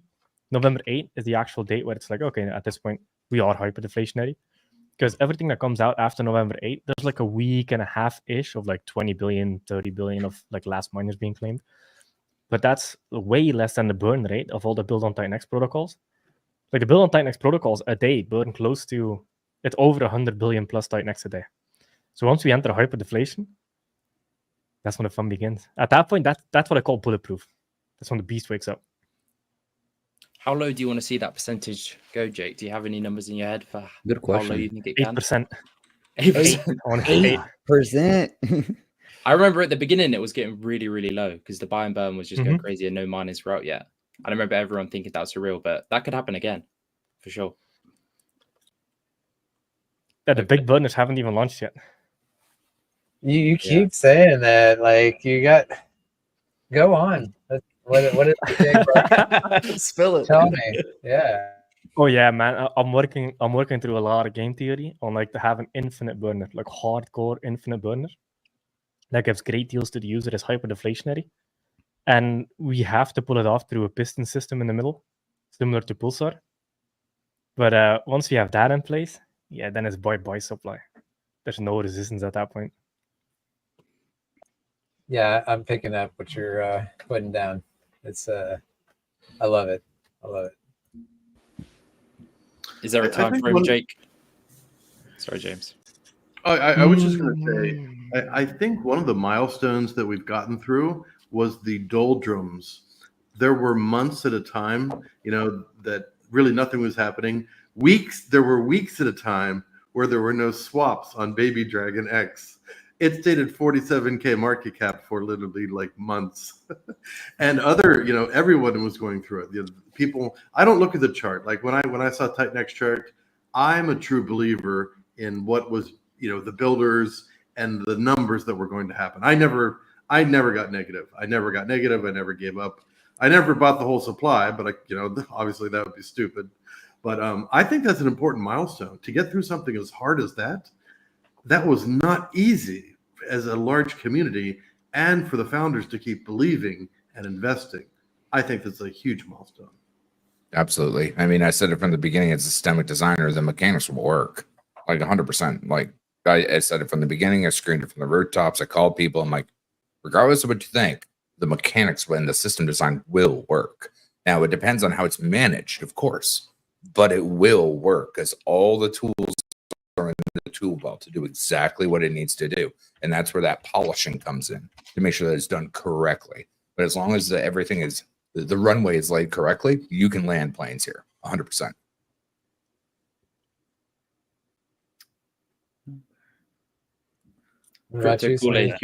Your setup is really, really cool, by the way. 200 hours. I want to get 200 hours and 18 years of my life to suck into being able to do that. You can see like the little fire plums, like asteroids are being eaten by the black hole on the pulsar pathway. We do everything bridging up in here. I need to get it. Only 200 hours, but I mean, I can do it in Unreal Engine.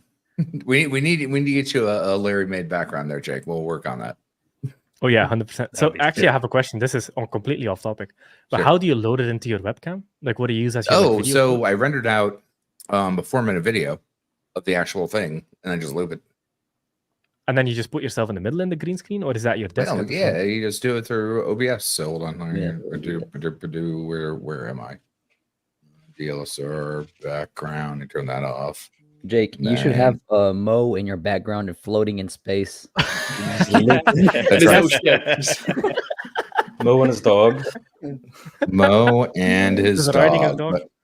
But yeah, you just gotta, at the end of the day, figure out like where you think you look, lay yourself up there. Hell yeah, I need that. Like yesterday. Yeah, we'll work on it, buddy. That's it. Can I ask a really important question? Yeah. Where is Ollie Kane's beard? Come on. He was late with the green circle. He's late with a beard. He's a laggard. He had to put the There's pressure actually on a lot of non-beards here. Smooth, him. Yeah, there's quite a Callum. few. Colin maybe James? can't grow one yet. I can't grow a beard at all. Cryptographics just slid through the cracks because I was watching his YouTube 2 years ago. He didn't have a beard, and now he's here. Full woodsman. 2 And years when in I the was in high making. school, they thought my goatees were bleached, and now that I'm old and actually do have gray hairs, that beard would not do well for me.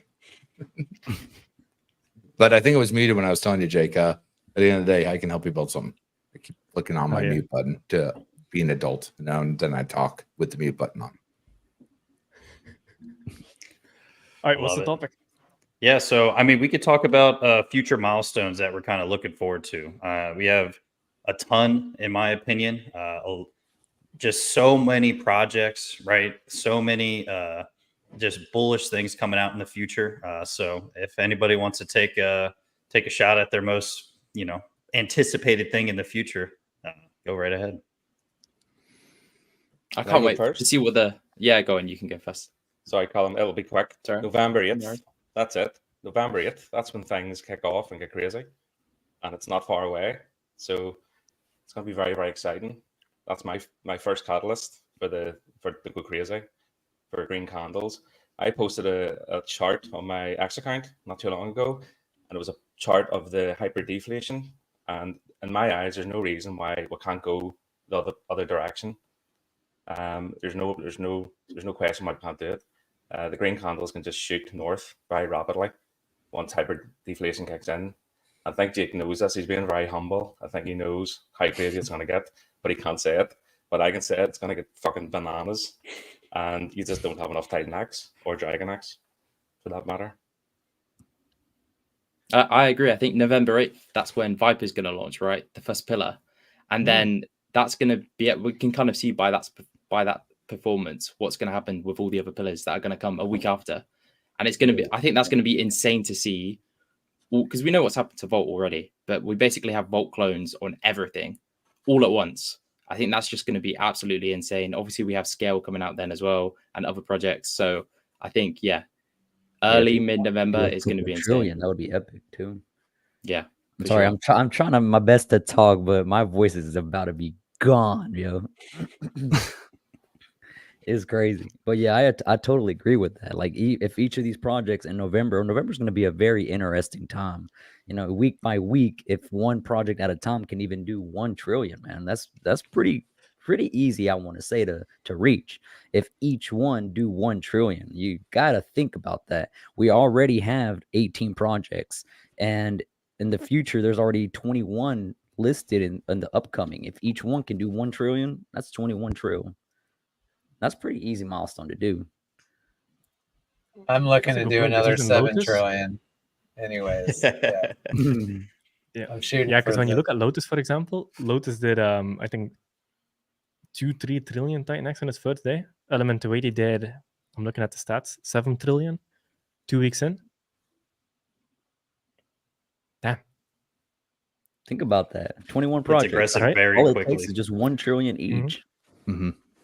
Yeah, and we also don't think about how many coins these projects that are already out are going to continue to suck up the whole entire time with all these new projects released. Like we always talk about, if these new projects can take 1 trillion, well, what if those take 1 trillion, but then the existing projects are fighting those for their trillions? So it's going to be a battle, really. I agree.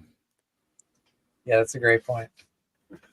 A lot of good projects already released, and there's a ton going to be released, right? So a lot of my videos, right, I saw it on Column's live stream I did with them, right? We're talking trillions now. We're going to be talking billions in the future, millions in the future, and then hundreds of thousands in the future, right? This That's is the math crazy. that is actually going to be happening in the future. So it's really hard not to think about that kind of stuff right now because we're not there yet, but it's so bullish. Well, at the rate it's happening to, it might not be more than a year or two away from getting to, maybe the tens or hundreds of millions, that we're thinking now for the numbers that are coming in versus like trillions. So things are happening so fast in this ecosystem. It's kind of mind-boggling to think about in one way, and then also it's completely realistic in another sense when you watch the numbers accelerating. It's almost disbelief, though. I think a lot of people are can't comprehend what is getting set up here. Like you can hear this every day. Like, yeah, November 8th, there's no supply coming in, and all these projects are burning it. But it's still, even for me, like maybe I'm just trying to pull back my FOMO and like, try to stay grounded. But like, it's not really setting in. How epic this could look very soon, very fucking soon. Yeah, people need that green candle marketing to happen, right? And whether they believe it or not right now, once that thing starts going, right, they're like, oh geez, everything they were saying and everything I heard wasn't like just hearsay. Like, this is actually happening. Like, I can't believe I faded it for that long. So not financial advice, but I think we're going to see, the whole of Ethereum when that happens, and Titanx carries everything else. I think it won't be for Ethereum; it will just be for Titanx. I think every single spot is going to be, hopefully, a Titanx project. I mean, that's the way I see it going, because the supply shock that's about to hit is, never been seen before. And like Dude said, it's difficult to even comprehend what's going to happen, because we literally run out, but you need Titanx to participate. So there's only really one direction where it gets sent. So I'm just excited to see. I think it will happen. Jake, you talk about this a lot. It's just exponential and just happens so quickly, and people can't even comprehend what's going on. I think that's going to happen. People aren't going to have it set in, and then there's going to be, like day 280, just the biggest FOMO wave of all time. And we'll see what happens then. I feel like I'm sorry, go ahead. Oh, I was going to say, like, we have what, 2 in the top 5 right now?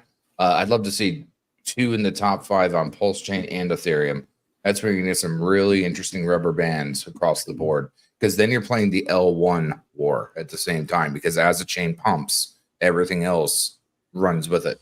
And then you have 2 of those running together, and you get the eyeballs on either side, the positivity, complexity, and the adaptability. Chef's kiss. Yep.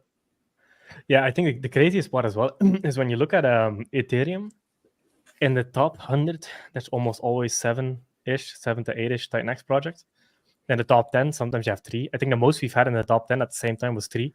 3 protocols, Titanx protocols, on Ethereum, the number 1 chain in the world that does $50 billion a day in volume. This is not some rinky-dink chain where you like enter top 10 but just sneezing. This is like the best chain, the highest volume chain in the world. Yep. We had 3 protocols there in the top 10. Like that's unheard of. Like that's insane. Like Yeah, it was Volt, Dragon X, and Titanx. Yeah. Yeah, exactly. Then that's crazy. And even like the start of Titanx, we were on the Ethereum top 10 for months. That's never been done before. The only one that maybe breaks the record is Volt. Ethereum tokens. Volt has also been up there. Some of them in Ethereum tokens itself, their volume daily, one of our tokens be doing that in a couple of hours. The amount of trading volume and everything our tokens are doing surpasses them by dozens of thousands of dollars, some of them even hundreds of thousands of dollars. And what I think personally is that Ethereum itself is slacking. Like $2,500, what is it, $2,500 per token, something like that right now. I haven't checked out the price on it recently, but I feel like if somehow in the perfect world, how hyper deflationary is coming out, and both Ethereum ends up picking up its pace and heading 3K, 3.5K, 4K, that would be the perfect scenario for Titanx. And that would mean we would be knocking out a 0 pretty easily in that outcome. But, nothing's perfect. Yeah. I'm looking for more than 1 0 getting knocked out. And if you really think about it even more, like the payout from day 369 is 6 mil, only 6 mil, right? Just a little tiny 6 mil. But if Ethereum would be at the good 3.5, 4K, it would be almost twice as much. It'd be 10 mil, it'd be 11 mil. Now people would go a lot more crazier because of that. I mean, it is already crazy now. When you talk about, the top number 1 in Ethereum, that is literally number 1 in the world. Ethereum is the biggest chain, it's the best, and we have the number 1 spot. And there's not even 20,000 people with wallets. I think someone's messed up the numbers, because to be number 1 all like constantly as well. We're always there. The green circle's always there.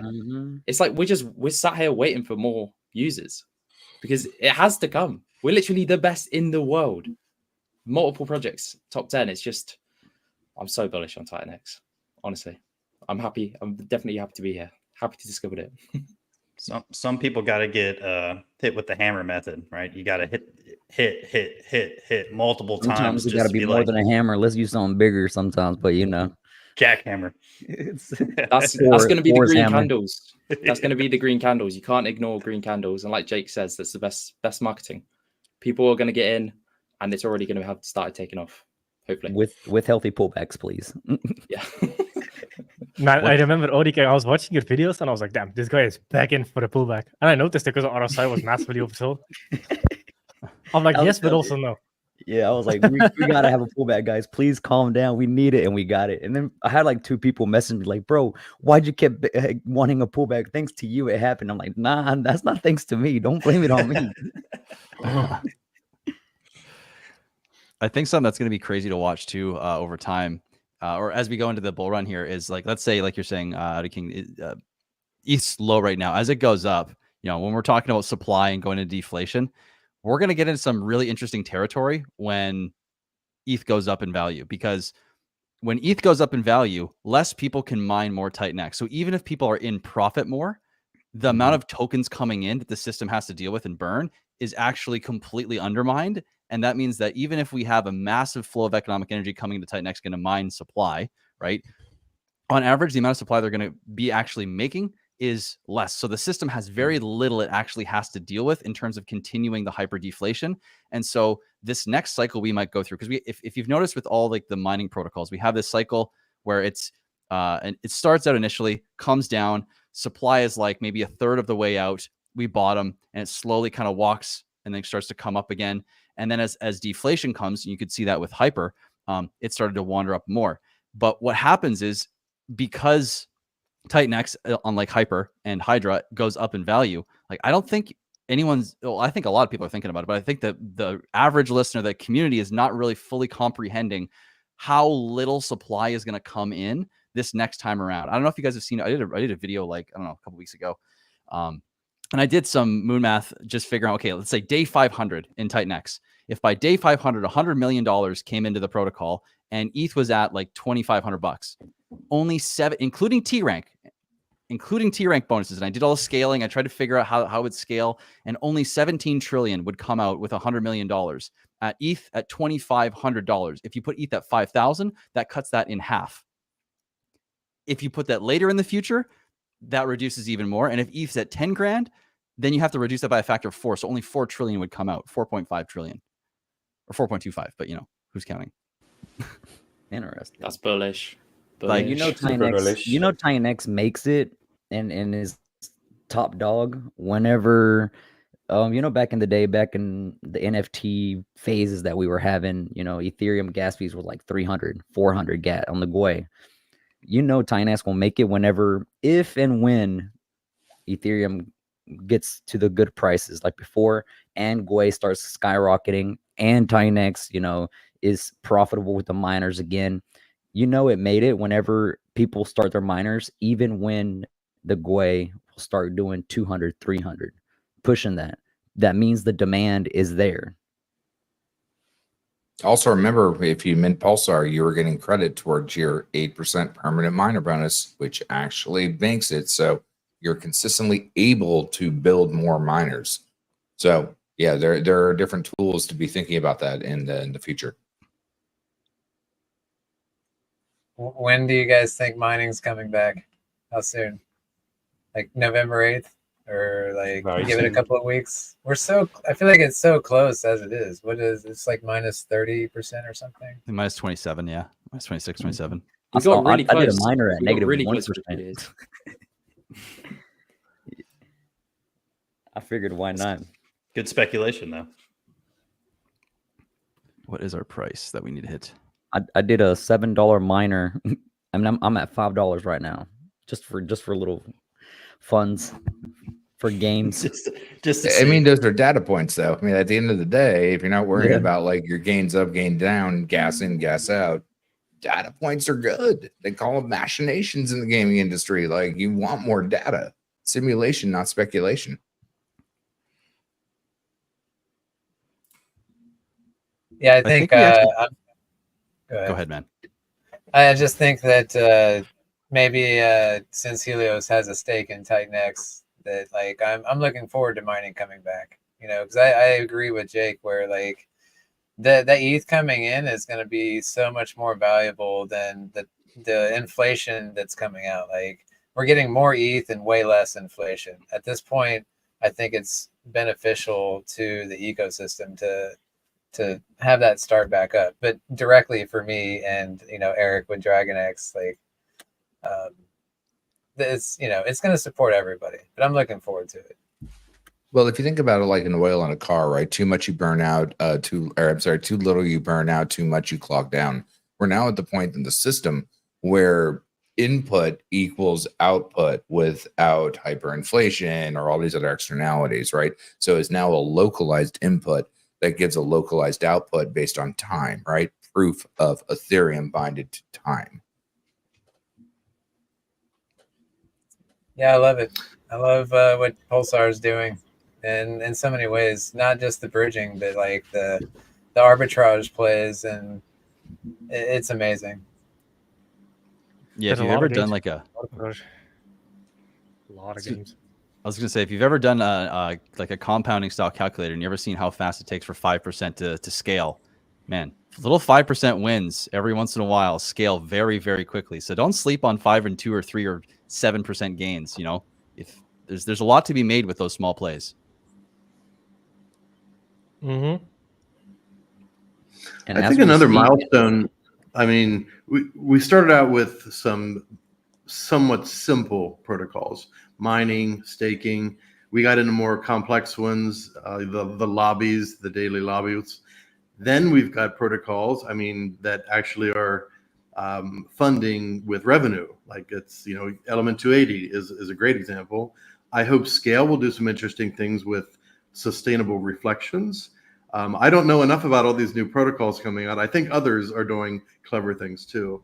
I think having a good mix of revenue generating versus only game theory type protocols is going to make it even more interesting. I don't know what the number is, but I think it's a great milestone to have a good mix of these two. And the more that you harden it, the better, right? You want different cuts of cloth. That's why you've got, you know, 4 different parameters to a compass, but yet that's a builder number, right? If you want to go back into, you know, numerology and all the rest, you want different anchor points, whether that's cornerstones or keystones, to help utilize the system that you're actually trying to build. Because if everything's the same, then nothing's different. Quick pop quiz: how many times does it take to how many 5% compounds does it take to just over 4x your bag? I'm going to say 42. 33. Just for 42. I'm going with the towel. Don't forget to bring a towel. It's 31. Oh, no. I know with $1,000 it takes 10 doubles to get My $1 million. math was so off. So if you could get a couple percent a day, you know, in a month, that's pretty crazy. That adds up damn fast. We're so spoiled in crypto. You know, sometimes people are complaining about farms that is only 300% a year. So what the fuck are you doing? I found myself doing that. I had to slap myself for a minute. I was telling the dude, "Hey, farms went from 1,200% down to 700%. What's going on?" Oh, scam! You know, this is over. I never said the word Dead. scam. Oh. I said, "Look," you know, but I did realize, you know, come back to reality. People are fighting for 10 to 12% gains in the stock market. They're getting 1% at the banks plus paying fees. I mean, we're in a magical world here. Man, yeah, and I've got some pretty interesting ideas. Go ahead, Jake. Even in the hedge fund industry, if you can outperform the S&P, so like 10-12%, and you do 15% a year, you're a top performing hedge fund in the world, and everybody wants to put your money in you. Yep. So spoiled, man. Dude, nobody gets out of bed for that number. No one even blinks when that number shows up in crypto. 15% a week is like you're losing. Yeah, I mean, that's the difference between a side street and the HOP. Fee sometimes for some. Golly. But no, I sent some information to Eric for a tank that I like to see. Jake, I'll run it by you when we get a chance to chit chat. But there's so many things you can fucking build at this point that have different anchor points and making a mesh network of multiple different ideas that bind onto each other. It's absolutely stupid because we're at the time where everything we build is at bedrock. Everything before now is getting to concrete bedrock, right? You're no longer treading water. You have the foundation solid where we can actually start to do things. So bloody exciting. I love how we have like these 5 to 10 second silences in between. I know, right? Too many The truth majority bombs. of it is just people deciding who's going to talk next. I've got a question. I've got a question for Dude. With the minor cycles for Helios, with the Ethereum payouts, did you see when you first made Helios, was there much of an impact with the first minor cycle, or did you build Helios just kind of after all the Ethereum payouts started dying off for Titanx? The payouts were juicy when I was developing. I'll say that. And I you know, what I was looking at was like, we can take one Titanx and use that to burn HLX at whatever ratio. Or we can take that one Titanx and stake it. And then now that one Titanx is at some point will earn itself one Titanx worth of value in ETH. And then forever after that, it is bringing in additional value to Helios. You know, like you know, so in the beginning, I know the buy and burn is important. So we funneled majority of it into the buy and burn.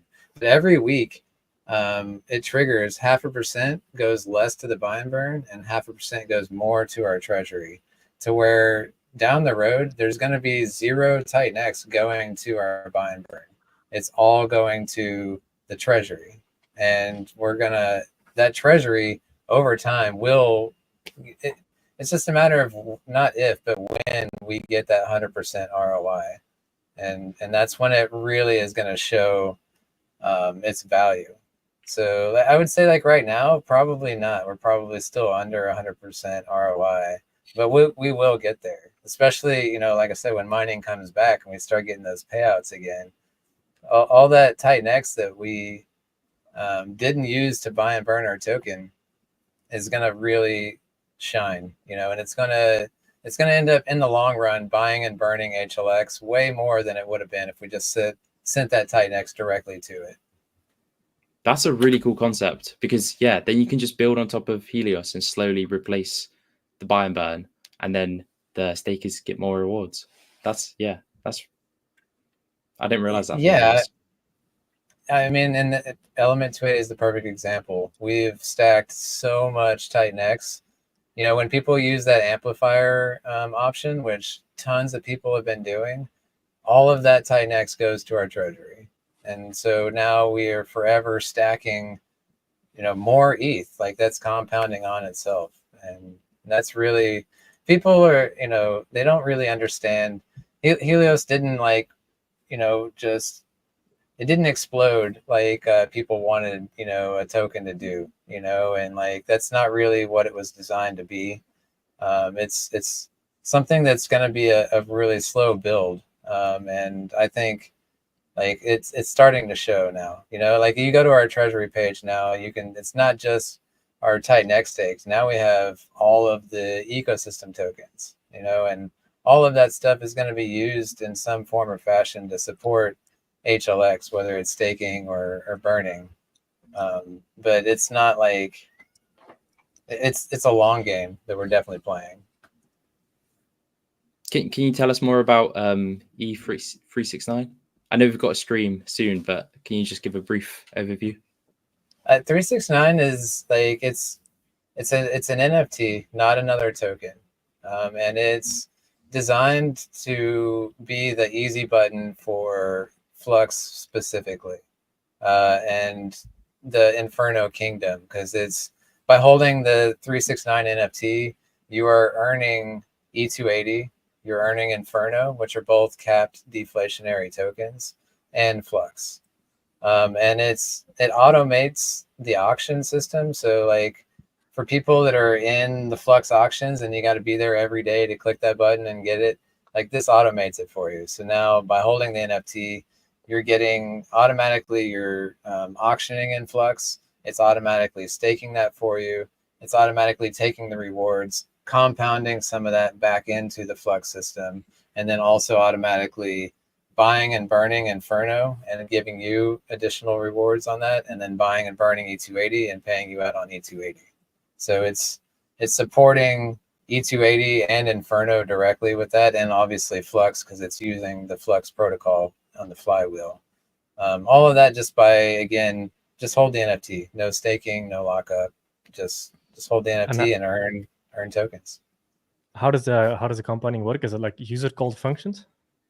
Yeah. Or exactly. It's just like the buy and burn. We've got 14 buy and burns. You know, it just takes one person to click the button. You don't actually have to sit there and click every single one. So it'd be the same thing as Flux payouts hit and we earn Titanx. It just takes one person to click that button, and then it, you know, reallocates Titanx back into the auction system, and then it's sending, you know, to buy up E280 Inferno and paying out the users. That's really cool. That's the machines cool. Are truly taking over. all the users, all the user functions are just Yeah. We'll definitely go into detail. We're doing a stream. I don't remember when. Can you? I think it's Wednesday. Okay. Yeah, Wednesday evening. Yeah, so check it out. Yeah. And we'll talk about Phoenix as well, because Phoenix is using Flux, I believe. And Utah was, I saw him in the chat. He said, "Look out, you're going to come after my Titanx stake as well." I welcome it. You know, like I really do think that Titanx stake pool is going to eventually be taken over by the machines at some point. And it's totally good. Like, it's good for the ecosystem. Price appreciation. Like, yeah, you're not getting the ETH payouts, but the price appreciation of Titanx is, I mean, that's going to stimulate the whole ecosystem. So, yeah, like Dragon X has got a majority of the pool, but they're putting that ETH back into buying Titanx. Like, that price appreciation of Titanx is supporting everybody built on it, and it's helping them drive adoption to their ecosystem and their protocols. And that's, again, and all of these are designed to buy and burn Titanx. Like, let's fucking go. Yeah, I think that leads us to the last little part of this section. Is I put it as environmental impact. Kind of what I mean by that is, how do you think what we're doing here and what we're building here is going to affect the broader crypto market? Because I think we've kind of already started to hear people kind of take a little bit of our ethos, but just kind of want to hear you guys' thoughts. He's going first. I think Jake should. Wait, what was the question? I was going to say the same thing.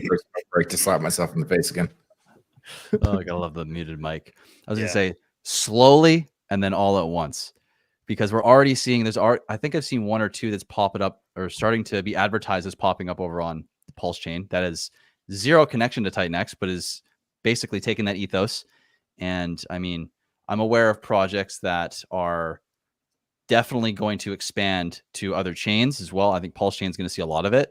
And, you know, this, because I mean, like, Zen was great to start this whole movement, but when Titanx came out and absolutely nailed it and had this community flourish and had the receptivity to people building, I mean, it's just a cascading, compounding snowball that I think has no choice but to lead everywhere else, because everyone's tried the same DAOs, the same inflation models, the same VCs, ICOs, all this stuff, and they've gotten the same results. And for something to come out like Titanx, have everything built on it in the way that it is, and is having a completely different result with longevity, without VC, without people being able to dump on their heads that got insider allocations, all this stuff like that.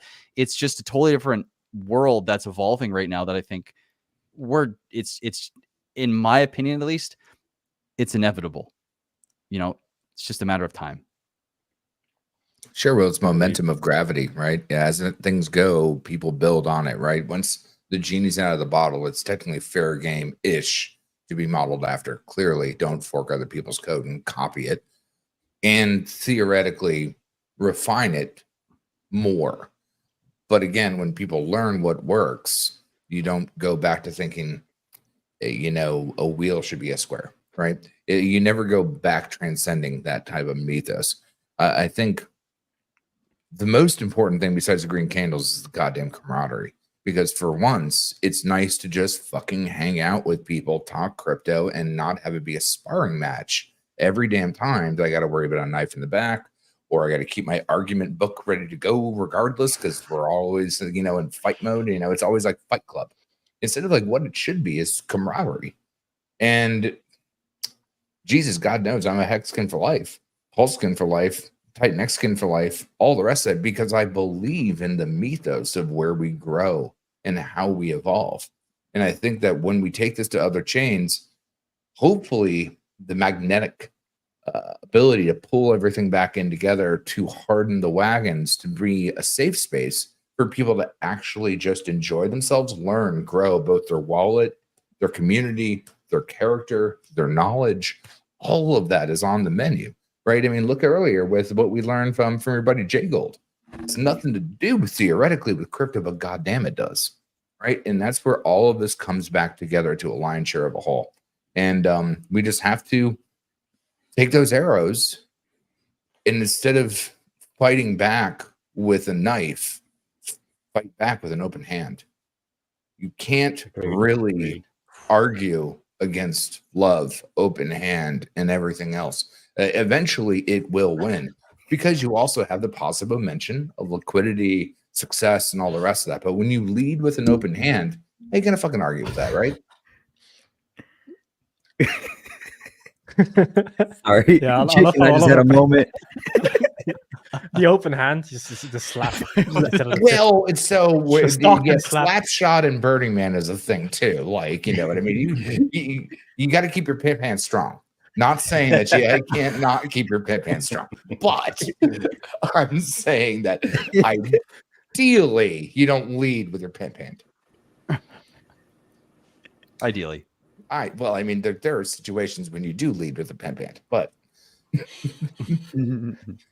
you know, if we could find a way, so with meme coins, you know, you either love them or you hate them, but you can't argue that there's enormous amounts of liquidity and people love them and the pictures and the gambling, whatever that.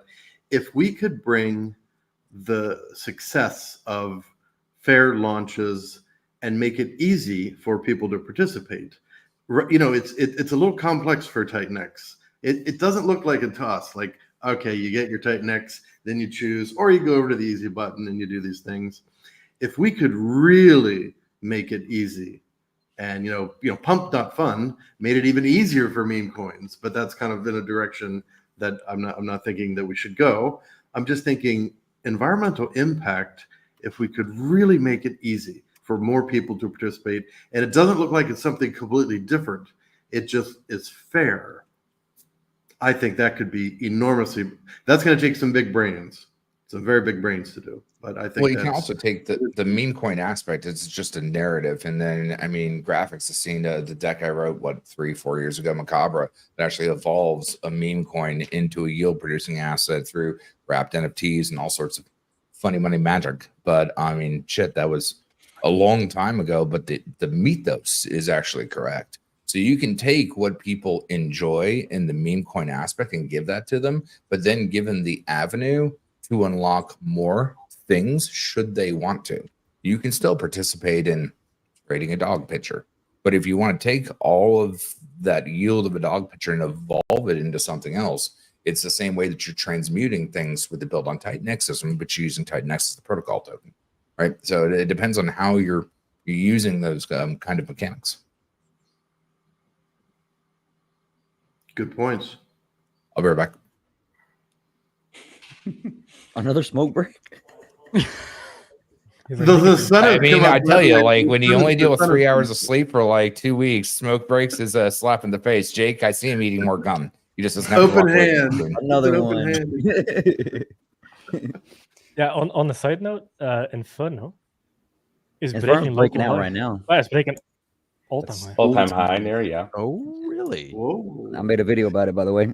Just saying. Well, Crypto I'm Audio, taking maybe credit for Inferno. if I can only get on your show, Crypto Audio King, if I can only get your schedule, I can't wait. Yo, we were supposed to have a stream. Yeah, we just our schedules conflicted that day. No, and bro, then we that's had on to- me, man. That, we just my didn't get fault, to buddy. record. Let me tell you, it's been a crazy 3 weeks, bro. I'm actually announcing it right now, man. It's all good. So, so the reason why it's been actually kind of crazy is because we found out it was 2-3 weeks ago, something like that. I am going to be a dad. Oh shit! Congratulations. Congratulations, bro. Thank you. So yeah, now y'all know. The family knows. Y'all know now. We're slowly announcing it. You know, just trying to have permission from the wife. First kid. We've been trying for 2 years, man. So wow. Yeah. Congratulations. Thank you. Hell So yeah. this has been really crazy, man. That's why I haven't been doing streams, and you know, I've been on point with my YouTube videos as much as I could. You know, sometimes you can't come out perfect, but you know, it's just remodeling everything, buying everything, preparing, you know, all that stuff. So it's a blessing, man. Finally. How do you feel? Are you more? I would be terrified. Are you scared? Callum, you're 20, dude. You're He's so ready to young, shoot Callum. back. You're like a third of my age, Callum. You're like 1/3 of my age. You would be course. terrified. Oh my god. Whenever I ask people, because it's like they don't even expect it to happen because it's such a big life. Like you're gonna have a whole human. Yeah, Like, no, how does right? Yeah, it's scary, man. Honestly, yeah, but it's also exciting. Like we've been ready. Like, you know, we were making sure we had our careers set, and of course our house, debt paid off, you know, stuff like that. So that way the baby can be well, you know, fed, you know, stuff like that. So we can have everything. He or she. I want a girl, but so that way they can be, you know, good. Because I was, you know, raised with crumbs, and so I know how it is to want something in a toy, and you know, parents can't afford it, you know, stuff like that. So I want to be able to provide, you know, one toy, stuff like that. So You know what you should do? What's up? Like day 2, instead of giving him like a thing to suck on, just give him a treasure. I let him play with the treasure. You know, get the vibes going straight off the bat, baby. Straight there, huh? I love that.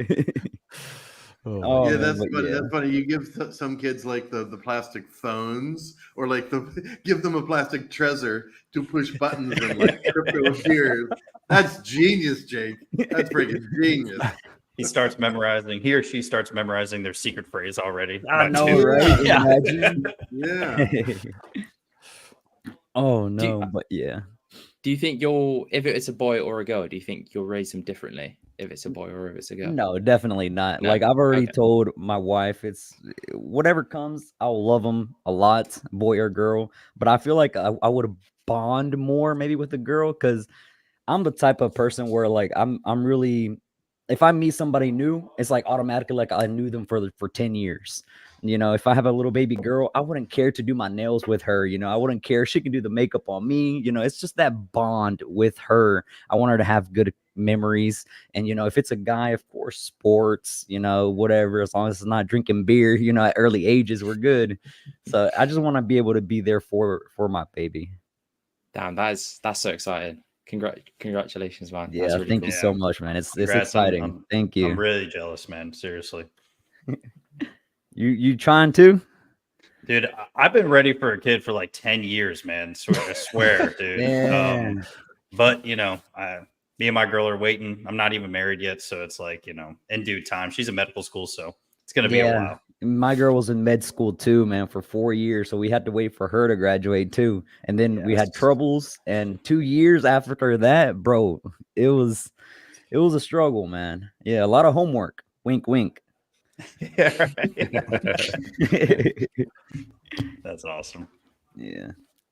Mm. We already got the names too.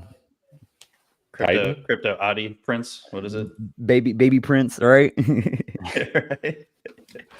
That's a pimp name. That's a what? Just call him Prince. That's a pimp name. It's just Prince.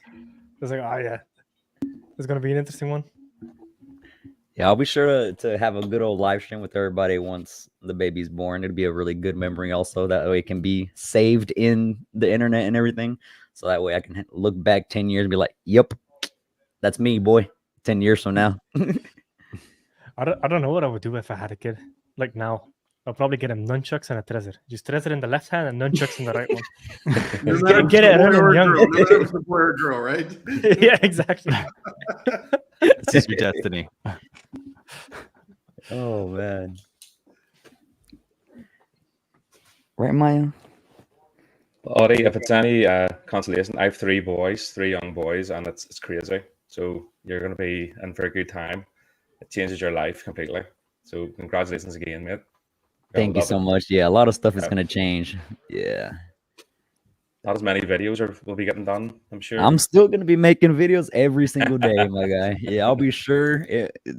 I'll be sure to make it. Yeah, I love making content and predictions, technical analysis, and just helping people grow their portfolio and teaching them, because I never had a mentor or somebody to teach me how to do anything. Like I literally, Google and YouTube was my number one go-to in 2015, and stuff would launch. I would put $500, $300 and gone.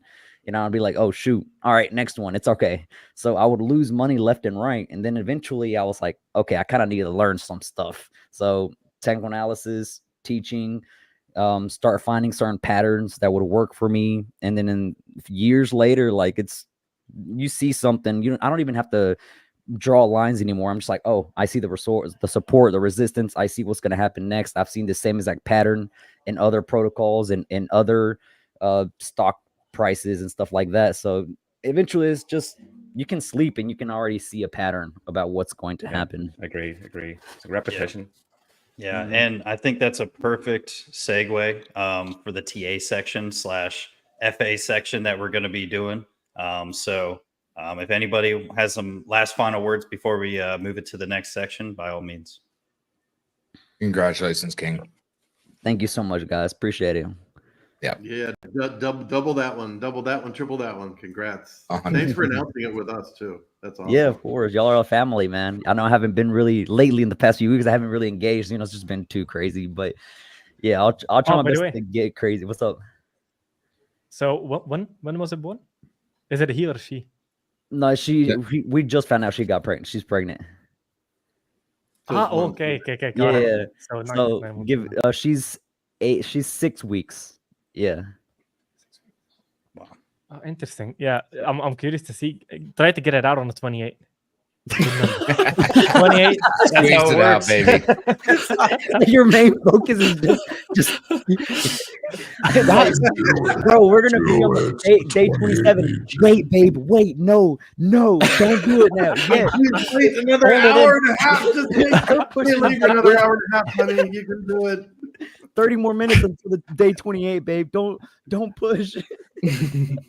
Yeah, but that's a lot, man. When it comes to numerology, so like the birth date, it will tell you a lot about like the future. Also the zodiac sign. So if it gets born in 8-9 months, I think it's year of the snake. So that will tell a lot about it, like natural characteristics, him, her, whatever.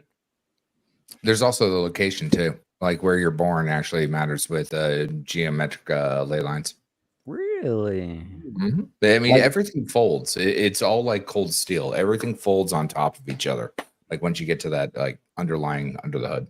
Yeah, what's crazy? Like my birthday is 9696, September 6th, 1996. So that right there alone is crazy to me. Sure. Look at what a macabre is. It's a pyramid instead of a pyramid. So it's threes on top of threes on top of threes on top of threes. So you're looking at that geometric shape on how the threes cascade or octave up, as Jay Gold was talking about. Interesting. What can location have on your characteristics? Yeah, good question. Well, you can go to astro.com and then see how those plot. Remember, like numerology is like one speck of like all of theosophy. Mantras, there's just so much to it, but like your geolocation of your birth is a soul stone for the like where you are on earth, right? So if you're looking at like, let's just say your astrological sign, right? Well, that's where you are incoherent to planetary spheres and bodies in space. Well, when you're looking at your geolocation, is where you are within your gravity of your localized space. So it's inner and outer, right? Just like when you're looking at quantum, you're going lower and lower within the sphere of your reference. Is there an optimal spot then for King to take his wife to have? I do not know when it comes to those kind of things, but it is an interesting factoid that just to consider if you're looking at just numerology. It's not just numerology, it's multi other facets, right? You got to start studying. Okay. I know, right? Now you got me deep into the rabbit hole. I'm gonna be looking at this all night, making sure everything aligns right. That's all right. Not only, baby, can you not push it out yet, we got to make sure we get to like the right spot. Top like, of this mountain. It needs to be at 8 a.m. or 8 p.m., babe. Don't do it. Right. 8 p.m. on the top of Everest. Let's go. That's awesome. Well, congratulations, Crypto Audi King. Yeah, and appreciate everybody for coming for this section. I think it was amazing to kind of talk about where we were, where we're going, kind of how we're going to affect and disrupt the entire community of crypto at a whole. So it's been awesome, man. And I appreciate everybody for coming on the section and, giving their 2 cents.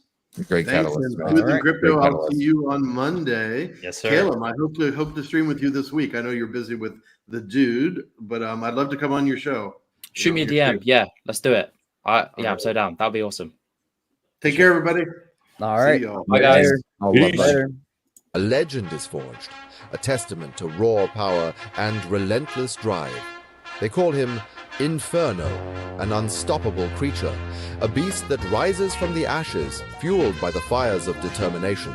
To tame the Inferno, you must step into the arena where only the strongest prevail. Those who dare to ride Inferno leave their mark.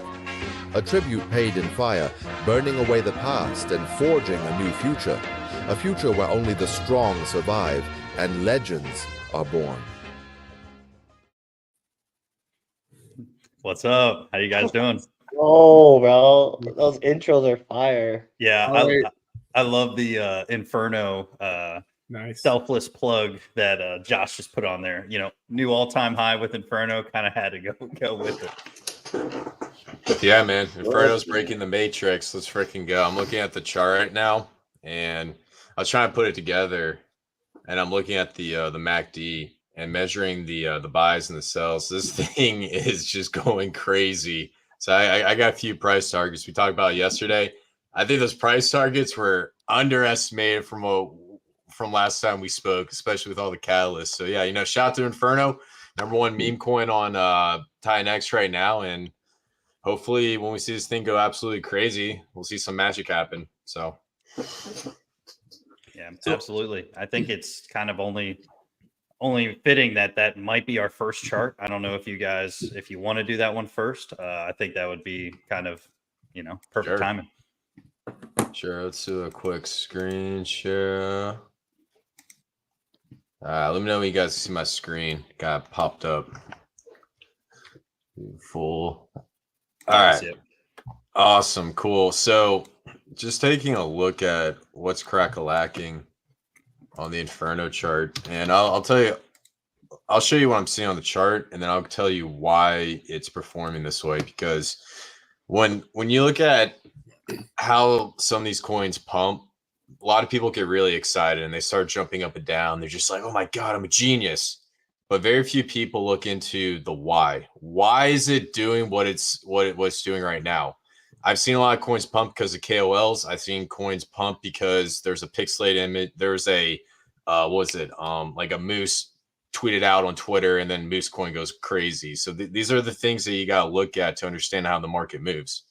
Now, look at the MACD right now. Right here, you see this. You got this blue line, and then you got this orange line. Usually, like when you see these cross, that's when you have like a bullish or a bearish divergence. Now, recently, when we're getting into a bearish divergence, it actually got rejected and then exploded up. So now we're starting to see a potential of Inferno hitting price discovery and start actually doing its thing. And now looking at the EMAs, we did have a cross with the 8 EMA just shooting above the 21 and the 50.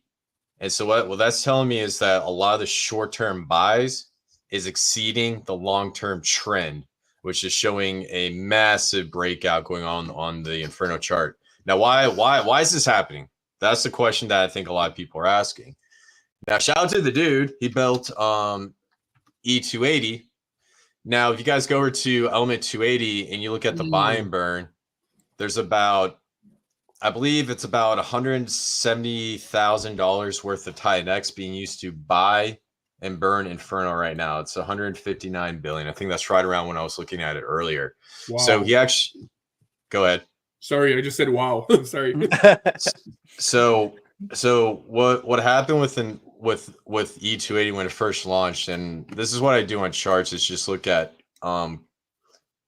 trends and correlations and whatnot. So E280 was about October 12th, right here. You see these two green candles. And Trey Souls, what's this trade pattern? Your favorite one? These 3 green candles. 3 white soldiers, baby. That's what I'm talking about. I don't know why they got to be white soldiers. Maybe they could be black soldiers in another universe. I don't know, but that's what they're called.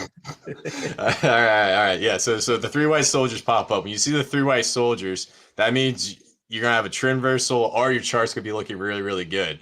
So E280 comes in and then starts pumping up. Then we started to see red candle, green candle, red, green. You see these fluctuations because once we start to see these coins pop, E280 was coming in and the arbitrage bots were just eating. Then on October 17th, a legendary protocol game popped across. The name of that protocol is Alien X. Came in and bought over $250,000 worth of Alien X on the 17th. So right when that correction came in, Alien X came in and added to its buy and burn. Then we fast forward to today. The burn intervals were actually increased to 15-minute intervals, and that is why Inferno is hitting price discovery. Any questions? The intervals on what? Sorry, on E280 or on Flux? E280. Oh, nice. So for E280, I think the buy and burn gets fed at like on payout, right? The same day. That's when it triggers, I think. I'm not sure. I think that's what Dude said the other day, because I remember, Jake, you were on the stream at the time, and he said that the amount burned, the amount of element 280 that's burnt, we don't see it. They hold it there until the payout, and that's when it gets distributed to the buy and burn pool or something like that. Do you remember that, Jake? Oh, that's the burn from element 280. Yeah. So he's talking about the buy and burn on Inferno. So element 280 routes through Inferno to then get the element and burn it. As it's doing that, it burns 10% of the Inferno as well. Yeah, 10%. So it would have received it today then. The buy and burn would have received it today, right? Because today was the No, the buy and burns go in instantly on element 280. So the buy and burn just run through all the pairs, and element 280 just burns at the end of it. So this is separate from, but this is now every 15 minutes. So it went from 1 hour to 30 minutes to 15 minutes. And now the buy and burns are triggering in all the pairs every 15 minutes. Wow. Okay. So stuff I was saying was correct, right? The interval's decreasing and we're buying more Inferno, right? Yep. Okay, just checking. So this is what I'm seeing on the Inferno chart. That's the reason why we're starting to hit this. We're basically in price discovery right now. So based on a previous target, I don't even remember what we were shooting for. Let me double check. Yeah, so it was 5 zeros and a 5038. So in my opinion, if we continue this move up, we might, well, first off, if we break up into price discovery, we might have to come back and then do a retest of the breakout. So come up and then do a retest. Typically, once you have a breakout, you always do a retest from that all-time high, and then usually do a W on out. That's typically how some of these charts usually function. Now, if we do that retest and we get a confirmation, in my opinion, we could be shooting for something a little bit higher than I previously was thinking. That was the 5 zeros and a 6 9, and that is based on a Fibonacci retracement at the 2.618. Yes. So overall, I like what I'm seeing with Inferno. I think this breakout's really good. I think a lot of people are actually looking at this, and we got excitement behind all these protocols. Any questions? I think it's great. I'm just wondering, like, this chart is based on Titanx, right? So trying to wrap my mind around, like, this is, of course, like, this is based on Titanx just keeping stable. So just my personal opinion, I think Titanx is going to do a 10, 20x pretty quick in general, not financial advice. So I'm trying to understand, like, how does it move on the price? Because I don't know. I don't even think it can be explained. So I don't know how to reflect on the chart, because, like, we see the price, but, like, if Titanx is going up, that's automatically pushing Inferno up. And so I don't know how the hell, like, I don't know. I'm just trying to wrap my mind around like the price itself, not the ratio, but the actual price.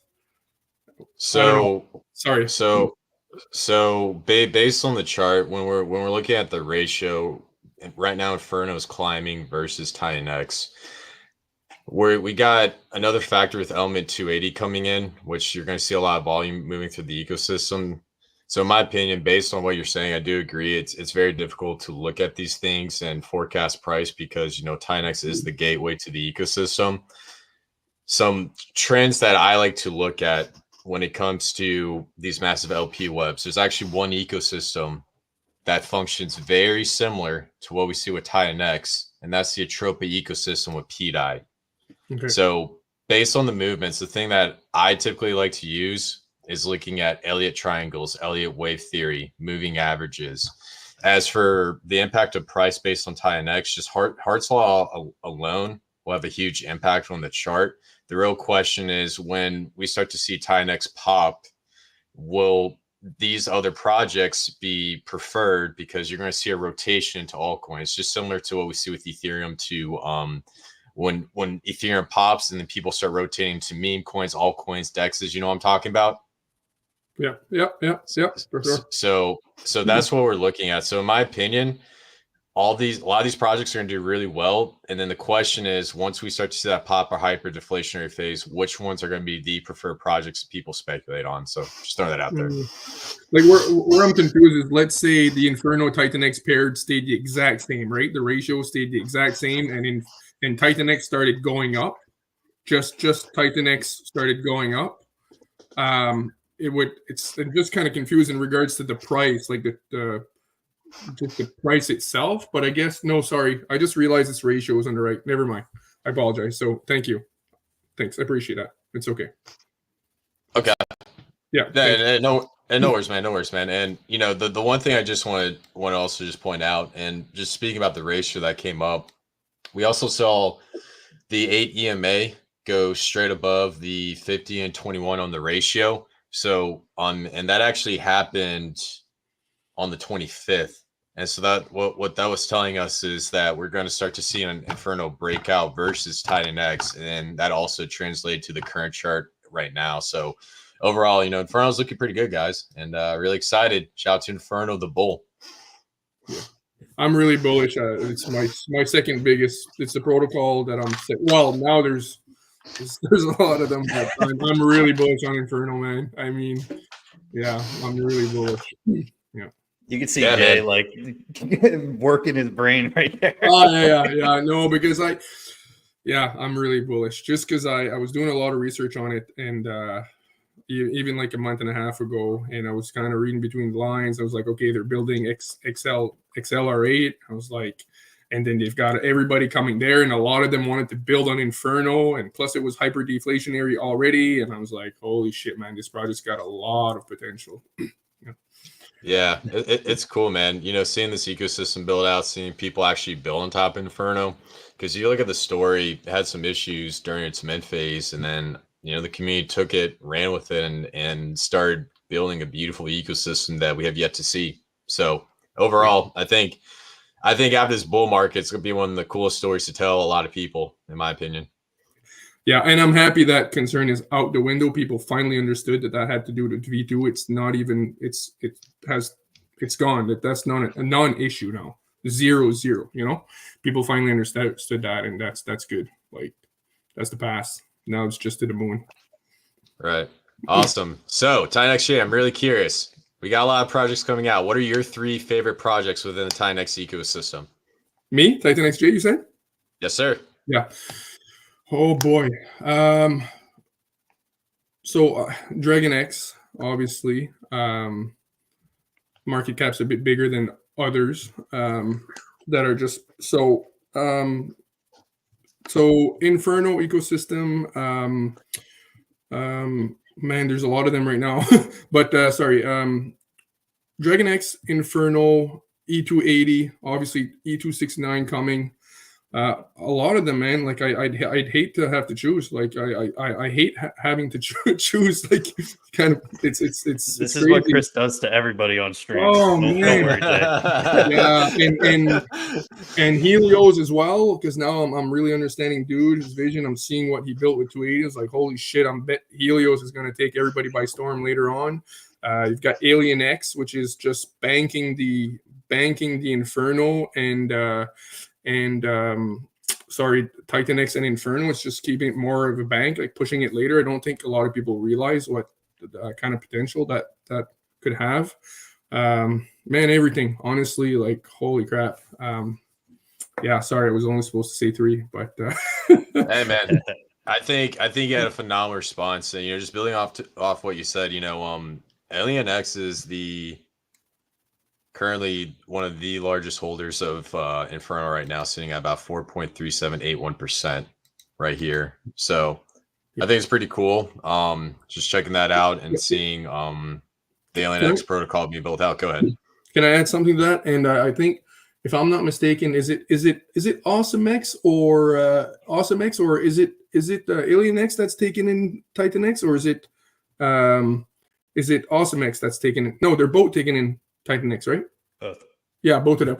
So, like, a lot of people don't realize, like, for example, AwesomeX, you're seeing the ratios go down, right? They're talking about like it's only going to be like it's going to go down slowly over the period of 25 weeks, but that's like the amount of Titanx you have to put into mint that's slowly going down. But that's Titanx, guys. It's not like, so if you were to look at, if you were putting in fiat dollars, you would say, okay, well, it's going to you're going to have a halving every 25 weeks. But you're putting in Titanx. If Titanx does a 10x, like any of these coins that we're putting in Titanx to mint right now, this minting phase is crucial because we're going hyperinflation. So any of these coins that you're putting into mint that is taking in, Titanx to mint, like the cost of minting could go like 20x in literally eight weeks. It could get like 20, 30 times more expensive to mint in a matter of like 15 to 30 weeks. Like it's, you know what I mean? Like it's yeah, anyways. It could get really expensive to mint those tokens real fast because it costs Titanx. It takes Titanx, or it takes. Jay's over here having big revelations. I like it. Let Jay cook. Let him cook. I had it a while, but I haven't been able to stream. My camera was messed up. And anyways, I'm good now. I think. Huh? I think it's working, Jake. Right? Way better than doing great, man. Doing great. Killing it. Good segment. Yeah. Love it. And hey, man, I love your assessment, especially with the royalties protocols. And, shout out to AwesomeX, shout out to Dave. He's really building out the ecosystem. He is one of the most charismatic guys I've ever met. He's probably 11 life path. But ultimately, with what Dave is saying, I do agree. Once we start to see the Titanx do its thing, a lot of these projects are going to have pretty crazy mint cycles. I think AwesomeX is going to do really well. I think E2A is going to have a phenomenal ending. I heard there's a goal of getting 10 trillion Titanx within that protocol, which I think would be pretty cool. I think it's possible. I really do. Start manifesting things. But overall, a lot of these projects launching now is going to be a critical point because we haven't hit hyperdeflationary. And when we hit it, it's going to be crazy. It's going to be awesome to chart. That's one thing I'll say. Thanks. So just checking out, the AwesomeX price chart. This one's paired up to Dragon X. you can definitely see that once the buy burn kicked in, we're slowly rising versus peg.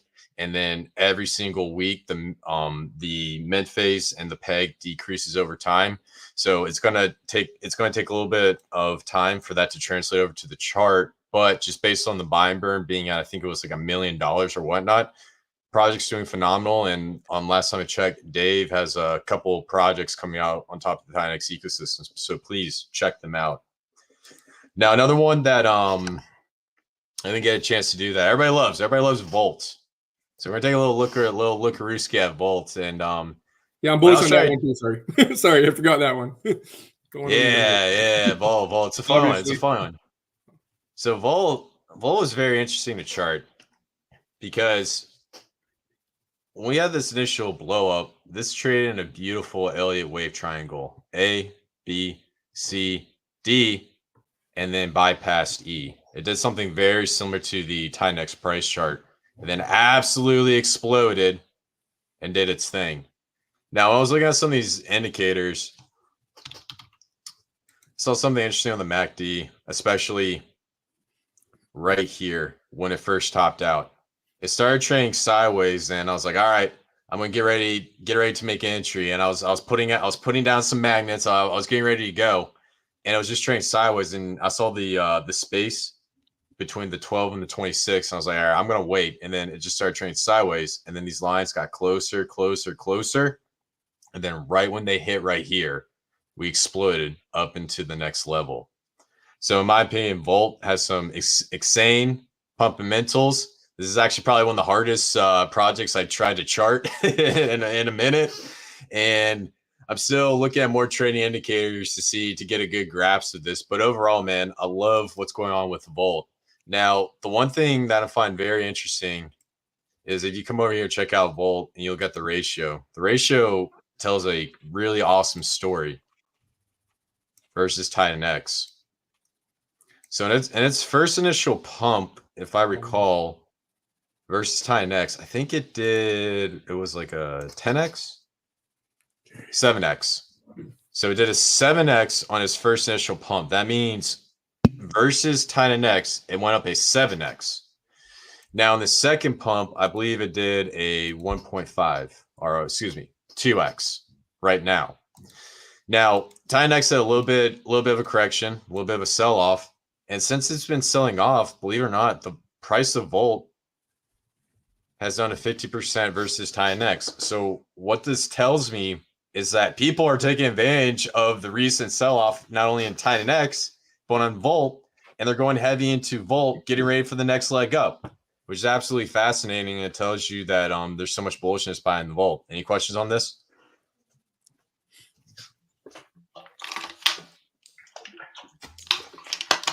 No questions, just regrets. Sorry. Just regrets. I love it. I love it, guys. I love it. All right, cool. And then I want to take a quick look at the RSI, see what's crack-a-lacking.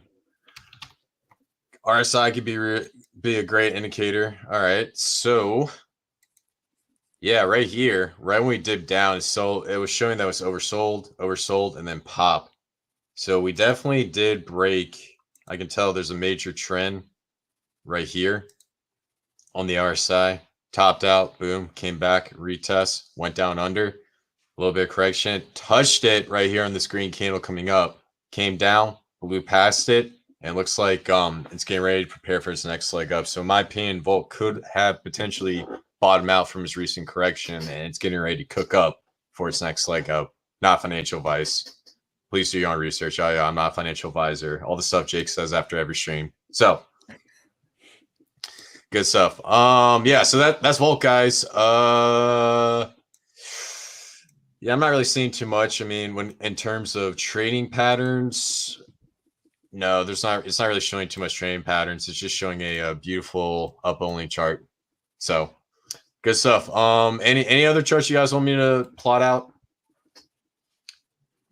Smooth and Crypto, what do you think? Well, what's a chart that you want me to plot out? I mean, one that we didn't do that has a long chart is Hyper. Yesterday we didn't do it. I don't know if that's feasible, but okay, I'll take a look at Hyper. So from my understanding, the hyper miners. So we have Titanx, and the inflation on hyper is linear, right? Right, Jake? Yes. So Hyper and Hydra are designed to be compounding protocols, so it doesn't get much more expensive. It's a little bit. So every day it does become a little bit harder, but it's not like Titanx. So this Okay. will oscillate. Gotcha. So I think the big thing with hyper, like Jake said, is for short-term miners.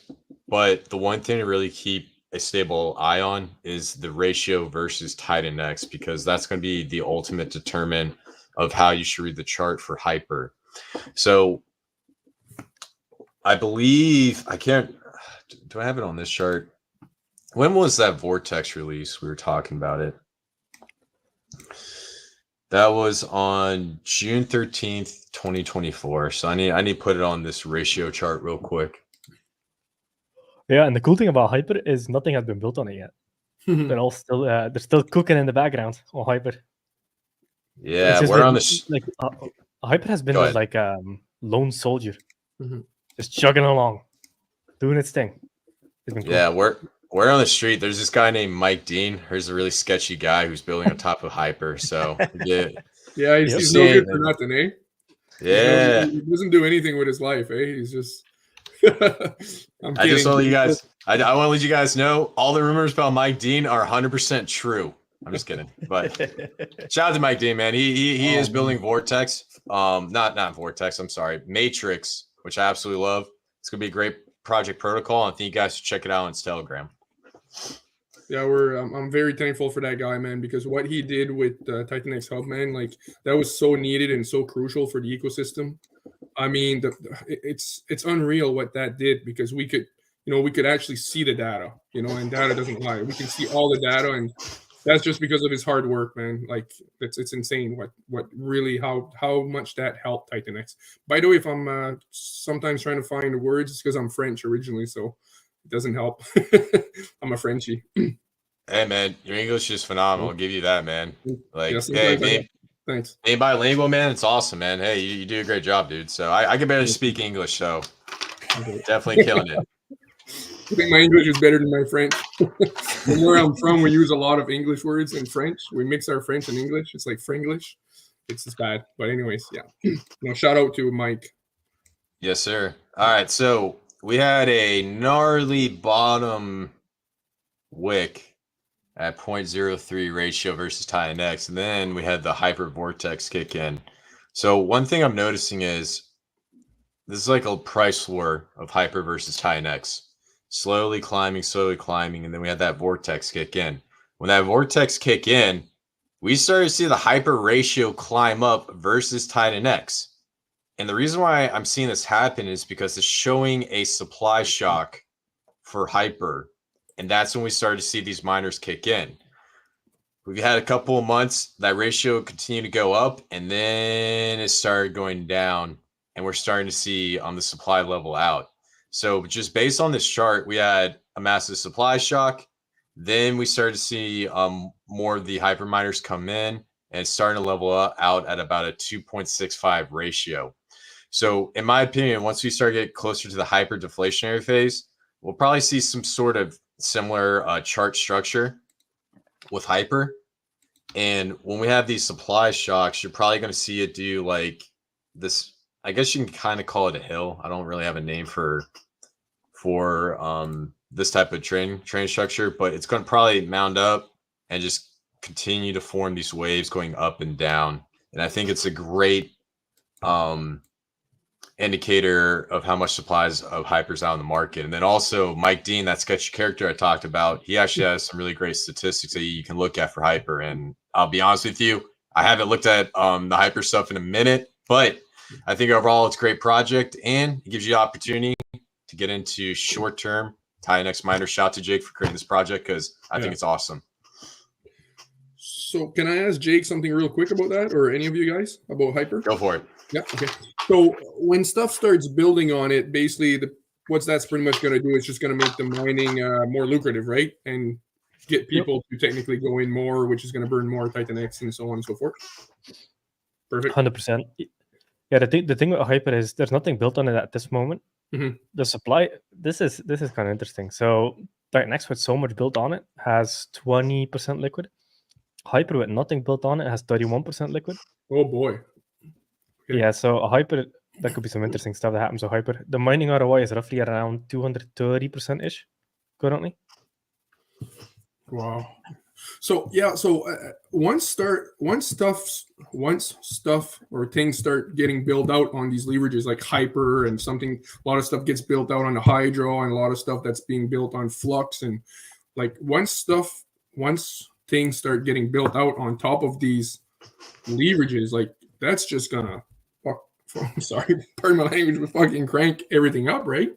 Like it's just gonna make the it should in theory make the ROIs just like it's kind of like a steroid shot, right? On everything.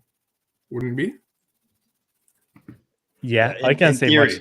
Not financial advice. Come on, guys. Who's not a creator here? Who's not a founder? I got you.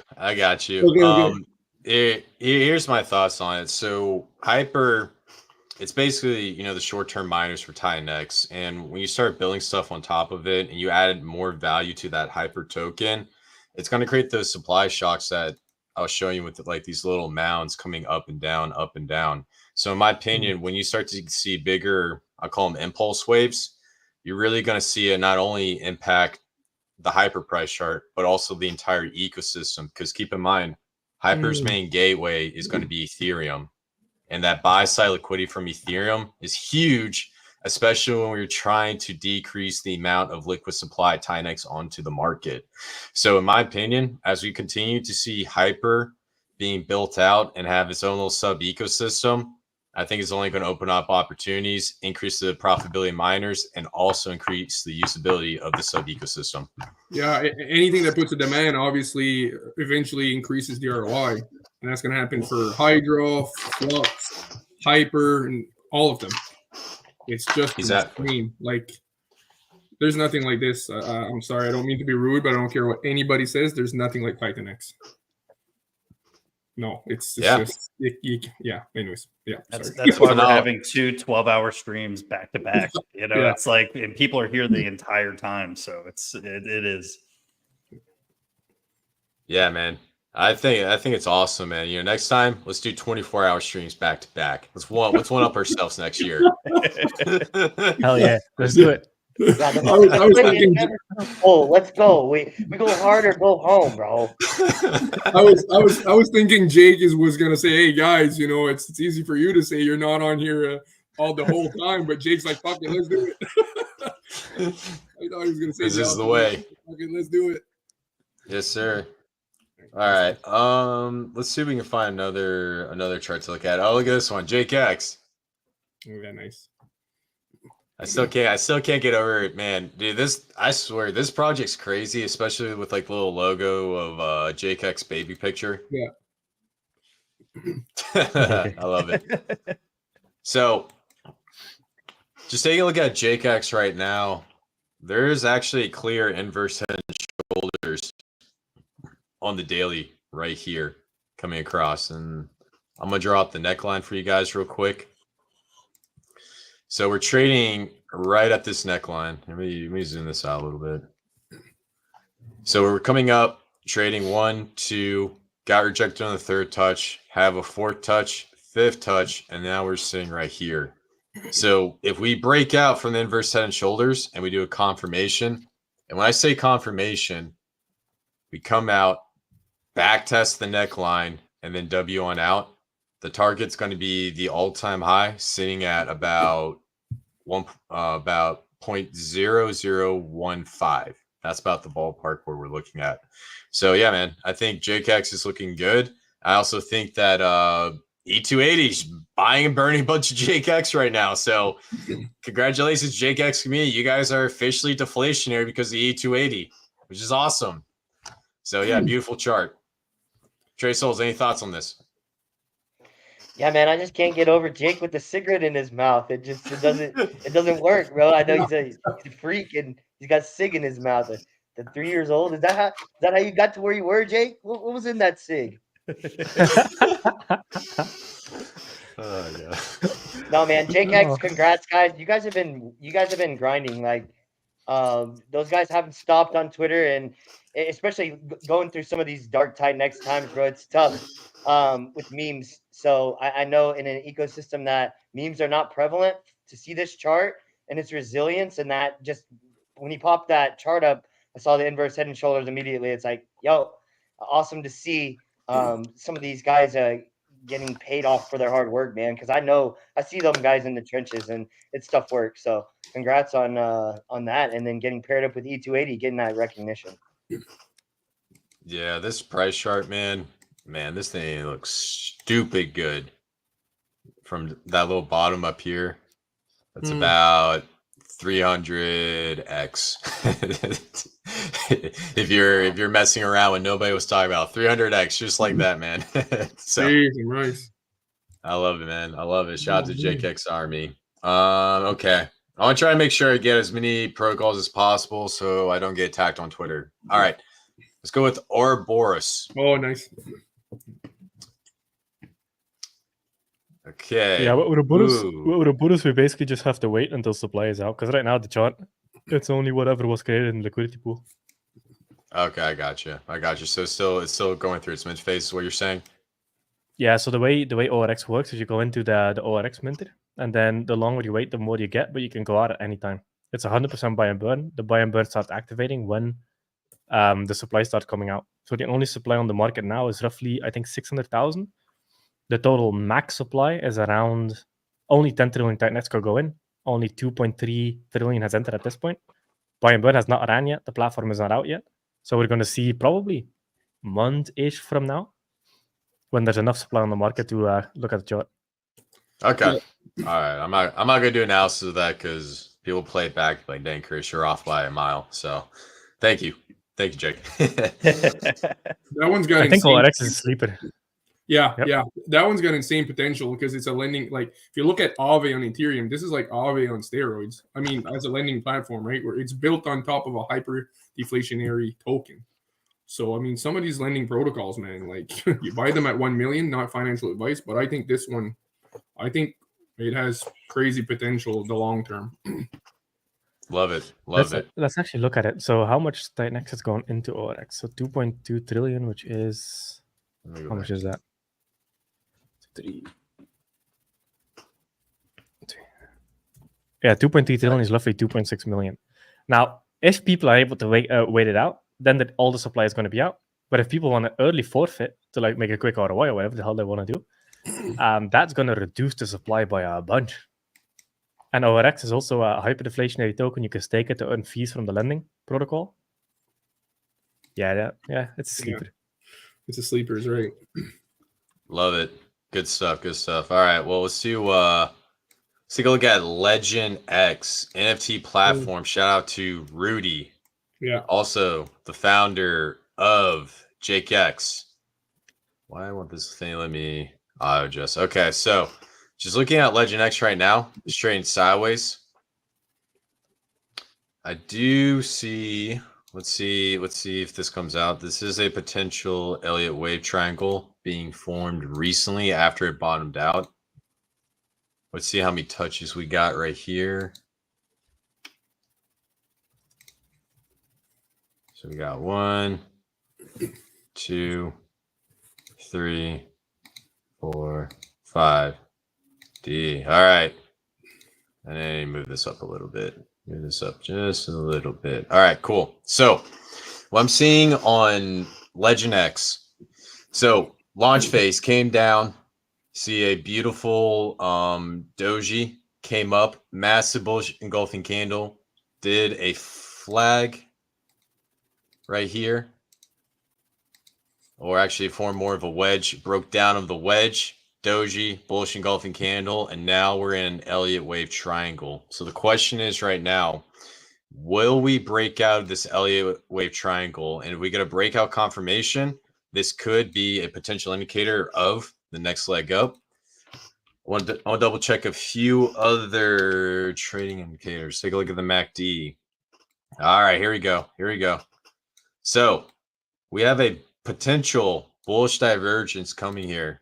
You guys see that orange and that blue line? They're actually almost touching. Now, if these two lines touch, what that's indicating is the short-term buy volume is going to start kicking up, and that'll be a potential breakout from this triangle once we see these two lines touch. Now, I want to double check that with the RSI. Yes. Now, RSI, we do have a trend line coming across right here. So yeah, we're actually at that make it or break it point. So if you guys see this trend line, we've been coming up, boom, broke up, came down. Once we went below, came up, touched it, broke up, traded sideways, traded sideways, traded sideways. Now we're just intersecting the RSI and this trend line. So if we break this resistance on the RSI and we start to see these moving averages touch, there could be a potential breakout on Legend X happening very soon. Trey Souls, any thought on this analysis? That was the first thing I saw. I didn't know if that was an impulse wave or was that's a contracting triangle. That was my only thought. Yeah, contracting triangle, and I think you can say that also this was wave 1 that came up, and then we're starting to get ready for wave 2 on Legend X if you guys follow Elliott wave theory. So overall, pretty good looking chart, and these are types of charts that I look for, especially when trying to make some good moves. So shout out to Legend X, great NFT platform. Shout out to Rudy, phenom developer, and yeah, good stuff. So cool. Any other charts, guys? Does anybody? Do you guys mind if we do Dragon X? I think you did it yesterday, but I don't know if there's much to see. It's a straight line down for a few days, but so we have Dragon X.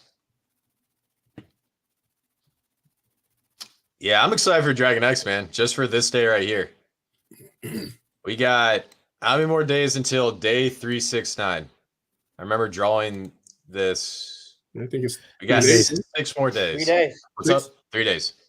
Oh, is it 3 days? Okay. No, Yeah, sorry. 366 now. Okay, so 3 3 days. Yeah. So that's going to be on the 30th. And of course, I have the wrong date.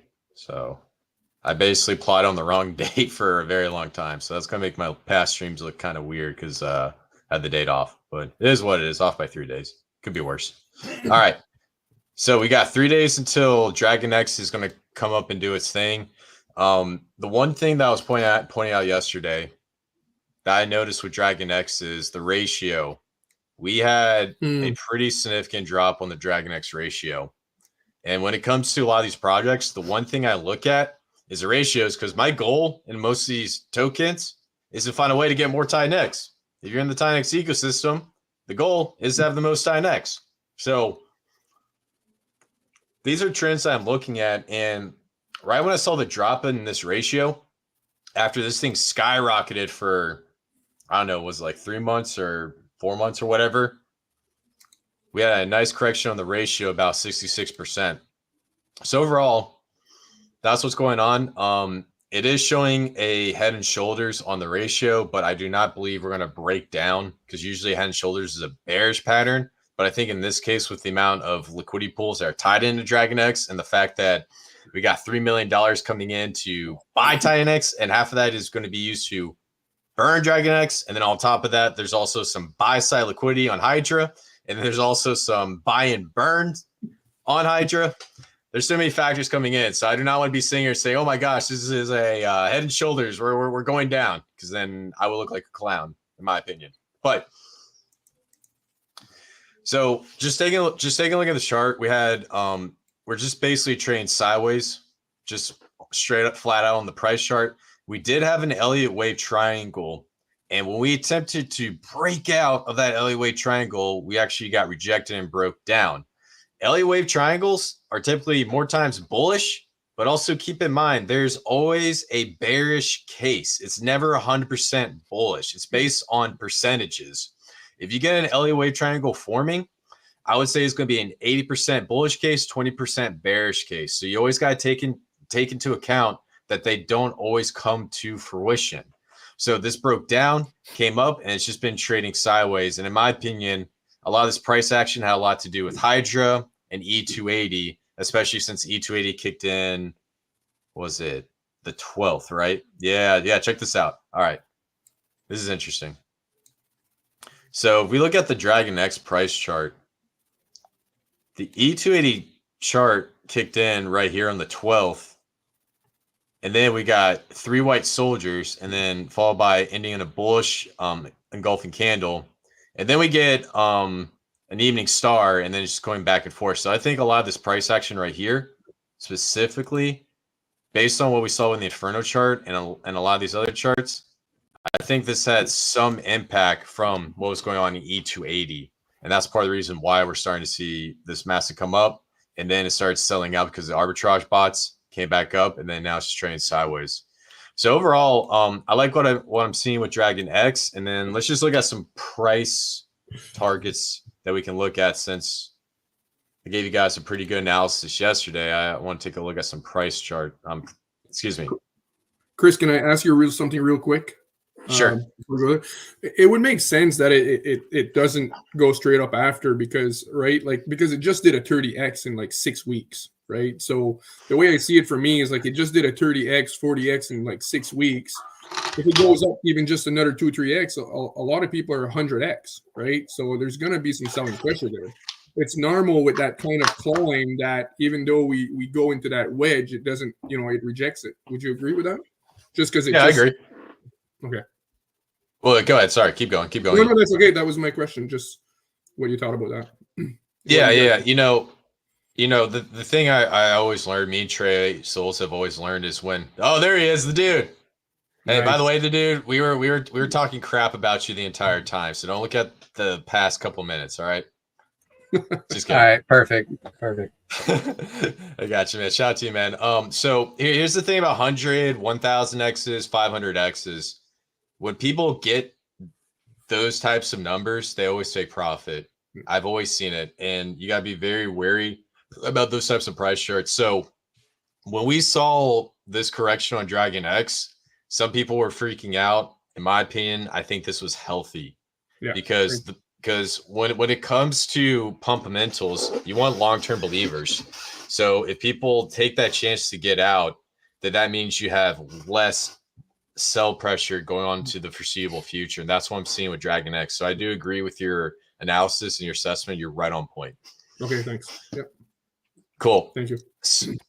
Yeah. And then, hey, the dude, by the way, I just want to tell you, I think E280 is absolutely magical. And if we just take a look at the Dragon X price chart right here on October 12th, we get these 3 white soldiers coming up, and then we have a little bit of a correction. And after just looking at the amount of buy and burn through E280, I think you can actually see the impact on this chart and also on the Inferno chart. So protocol is working numbers, man. It's putting in numbers, dude. So shout out to you. Thank you. I feel like I could see it in like almost every single chart in the ecosystem. It really is amazing to see. Like you can see the effect on Helios and lots of them. JKX for sure. I love how you're making those bots pay. Like, oh my goodness. I mean, the beauty of it is they're making money. The bots are making money. The NFT holders are making money. Like the whole system, everybody's winning. Because there's always going to be some imbalances everywhere. Like there always going to be some arbitrage. It's insane. Anyways, we're not allowed to talk about E280 for 15 days. Okay. I don't want my percentage to go down. No, I'm just trying kidding. to get more NFTs. yeah, that's what I mean. No, I'm just teasing. And just if you guys aren't aware, we bumped the buy and burn from 1 hour to 30 minutes. We're running at 15 minutes right now. So wow, we're gonna fuck around and find out. Yeah, man, I love it, man. It looks good. And Inferno, I think because of you putting that out and decreasing that interval, Inferno is actually in price discovery right now, which is absolutely crazy. It's and I see a lot of people freaking out. They're like, whoa, did you see Inferno? I was like, dang, dude. E280 kicked in. Alien X had its buy-in, man. I mean, it's got a lot of buy side liquidity come in. So good stuff. and like 2 projects building on Flux coming out very soon as well. E369 and Phoenix. Like that's, you know what that means for Inferno. Oh, it's so beautiful. Yes, sir. I'm ready. I was ready 6 weeks ago. Yeah, so just taking a look at the this Fibonacci tool, pressing buttons. So when we had our first breakout on Dragon X, and then we had a correction, one thing I've noticed is we hit the 1.618, corrected a little bit, came up, hit the 2.618, came back down, back tested a 1.618, and then we tried to get to the 3.618, but we got rejected. So in my opinion, I think the 1.618, the 2.618 are going to be phenomenal price targets for this next leg up. Now, for the second all-time high that we made before we had a correction, we hit the 1.618 to a T. So in my opinion, if there's any bots or traders or whatnot, they're definitely following all of these magnets and all these psychological levels to a T. So for a potential next leg up for Dragon X and what I'm seeing, so we came up, came down, corrected, we hit the 0.5, came back, hit the 0.88, came back down, past 0.88, came back down, and then now we're going to go back up and retest the 0.888. So we come up and hit the 0.88 and then retest it, and we hit a breakout. In my opinion, the 2 levels or the 2 price targets that we're looking at, the first one for Dragon X is going to be 4 zeros and a 3-1. And then the second one is going to be 4 zeros and a 5-1. So overall, man, it's looking extremely bullish. A lot of these trading indicators that I'm looking at are falling in line. And yeah, man, Dragon X, absolutely beautiful chart. And day 369 coming in 3 days, which means today's was it day 366? Yeah, 366. 666. Let's go, baby. So good stuff. Awesome. So any other price charts you guys think we should take a look at? Sorry, how many days there, like, just, I know, not financial advice, but like the top line that you draw there, the 0.00051, how many days? Is that like 30 to 45 days ish? If you were to draw it out, it'd be like December, mid-December maybe. All right, let me just do some back tests. So I'm gonna do this based on what we saw in the past, and keep in mind this is not financial advice. Yeah. This is a guesstimate. So when we hit, all right, we were right here. So when we hit the 1.618 from that all-time high, we hit the 1.618 we did that in about 20 days. And then when we hit the 2.618, we did that about 39 days. So 20 and 39 days. 20, 39. 59. Yeah, too much. 20, 39. All right. So from this all-time high, if we go based on history, not financial advice, that day 20 is going to be right around November 8th, November 9th. Yeah. Didn't Jake? I've heard that number. Yeah, did Jake say something about hyperdeflationary on November 8th? Yeah. All right. That's well, so perfect. Based on my analysis, where Dragon X could be hitting 4 zeros and a 318 on that day. So good stuff. And then what was the other one? Did I say 59? Yeah, 51. 51.00051. And that's based on Titanx today. No, the day for the second one. So 29 plus 30. 30 days. 29 days plus 30 days. 59. Yeah, 59 right? Total. Yeah. Or what? Let me double check. No, it was 29 plus 30 days. 29 days plus 30 days. Yeah. Yeah, so 39 days. Gotcha. All right. 59 total. Okay. Well, so for this next one, well, let me double check that just Just in case. So from that all-time high, we did about 39 days. Yeah, gotcha. Oh, All right, so 39. Okay, sorry. yeah, you good, man. You good. Just double checking. Mm. So for that 39-day time frame, if we were to follow very close to that, the next one would be November 28th, 2024. Wow. So the potential price target of us hitting that 2.618, if we were to follow all the trends, back test them, and have a perfect scenario, November 28th, 2024, we'll have 4 zeros and a 5-1.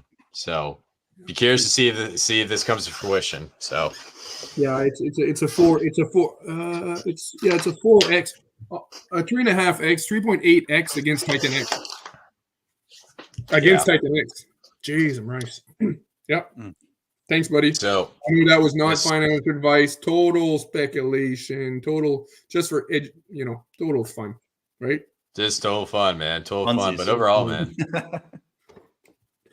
Yeah. So, I mean, we could. Nah, I'm not going to do that. That's way too much speculation. But yeah, man. Overall, Dragon X looks beautiful. The Helios chart looks beautiful.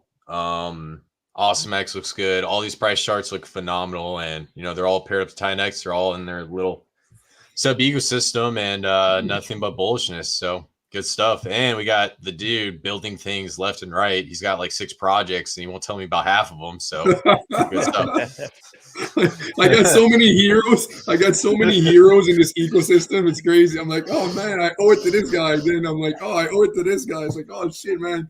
I love Chris. His TA is insane. I'm like, oh, fucking dude comes along. Like, oh, okay, this is why everybody was talking about 280. Because with 280, I just want to say something real quick. Sorry. At first, I got it because Marco said once you get it, you really get it. And then, so I thought I got it. I was like, wow. Then I really got it. And I thought I really got it. Like a double got it. Then the next day I got it. Like the more it just gets better and better. Yeah, that's when the verse had dude on. That was like when they were running through E280. It was like a crazy light bulb moment I saw in Chris's eyes. I was like, oh, he officially got it. Like, it was late. It was late in the stream too. He was like, wait. We got to go back to this page. Hold on one sec. Let me go to the drawing board. Plus, it's an easy button. Sorry. The funny part about it was I was going through and I briefly looked over. I was like, okay, I think I had gist of this. And then when the dude's like, yeah, we're adding these tokens to our treasury, I was like, whoa. And then I go back to the page you skipped over. I was like, oh man, I completely effed up. Yeah, this makes total sense. I get it now. So and what's crazy is in this mint phase, there's a massive amount of arbitrage opportunities. So people are going in, minting these NFTs like candy, and it's adding this insane buy pressure to all these altcoins on Titanx. So it's like a little mini altcoin season. I know the dude can't speculate on this, but I can. And I gotta say, I think it's really cool, and I see a lot of projects benefiting from it. So thank you, the dude. It's so crazy because every time somebody talks about E280, like I'm watching a stream, I'm in the chat, I'm like, shh, guys, shh, don't say anymore. Shh. I'm always teasing like that, but then when I'm on stream, I can't shut my mouth. Just to go over which y'all were, there's a little confusion on the burns. Like what we're looking at here is the buy and burn. That's got the Titanx that you see in the bottom left, 1.8 trillion. That's what's in the buy and burn. That's what's used to buy all of these ecosystem tokens and burn those, and then going on to burning E280, buy and burn E280. But there's also every transfer, there's a transfer tax. Every time E280 is moved, some of it gets burned as well. So even without the buy and burn, this token will forever burn on itself on every trade, on every transfer. And that's what happens on the cycle distribution is like when the NFT rewards get dispersed, that's when all of the burn tokens that have been accumulating from all the transfer tax, all of that goes into one contract. And then when you click the button, it distributes to the NFT holders, and then the other half or other portion of it gets burned, and then another portion going to the Helios treasury and Genesis. But this, what I was trying to understand is this balance that we see here, like Helios balance, Dragon X balance, baby, like all that balance, does that get kind of refilled, or does that increase significantly at the 7-day mark when we get our rewards? Is that when it kind of Nothing in the distribution goes into the buy and burn. This buy and burn is solely filled from minting the token or minting the NFTs, and it's at this point 100% of the Titanx that comes in from mints goes into these pools. So like every time someone mints the token, it's getting routed. It gets distributed to all of these tokens, the ecosystem tokens. And then in regards to the ratio that you set. But the NFT rewards and the burn from the tax, that is different. Like the burn from tax gets accumulated on every transfer. The balance grows and grows and grows. And then at that point, when we distribute the NFT rewards, that's when we burn that other allocation towards E280. And like that doesn't fill the buy and burn. Like these are two separate things. Like right now we're getting burned from two areas. Yeah. Okay. Yeah. And so wow. So just walk me through this real quick. Let's just look at Inferno specifically. We got about go ahead. Okay. So we have about 156 billion Titanx. And so this is going to be Titanx to Inferno. So that's buy side liquidity. And then you're saying that Inferno is going to be used to buy and burn the E280, right? Yeah. We're going to burn 10% of the Inferno along the way. But it buys Inferno first, right? It buys Inferno. Sorry, does it buy E280 first, then Inferno, and then burns 10% Inferno, or buys Inferno first? Yeah. Every single one of these it's whatever icon you see there, that's what it's buying and burning first. And then like that's what I was going to say. If you look at Flux, it's actually having to buy Inferno first, and then it buys Flux and burns 10% of the Flux, and then it goes on to buy E280 and burn it. So like in the click of a button on Flux, it's doing a 3 buy and burns. Well, sorry, the first buy on Inferno, it's not burning. It's doing a buy and then buy and burn, buy and burn. So this makes a lot of sense because this is buy side liquidity, which you can see being projected on the chart. And so with Inferno, it's not necessarily double, but you're getting a little bit more because it's being used to also buy Flux and then burn E280. So man, that's really cool, man. It's double, triple buy pressure. It's insane. Plus a burn. And then when it stimulates Flux, which stimulates the ROI for Inferno. You've got like 4 to 6 things that are happening that are technically bullish for Inferno. So and just to be clear on this, so this is V1 buy and burn. This is only fed from mints. So after minting period is over, this will run its course, similar to like Inferno did. After the mint period was over, that buy and burn ran its course. Now they have a V2 buy and burn. Like that's the same thing we're doing here. Now there's also the burn on transfer. That's permanent. Like that's not a buy and burn. Like it's just always going to have a burn mechanism built into the token. And then we'll have V2, which is fed from element 369, and that's from running Titanx through the Flux auctions. And the Titanx that we get in rewards from that's going to be deposited into our V2 buy and burn. And the V2 buy and burn is just going to be one button. It's literally just taking the Titanx and buying and burning E280 directly at that point.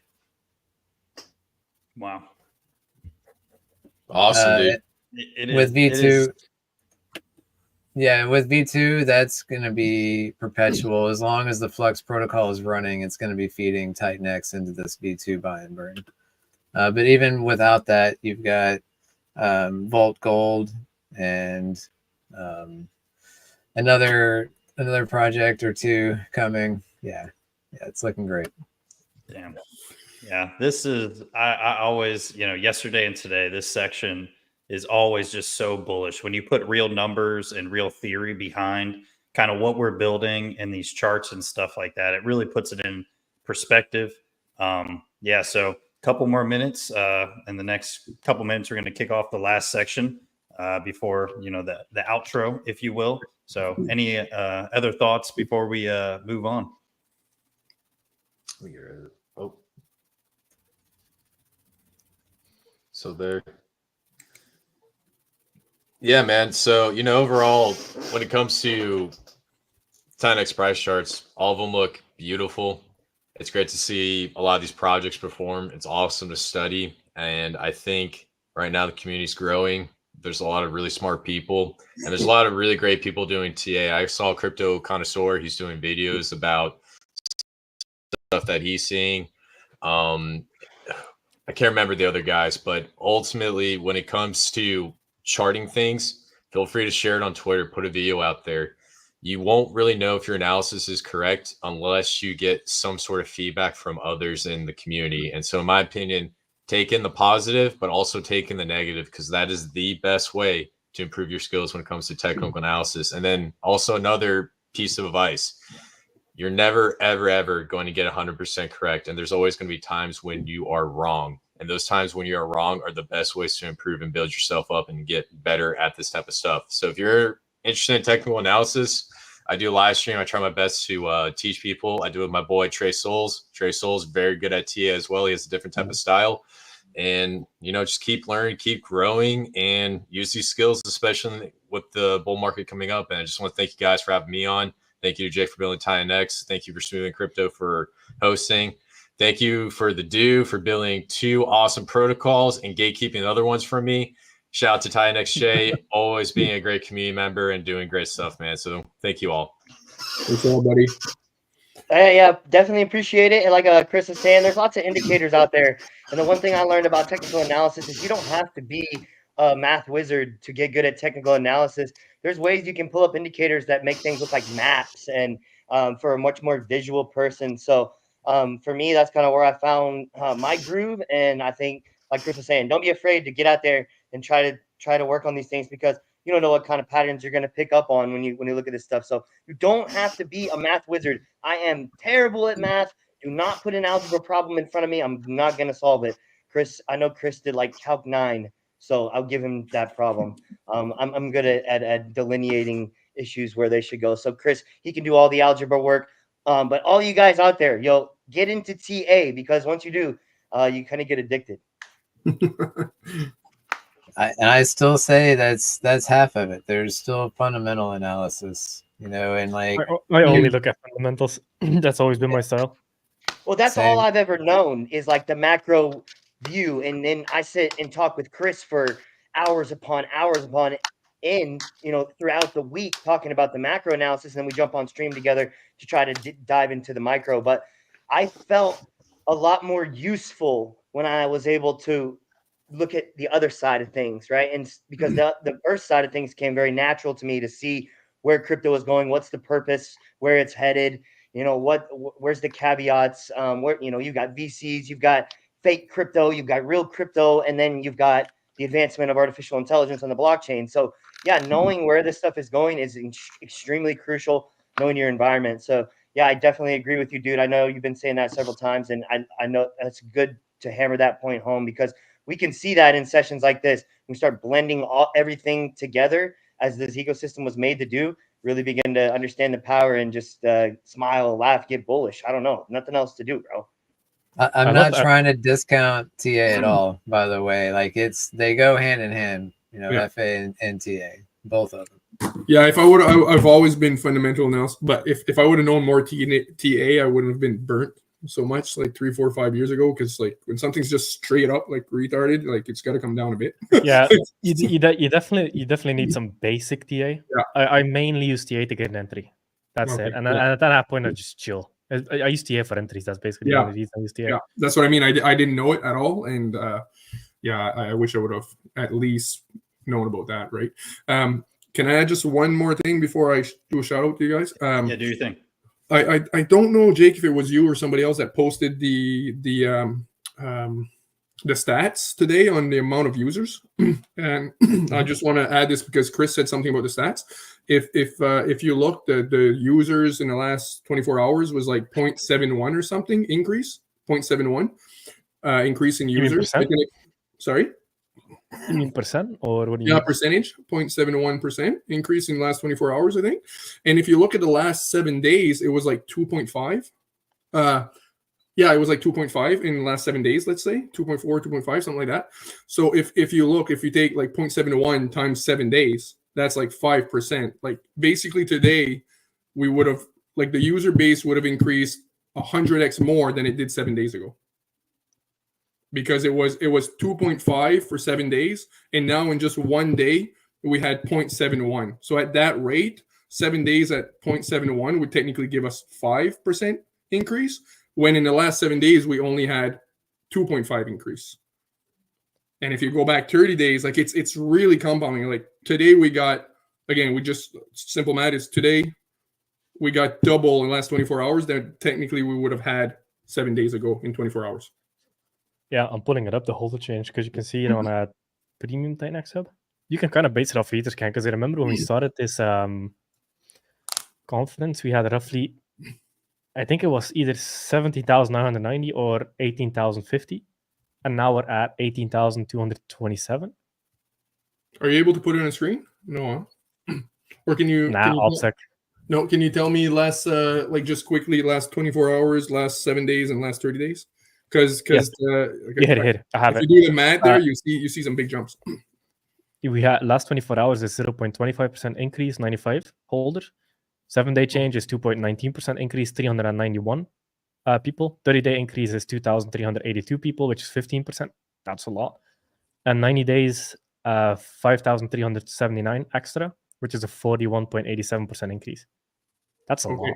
That's a good curve right there. So I don't think it was today, but yesterday the increase was double of what it would have been 7 days ago based on this.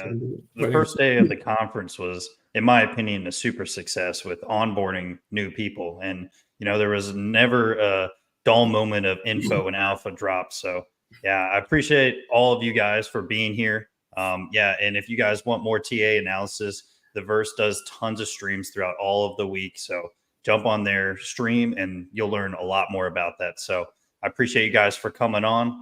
The last section is going to be about partnerships, utility expansion, and real world applications. So I appreciate everybody.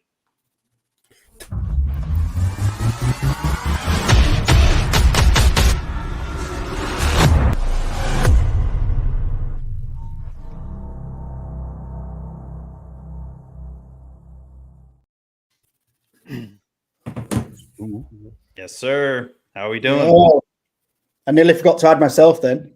I did everybody else. Josh, how you doing? How's it been behind the scenes, man?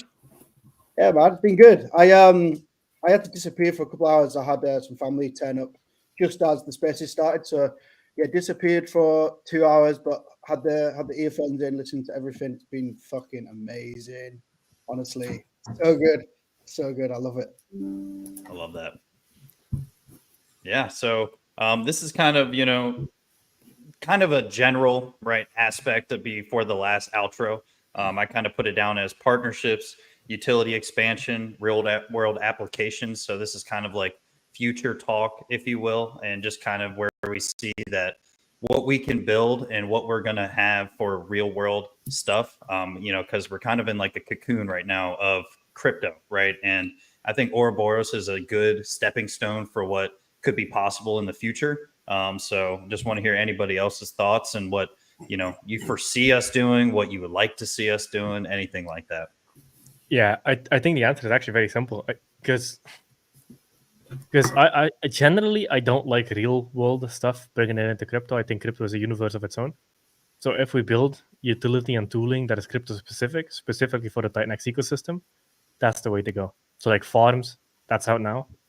Lending, multi-collateral lending, that's almost unseen. Multi-collateral lending, then DEX aggregators using the fees to buy and burn the ecosystem. That stuff, just the tools that everybody uses every day inside of crypto that is crypto native, building it specifically for our ecosystem, I think is the way to go. Because that stuff just compounds. People use it every day and they're paying fees anyway. They're doing all this stuff anyway. If they do it in a way where it supports the ecosystem, that's a never-ending flow of just daily interaction, daily volume, and it adds up quick. It's like these small 0.5% a day. If you just close your eyes for 300 days, you're like, holy fuck, that did that. Like these small things can add up a lot. I love that. Yeah. And, you know, it's one of those things like I put this out here just as a kind of a big brainstorm idea, right? Because I always have qualms about, right, bringing the real world into crypto, but I kind of just want to see if anybody has any good ideas on how we can do that. And, you know, personal people using our, you know, projects and different utilities that we build is, in my opinion, real world use case. But, you know, just want to hear other people's thoughts. I'd piggyback something on what Jake just said. You know, if the tools are built to support the ecosystem and to work within the ecosystem, and this, I'm just going to throw this out here real quick for food for thought throughout this discussion, is that I know we have a lot of support groups. You know, we have the Liquidity group. You know, they showed that and how to work with that. But what if we came up with a theme or a concept or just a thought to consider putting something out like Titanx, like Titanx U or Titanx University, a place that would introduce people to the mechanics and the flow of how to take Titanx and move it to, say, a Lotus or to do whatever. I don't know if that's a little too much disclosure on how, you know, and liability that could create in a sense, but it's just a thought I wanted to put out there at the start of this discussion to like have a place that could be called like Titanx U. I think any type of accelerator group, and could be used even by property that has people being housed it, would be important. I think the next stage of things, when people are like, oh, we got to exit out with their liquidity through ETH. Well, what can you buy in the real world with this fundamental use case mechanism that binds it on top of it, right? So you can do so much more to elevate how we're wrapping the utility to use it as an even further use case to the paradigm and to the protocol. Which is vastly interesting when you think about, you know, a university or a launch pad or all the rest of that, that could be used to attract people in the physical world, right? Because all this digital stuff is great if you know where to look. When you can actually pass people by in the physical world, you get to knock elbows with them. And it's a little bit different, and that creates that didactic marketing that most people don't see. Yeah, just by using like maybe some of the terminology, like when you hear university, you think learning institution, you know? So there's like avenues to, and you know, how it could be packaged or named could be, you know, something to be discussed, but that I think is really something to toss around. Yeah, I know Gary tried to do something with that with Hex, and I think it's a very viable thing. It never came to perpetuity, but I think it is correct. I think that type of ecosystem is interesting. People are starting with conferences, but when you can mirror it with real estate and university level, like appointments or retreats or like all the rest of that, you're really cooking with gas in a different direction, because now we're bringing it back into the physical, the tactical, the didactic world, like something that you can hold in your hand and go visit, which is even more of an accelerator on top of everything else, because that's where, you know, people can go to break bread, to work through ideas, more than just being on a screen. You know, when you actually get to touch someone, it's so much more important. Now, granted, we love the aspect that we can communicate across the world, do a, you know, 12-hour stream and all the rest of that. But when you actually get to break bread with someone in person, it's so much more dynamic, and you take so much more away from it. I agree with that. And I guess to top on to what you're saying there, I like to speak on this because like my whole work is trying to cross crypto into the world of academia. And so what I've come to find when it comes to trying to onboard people, especially the younger generation, they're eager, but they don't have any tools. And when these types of tools that you're talking about, like if it's a university thing, like we have to build it. And I can tell you firsthand, after building a blockchain and cryptocurrency introductory course for Coastal Carolina University this summer, it requires a lot of collaboration. It's hard for one man, you know, with the idea, and that's maybe why you said it never came to fruition before, is because this is a bulk of information that needs to be compiled and worked on by multiple bodies. And if you had to have the right people and the right audience to receive it and pick up on it. But there is a lot of viable potential in there to bring the next generation into, they want their money to work for them too. They see the system broken in the same way, but they don't understand the opportunity in the ways that millennials like myself as a 30-year-old have been able to grasp the nature of the world, what's going on, and how can I actually make money in this world. These people want to know that. And like you said, it's not going to happen in our digital echo chambers. It's going to happen by going out, shaking hands, going to conferences, meeting people. Titanx, I've been posting Titanx on LinkedIn for the past 4 months.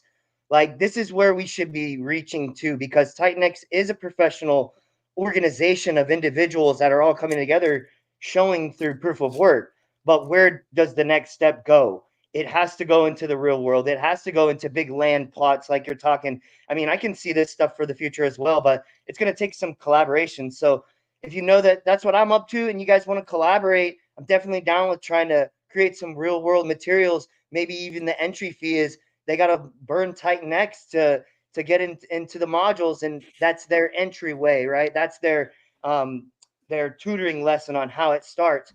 There's all different types of ways we could play with this, but yeah, I know it's tough. It's easy to theorize about this stuff. I think Jake said it. I don't really like bringing it. Crypto's its own world, but we are going to see some crossing of these worlds, and I think there is going to be a lot of places to capitalize on it and to teach the younger generation. So that's kind of my 2 cents on it. Yeah, I agree with you there, because like the way advert, metaverse, and all the rest of that is just going to accelerate over the next 5 years. There's no way to not look at it that it's not going to happen. So how do we bring that advertising and that inclusiveness into something that actually not just has value, but builds harmony in between the people that go, experience, and break bread and build together, not just digitally, but physically, because that journey is, part of a sabbatical. It's something that means something to you. For me, it's Burning Man, right? Every year, there's a particular time that I don't care what goes on, I get to enjoy it and grow and pull something away from it I wouldn't get through that year. So figuring out how to bridge those opportunities into a future that's going to be melding both digital and physical is going to be really interesting to see. Yeah, I love that. And this is kind of why I liked this section to kind of end the conference, right? Because a lot of people have some amazing ideas, and that's only going to build this community even more and just grow kind of the different fields that people kind of come in through. So I really just wanted to explore that as much as possible, and it's going to be something super, super interesting to see within the next 5-10 years with this ecosystem, what we're going to be able to build and accomplish, especially in the real world. Absolutely. And if you look at the best way to attack it is growing communities, whether that's farm to market, education, all the rest of those type of things that actually benefit someone holistically as the body and educationally as the mind. 2 different ways to attack the same problem, but benefit both sides of the equation. I love it. A couple of considerations from my side. I think that age as well is a big factor in all of this. So as you have older people that have, are kind of in a more comfortable place with their money, but they're not really being able to relate to the digital world. And then you have younger people that have not really made it yet, are not as comfortable with their money, but are more kind of open and willing to play in that digital space. So it's a little bit of an oxymoron, really, because it's like the people that are at that stage in their minds where they're, okay, I have something to invest, I want to grow my money. Maybe the older generation that are not really speaking the same language when it comes to digital tools and all of that. And I think that will change over future generations, because educating younger people, and then obviously they will grow older. But I just think that we're in this like in between time right now, where the older generation were not taught about this, we're not brought up on this, and it's a good opportunity for us to maybe help teach the younger populations and maybe that middle ground as well. But yeah, that's just a thought that I had around this. Is there's some cultural stuff going on too. Yeah, with older people, I've actually noticed something very interesting, because my dad is also in crypto. older people are generally very, very long term. Because even when I got him into like Titanx, he's like, yeah, just tell me what it is in like 3-5 years from now. Doesn't even care.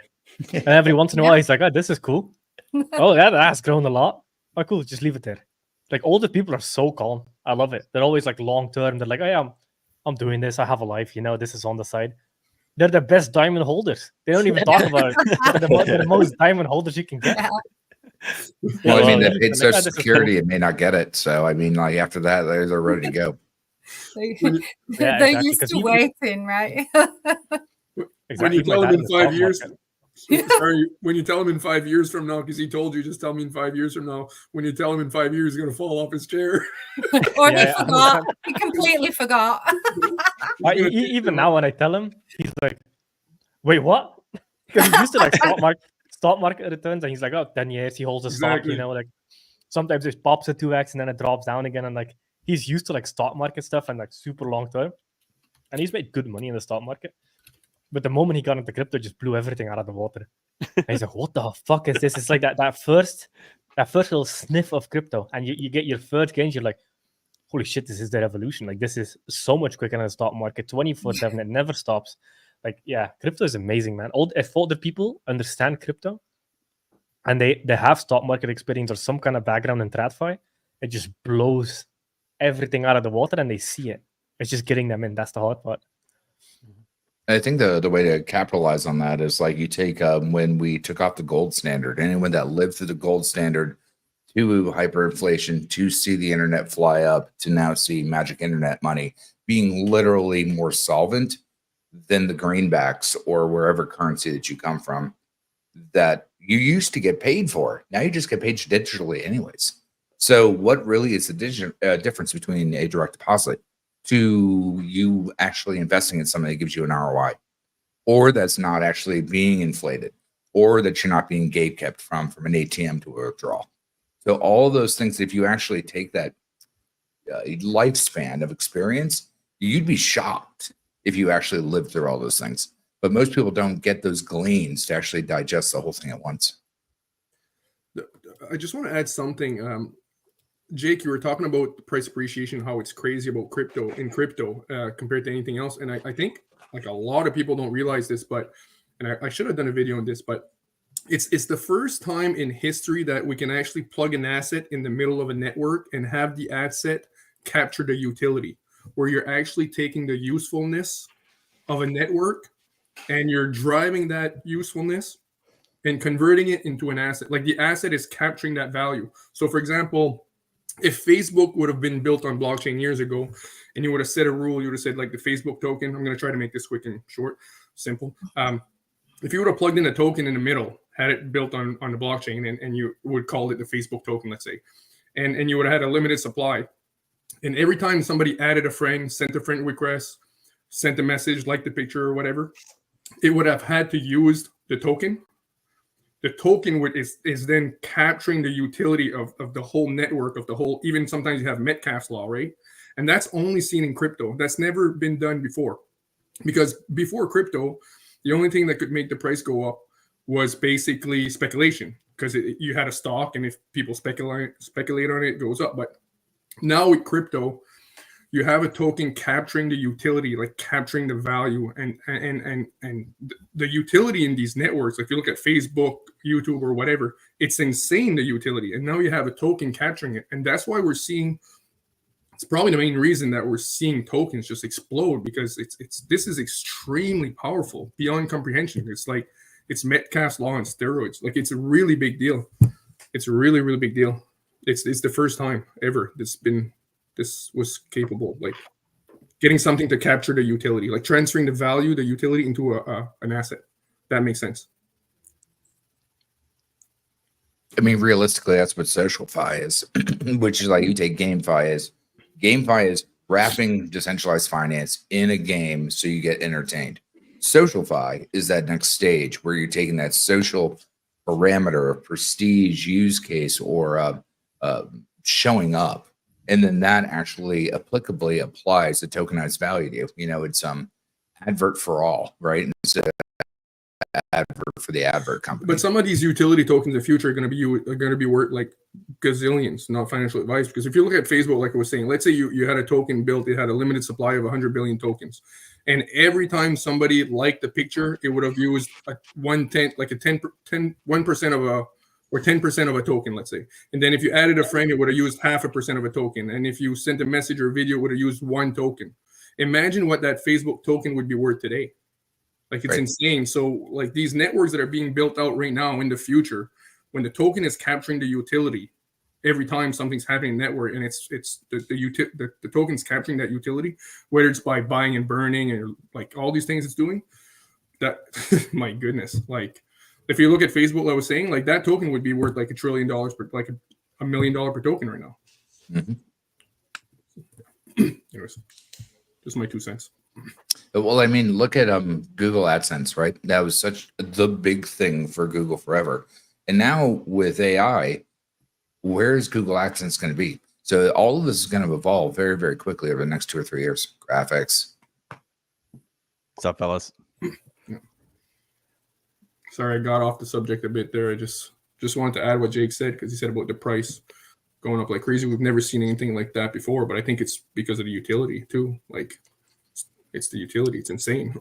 Well, I think the main point to take away is older people are the real diamond hand holders. You guys can't compare. My dad doesn't even give a fuck. And he's making more money than all these people doing everything every day. They're also very risk averse, though, right? The younger generation are more willing to take risk, and because they have more life ahead of them. But as you get older, as you get closer to retirement, and you don't want to be as risky with your investments. It's true. But I think they've always been told too, like, just, work for the same employer your whole life, get your pension. They've always been taught not to take risks, because the government, like, anyways, that's a whole other story as to why they were taught that. But I think they were taught that way too. Like, don't take risk, work for the same employer your whole life, get a pension, right? So yeah, but I think diversify. In the theme of of this meeting here, it also makes me think that how do you express that safety? That's hard to do in crypto, but we've created a wonderful safe space in Titanx, and I think that's a big part of the story of getting it out there. A lot of people don't want to get involved in crypto at all because there's so much shit and scamming and all sorts going on there. They just wouldn't even touch it. So we've already have a really, really good, strong story to start with. To me, what I felt like I had, and I should have done more for this, because I took Jake's all of his interviews and I broke down all the alpha. So from cryptographics, like all the interviews he did in the beginning, and I put them all in alpha. And because I wanted people to just be able to go there and just sit down 45 minutes and just hear all of it. Like, the reason that we're all sold on this is because we listened to all of Jake's interviews, like why he built it, what's the scams with the VCs, what's the risk with ICOs, like, how he was, like, everything, right? Yeah. And I want to cram that in because I feel when people come in, they need to be able to sit down and just get all the alpha, understand why we're so bullish without having to watch like 25 hours of video, right? Yeah, so I think the easiest way, the easiest way to do it is make a simple compilation, post it on YouTube, and then whenever somebody asks a question about Titanx, comment with that YouTube link. No, that's what I want to do. So I got them and I sent them to you, but I don't know if you saw it. So I would really like to be able to send them to the YouTubers, like, because I did alpha with Smoothing Crypto. I think he interviewed you, the Verse, and Crypto Kindness. Like, I got the alpha. There's 3 different video compilations of alpha, and we need to get it out there. So after this, I'm going to make some serious effort to send it to you guys, and somehow like upload it on your YouTube, because we need to be able to point people to that. They just sit down and they understand why we're so bullish and why this project is different, just by watching that alpha compilation that I had done. Like the Cliff Notes. Did you have Cliff Notes? I think it's an American thing, Cliff Notes. Some people would just read the Cliff Notes and not study for their exams, right? I didn't do that. I was a good girl, but I think, Chris, I think I think you, sorry, Chris, I think you helped me to choose the clips because I think I sent you some I videos. did the crypto kindness ones. Yeah, and that Yeah. one was one of the best ones. Like that one, oh my goodness. Yeah, Oh, you, thank you you. did all of Yeah. them. Yeah, and I sent Crypto them to kindness. a guy. Yeah, I hired a guy to put them all together and all this stuff. And I've got a compilation of all the alpha moments with crypto kindness. And with the other guys too. Like it's all there.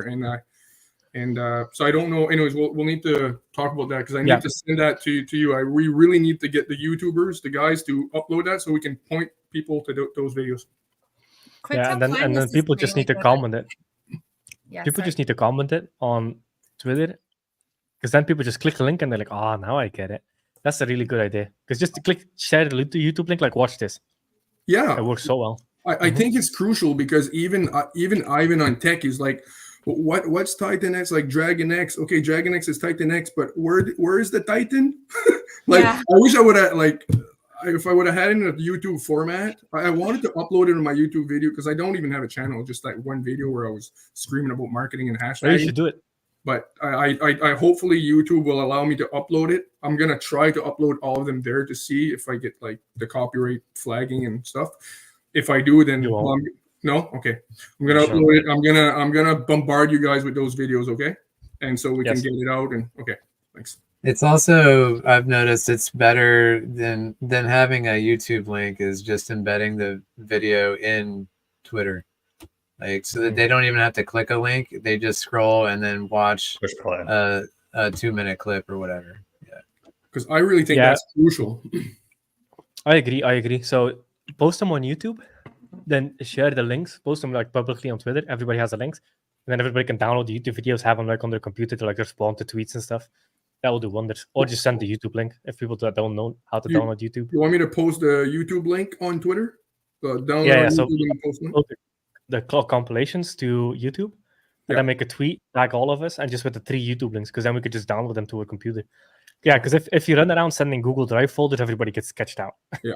Okay. Yeah, that's the thing, especially in crypto, like clicking links. But YouTube, everybody clicks YouTube all day long.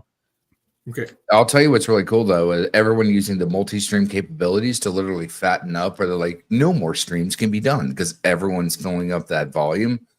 That's dope. Like how many different Twitter streams are going on right now on the same thing, and then you just add up all the different views.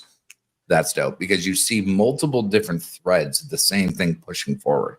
So clearly people are like, wow, there's more than just one person streaming this. Maybe I'll actually like check in and pay attention. One last question. How do I upload all 3 videos? Did you say that I can upload all of them in one thread, Jay? I can No. So go to YouTube, create video, upload them as 3 separate videos. Just call it like Titanx compilation 1, Titanx compilation 2. Yeah. And then just post the 3 public YouTube links on Twitter. Okay, Tag all of us. And then we're ready to rumble. Okay. I'm gonna bombard the Telegram groups too. I'm pretty good for that when I get passionate. After with the YouTube links, not the good. Yeah. Thank you. Yeah, for sure. Okay, awesome. Yeah, that will do wonders. Sorry, and if I happen to get a Great idea. copyright, if I happen to get like a copyright thing or something, I'll send them to you. And I just. But even when it's copyrighted, it's fine because when you get copyrighted, it's just no monetization. But you don't have monetization anyway. The videos still stay up. Oh, they won't take it down. Okay. Oh, nice. Okay. Perfect. All right. Awesome, guys. Just don't put any like mainstream music behind it or something like that. That's the only thing. Okay. But, No. Yeah. Just no music, just the raw clips. Yep. Just some Titanx Alpha. Yeah, that Kristen, will you be did an good. I amazing like that. job on that one because that's one of the best ones. There is man. Yeah, awesome, perfect. Okay. So Kindness did a great job. He's very good at explaining things and in simple terms and breaking it down. Oh man, yeah. By the way, if you needed to put audio in your stuff, go to pixelbay.com. Wath of audio, copyright free, good to go. Don't have to worry about it. So, yeah. Do I need to? Oh, I wonder if I need to edit those videos. I'm terrible at editing. Can I just upload them? Just upload them. Okay. Keep it simple. Okay. Yep. If we want to edit them, we can edit them on our end. Okay, Just perfect. we'll just download the YouTube video and then go. from Okay, there. awesome. Okay, awesome. Let's do that, guys, because I really think that's crucial. Like we need, that's really crucial because we're trying to figure out like how to get people onboarded and make them understand. Just they need to listen to the crucial points that Jake said. That's all they need. Like if you sit down, listen to the crucial points, why he built it. You know, all the things, the concerns, blah, blah, blah, blah, like all his alpha moments in his interviews. That's all they need. If they don't get it there, man, we can't help them. like if that doesn't make them open, there's not much we can do. Like Cryptographics. I heard you have an announcement. A little something, something. Well, Is now the time? why don't Should I, you give make, it to us? should I do it now? Should I do it now? Do it. Okay. Do it. Do it. Okay. Hold on.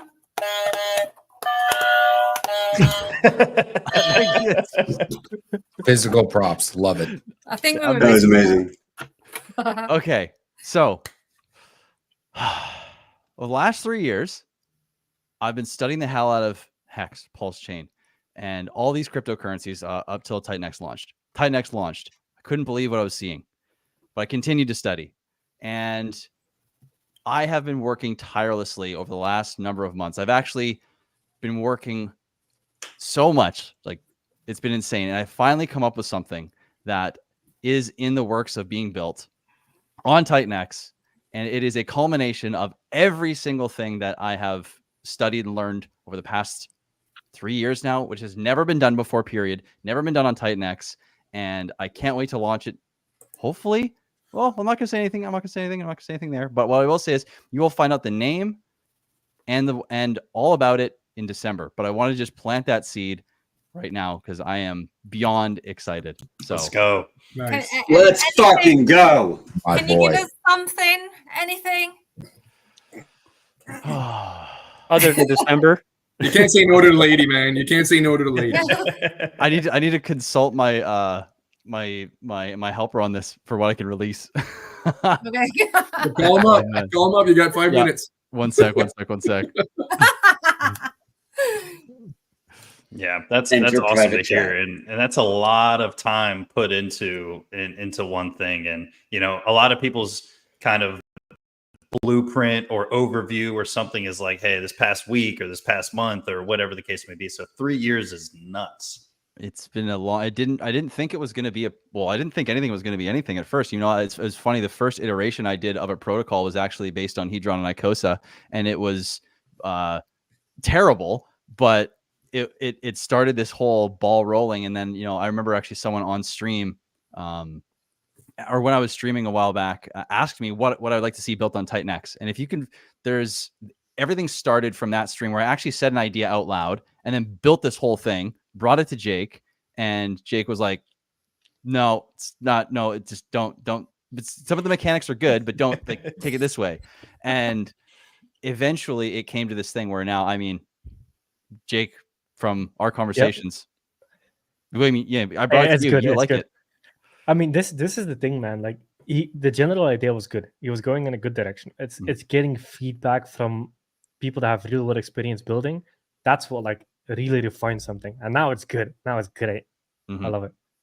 Yeah, well, that's so true. It took probably 4 or 5 different people to really shape what's coming. So, and I'm sure every builder's, and you were actually saying this earlier, and I when you were saying it earlier in the day, I was really resonating because it's like, yeah, it's so true. Like nothing is built alone. No one person builds one protocol because always inspired from one other person who then goes to bring to someone else who helps refine it and shape down. It's really a community effort on all fronts. And it's just, comes through one person, but it's shaped by many, so it's really cool. And I'm really excited. You only get that in this ecosystem. That's what's insane. The caliber of builders because you just made me realize something, cryptographic, is the caliber of builders we're getting. And then on top of that, somebody comes with an idea and they're all there to help them on top of that. Holy crap, man. Like that's not, you don't see that anywhere else because usually it's competition, right? This is more like co-opetition. Yeah, 100%. I love it. Yeah, and just as a side note, if anybody wants to drop off, we have one more speaker trying to come in here that hasn't been on, so just kind of throwing it out there. So I'll hop off in 2. I just need to consult with my man to make sure to see if I can say anything. Yeah, we've got a plan, and I don't want to deviate from the plan. So Stick to the plan. You gave us December. That's He good. said something is coming. I can't tell you anything about it. That's good. Announcement of an That's announcement. good. I'm that guy. That's right. Stick to the man plan. He'll be okay. Yep. Yeah. I mean, the fact that people know it's coming, that feels good. Just getting that out in public feels good. I know it does. Oh yeah. it's been sitting in the back pocket for so long now, just to have it out there for people to be knowing that like there's to add one more to the pile, essentially, add one more to everything that's coming. And I'm one of many that are either just now talking about theirs or haven't come out yet and even spoken about theirs. So, I mean, 28 builds on Titanx is coming sooner than everyone thinks. Yep. I love it. Yeah, the thing graphics is building is it's a pretty big beast. Like it's nice. I like it. The first iteration was like meh, but then we started like brainstorming, and at the end of the call, I'm like, oh yeah, this is good shit. Yeah, then it really became like, oh shit, okay, this can work. This is nice. This is sick. It's I'll give it to you. Otherwise, I'll start talking my fucking mouth. Come on. Yeah, don't break the seal. Let cryptographic break the seal. Yeah. Oh man, I don't know what I can. Oh man. Well, in true crypto fashion, it's just leave it as it's an announcement of an announcement.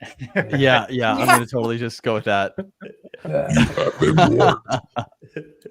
Bullish, fucking bullish, man. Let's fucking go. Love it. I was thinking. All right, we got one more person who wants to come up. Is there anyone who's willing to bounce out for just a little bit? I'll head out. Sure. I just wanted to drop in, hang with you guys for a moment. Thank you for being here for this. And yeah. I'll love graphics. Come back at the very end and do the Good job, buddy. Congrats. Yeah, you know what I'll do? I'll possibly come at the very end. I'll talk to my guy and see if I can share anything. And if I can, I'll hop on at the end and drop a little nugget if I can. Yeah, take my spot at the end. Nice. All right. All right. Nice. Take care, buddy. Hi, bro. Hey, buddy. I love that guy. What up, Mitch? Wow. Mitch. Hey, what's up? Wow, good to be here. What up, buddy?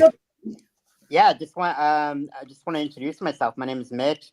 I'm over here in Cambodia, and it's so cool to see everybody. Jake, Dude, Titan J, TEDx, Chris, Crypto Kool-Aid, Cryptographics, of course, Mo. And yeah, it's really nice to meet you all. Pleasure. Absolutely. Pleasure. Actually, Mitch, I was talking with Colum. He's coming into the lounge on Tuesday. Oh, nice. And he sent me a message, and he wanted me to ask you if you wanted to come join us. Yeah, that'd be cool. That'd be great. So I'll send you the information, okay, buddy? Yeah, okay. Thanks, Ted. Cool. Thanks. Ted, Yeah, it's been really amazing. Keeping up and watching everybody on here. I've been in Titanx since day one, and I've always been kind of hesitant to come publicly on Twitter, so I've just been lurking in the background, and then finally I'm seeing everybody come and jumping on streams and stuff, and I was like, man, I got to join you guys. So now I got my crypto Twitter going and started making more videos, and it's been a fascinating experience for sure. And Jake, man, I can't believe you've been nonstop. It's crazy. I woke up and I see you still there. It's incredible. Good energy.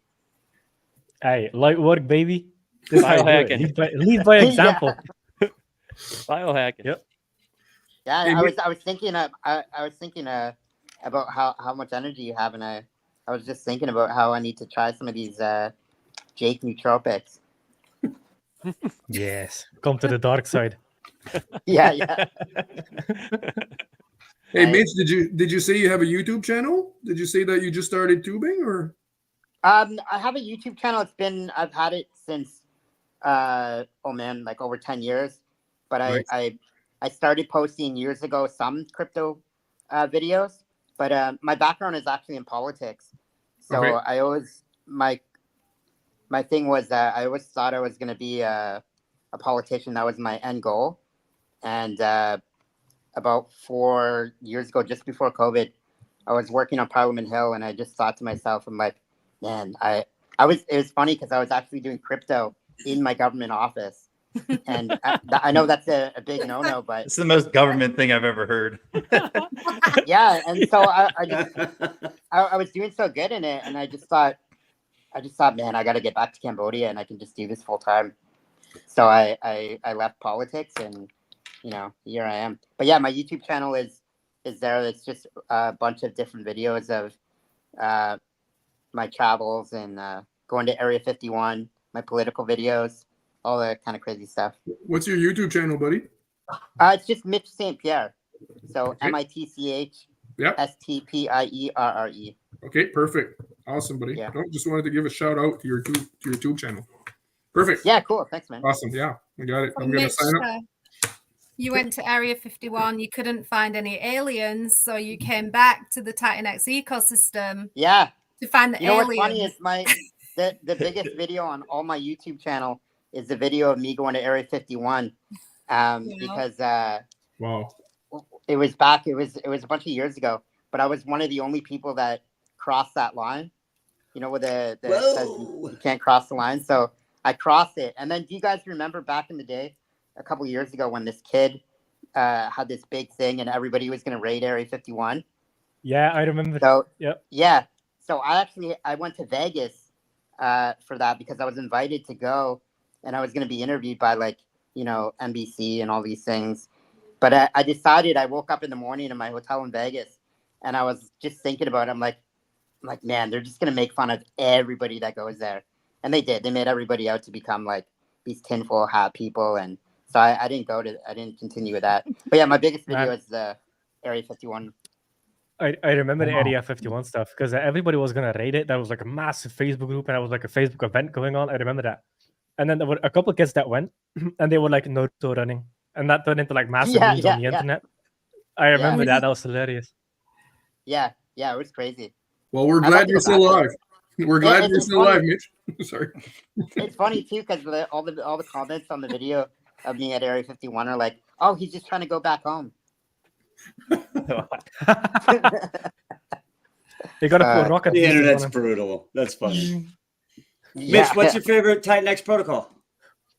Oh man, can you narrow that's it a down? tough one. It's like asking your mom and dad who's your favorite son.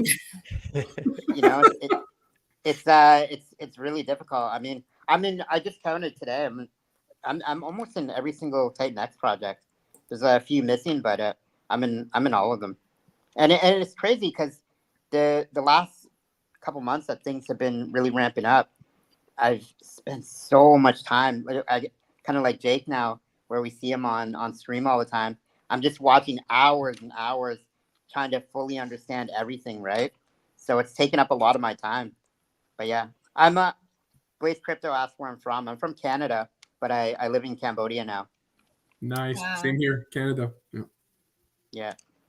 Yeah, I recognize your accent. Yeah, I believe you. You should. If I talk to you French, you're gonna know exactly which province. Everybody's like, "Oh yeah, I know." Je parle un petit peu en français. Yeah, petit peu, petit peu. Nice. Yeah. Nice. That's awesome. Top 3 projects, Mitch. Your favorite 3 in general, or 5, if. Or 5. You're talking to a politician. The ones that take up most of my time, of course, are Titanx. Element 280, I've been obsessing over a lot lately. Hydra is great too. Oh man, Volt, Titan Farms. Yeah. I love that. I've been doing crypto for a long time, and the other thing that's so great about Titanx is, we all know about DeFi. Like, I started off, my first project was BitConnect, and and then I started getting into real DeFi projects like P3D, and the list goes on, and even farms, but nothing has ever been to the tune of Titanx for sure. Man. I mean, with all these different projects that I've been in, you never have this kind of community. I think the closest kind of community that you got to this is probably Pulse Chain or Hex, but Pulse Chain and Hex are great, but it's very divisive, right? You don't have a community who's so open and friendly and supportive like this. Camaraderie is the most important thing. I mean, I've been the game dev at Hexco since the beginning, and God, I hate negativity. Like, at the end of the day, that is the drawstring for me. I just can't stand it. Positivity always helps with everything. And then furthermore, the build component is the most important thing that we didn't have in Hexco, is actually bring everyone together and try to build together. And I think there can be some camaraderie between Hexicans, Pulsicans, and the Build on Titanx people. We just have to marry everything together. It's not a me thing or a my protocol. It's a we together to actually bring everything together. Because when you do that, you load balance everything. And that's what you want. You want anchor stones, keystones, cornerstones to actually help load balance everything and to experience and expand it for all. So, no, 100%. Absolutely. Yeah, I agree. I love it. Yeah. And we're slowly building that. I think as the days and weeks go on, you know, I think through sometimes it feels like arguments, right, on Twitter and Telegram and stuff like that. But you know, it takes hard-headed people going back and forth and talking to each other about the pros and cons of things. And you know, slowly but surely, we're all going to kind of conjoin. And I'm hoping that's kind of what Titanx does for the whole entire crypto ecosystem and says, hey, we're doing something a little different over here. We all think it's very, very beneficial for the ecosystem as a whole. And hopefully we can bring some of that into your ecosystem. And I think we're slowly doing it. Absolutely. Like with the whole gift tech thing, we built on the premise of bringing communities together. And I think that the more that we bring communities together, it doesn't matter what's in your wallet. It matters what your mentality is and how you're bringing positivity forward and how you're building together. And then how do you work together? Just like the Titanx protocols are working together with Titanx, why can we not do more with more? And then showcase what people that are built are unity, just like it said right there, unity and DeFi. DeFi for all. This is why we all are in all the different ecosystems that we've been through, right? Mitch was saying earlier, starting from the BitConnect days, DAV or Hexercoin, like all the rest of that stuff from the Ponzi days. Now we have real DeFi and we're arguing over silly things when we're all technically on the same side of the train. Couldn't agree more. Yeah, there's a lot more similarities than differences at this point, for sure. Yo, it's crazy. I mean, we all cut from the same cut of cloth when it comes from like where we came from to where we got here. Most of us experienced one part of that or not, right? So like, why be decisive over that? Why not build an arc where everyone can get on together? Yeah, absolutely. Yeah, and yeah, if anybody else has any ideas of, you know, just to kind of culminate this last section that we're doing it with real world expansion and you know, adoption and stuff like that. If anybody has any last ditch ideas before we kind of hit this last you know, outro, if you will, of conference day 2, yeah. The only comment I want to add when it comes to thinking around the real world applications and bringing this into reality, for me, the strongest connection there is that passive income piece. So, you know, and I love being involved in the farms and, you know, the E280 with, and it just feels more like you're getting something as a passive income. And I think that actually translates into the real world really nicely, rather than just something that, you know, you're going to get a big win and then maybe, you know, you don't know when it's going to happen again. I think like if you can kind of try and bolster that passive income so that it can be strong enough to make it through bull and bear markets, I mean, that's something incredible. Yeah, and I think personally the farms, especially since, you know, last cycle, farms was a huge narrative, and people really got their heads wrapped around it. And you know, it seems like we're really growing how much capital is actually within the farms. And when we start getting really big numbers, more and more eyeballs are going onto it. And if it's safe and everything like that, people trust it. And like you said, passive income is what people kind of want, instead of it being like, I got to sell my principal. I can sell this, or I could use this for other opportunities and stuff. So I think that was a big step forward for sure. I think for adoption too, like these streams are really great. I mean, I've heard so many people during this conference, you know, and newcomers who have mentioned the live streams, you know, and how much of a, you know, you get to see the community, you get to listen to everybody's stories. I think it's a really great idea. You know, and seeing everybody seeing Jake, you know, being a warrior out here doing 12-hour streams is pretty wild too. Right. 24 hours. 12 hours. Yeah. Who 12 hours was today. saying next conference 24-hour stream? We're gonna kill Jake. Oh, you're gonna need a little bit more than that to get me down. Light work. Raymond, congrats on Lotus, man. Hey, thank you.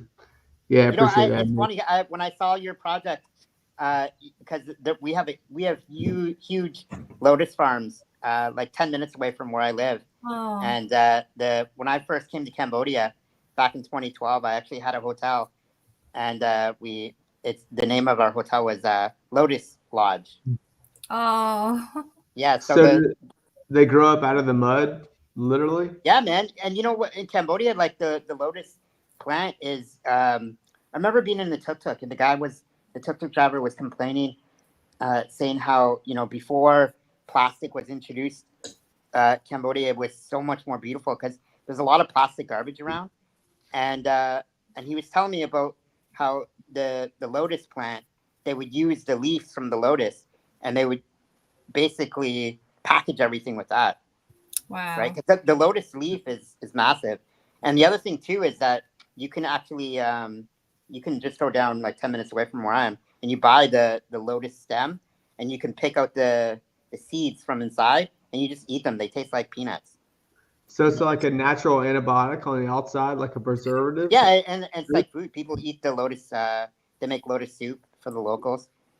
I mean, I'm not. You know, it's more for a local thing. I'm That's very cool. Westernized. I love my Hey, man. lasagnas and burgers. He's down at McDonald's while they're having the lotus soup. I wish, man. There's no McDonald's in all of Cambodia. Oh, really? Yeah, so the only time I get to enjoy McDonald's now is when I do a quick trip over to Singapore or Yeah. Bangkok. Yeah, I used to live in Singapore. Oh, Yeah. nice. Yeah, it's beautiful. Yeah, it's really nice. Yeah. You guys are legends. I'm just watching for hours. You know, my brain is a marshmallow from the launch and multi-sigs, which I would just flush down the toilet if I didn't need them. And yeah, so regardless, yeah, just great watching everybody. Jake, dude, it's like 70 hours for you or something. I mean, it's record style. Good shit. Chris, great to see you on stream. You know, I mean, background mod day one, Titanx, you know, it's epic. So yeah, Mo and Smooth and Titan, what's up, Ted? Anyways, so I just wanted to, you know, come on the end. Long day. Wow. There's my host. There's my fellow host. Congratulations again, Rayman. What's up? long Congrats, day, Rayman. long weekend. Yeah, pretty epic. There it is. Epic couple of days, I must say. Ali, how's our Inferno doing right now, huh? Nice to get that. Nice to get a Lotus launch. Volt. We got a Volt all time high, an Inferno all time high. Morpheus launching tomorrow. Cryptographics has got a project coming. Loads of alpha. Nice one. Nice. It's like you can't, I don't know, it's hard to go wrong, isn't it? You know? Like Mitch said, he's in everything. It's just really difficult to go wrong. Yeah, it's hard to say no. I know, yeah. Yeah, you got to have your checklist. So when you wake up in the morning, you just go down all the different projects and just do your daily checkups, you know? Yeah. Ali, I was just thinking about a stream a long time ago that you did, and you were talking about having a whiskey or something, and I was just thinking in my head, I'm like, man, if I ever get on stream one day, I gotta have a on-stream whiskey with Ali. Next time we'll definitely, now that you're out front and center, we'll definitely see your face again, I'm sure. Yeah, for sure. Yeah, I that'd be don't great. like whiskey. Ooh. I'd have to have a glass of port or something instead. You should. It's all good. Whiskey and wine. Yeah. Like a weekly get together and have a drink, talk about Titanx. I don't know. Could happen in the future. Yeah. There we go. Yeah. It's daily in Ireland, right, Allie? Yep, pretty much. Pretty Pretty much. much, pretty much, yeah. Went home, had a nice dinner, a few glasses of wine, back on stream. Yeah. So what's going to happen this week with the market, guys? Any thoughts? Titanx, we're in our bubble, right? So I don't know. It's a comfy Morpheus bubble. launches tomorrow. That's what I think is happening in the market. Yeah, Morpheus is going to Yeah. take some attention. That's for sure. Yeah, but that's actually a great point because I used to keep track of like the rest of the crypto market very closely. Now I just have my general time stuff. Like when somebody asked me what's the price of Ethereum, what's the price of Bitcoin, man, I couldn't even tell them. I don't look at anything else. I'm just so in the thing. It's like we're having our own little bull market. We couldn't give less of a fuck about everything else. Take a Don't stab. need What it. price do you think Ethereum is right at the minute? Probably 2,500 since it's been for the last 30 years. Yeah, exactly. Wow. Sure, Feels like 30 years at this point. Bullshit. Yeah, you know what? It's like we've been in a bull market since you launched Titanx for our ecosystem in a sense, you know. So it's pretty awesome. Yeah, but it hasn't always been a bull market. Well, I mean, for our well, still, I mean, it's been good For everybody. miners, I yeah, mean, miners 280 were miners never for really. profit. I Yeah, mean, for miners yeah. it was never really bad. Like it was Yeah, I mean, one that point was- where like some miners were negative. But other than that, like miners have been.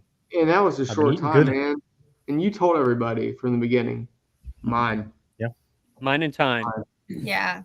And all the people Mine that did the max. homework and understood it and got this have been having a party for a year, you know? But it's Yeah, so crazy, You though. know, speaking of price predictions, you know, one thing I've learned in my entire time in crypto is you can listen to the smartest guy in the entire world talking about where the price of, let's say, Bitcoin goes, and then you have one guy saying it's going to go this way. You honestly, like, anytime any one of my friends asks me where do I think Bitcoin is going to go, or you know, anything like that, I always just say, man, anybody that tells you where they think that crypto is going to go and where the price of Bitcoin is going to go is probably going to be wrong. I mean, nobody has been right. Like, I remember even watching Ben Cohen, or I forget his name. He's super smart, like doing all these analytics and everything. And then they all end up being wrong anyway. So it's a life form of its own.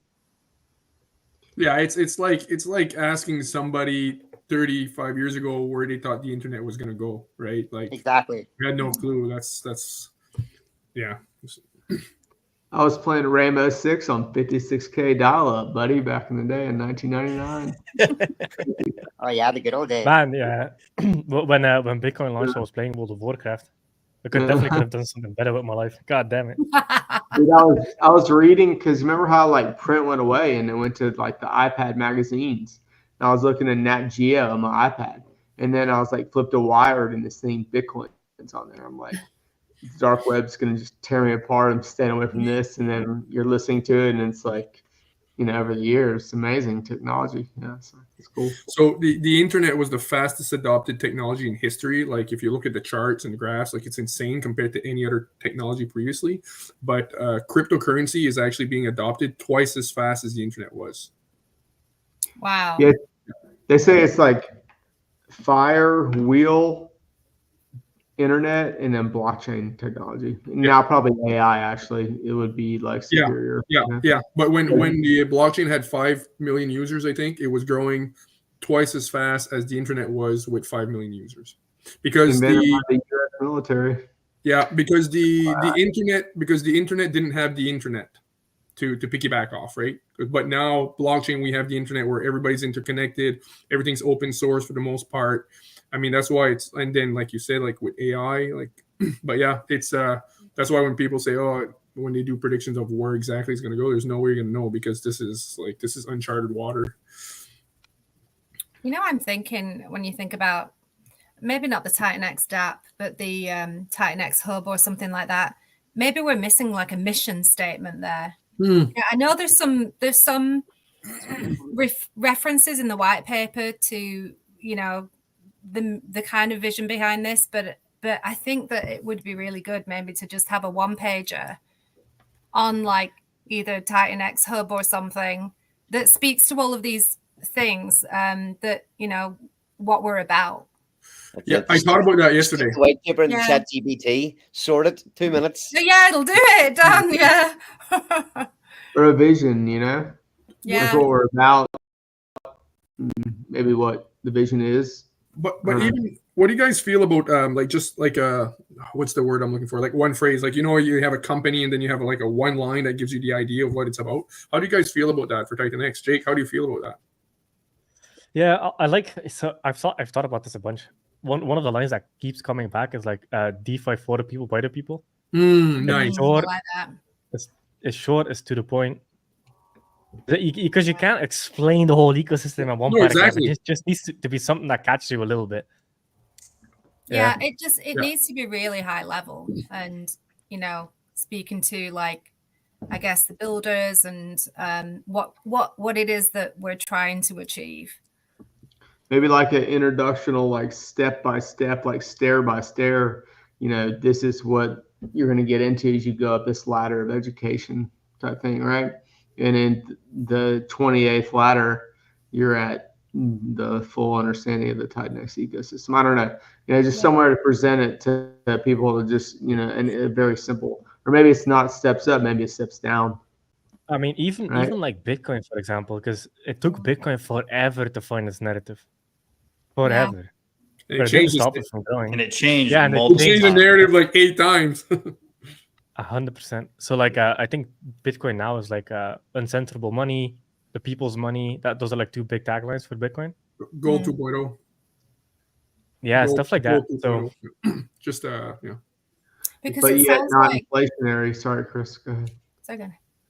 I was going to say, it sounds like crypto's already, you know, getting the traffic from what you'd said, Titanx, Jay. The traffic's already coming into crypto at a high rate, but then I guess the question is, how do you get the eyes on the Titanx ecosystem, and how do we show who we are and why we're maybe a bit different?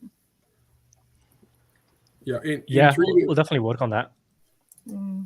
Like it's It's gonna a come fine in line every legally, right? It's a fine line legally, guys.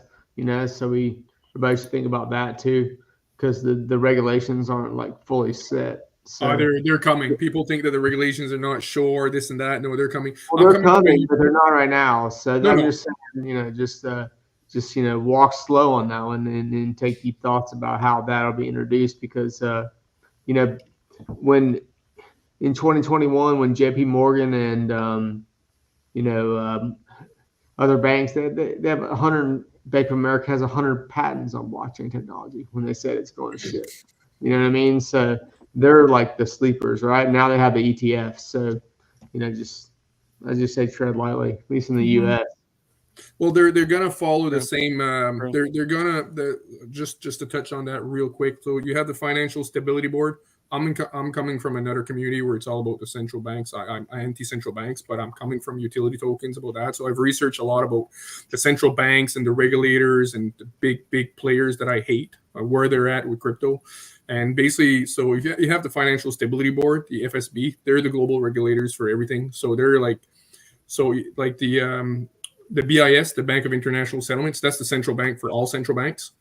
And the FSB is like kind of like they're the best friend, right? Like they regulate. Everybody thinks like Bank of Canada does their own thing, but no, like they have to follow the BIS, the Bank of International Settlements, central bank for all central banks. They follow all the same thing.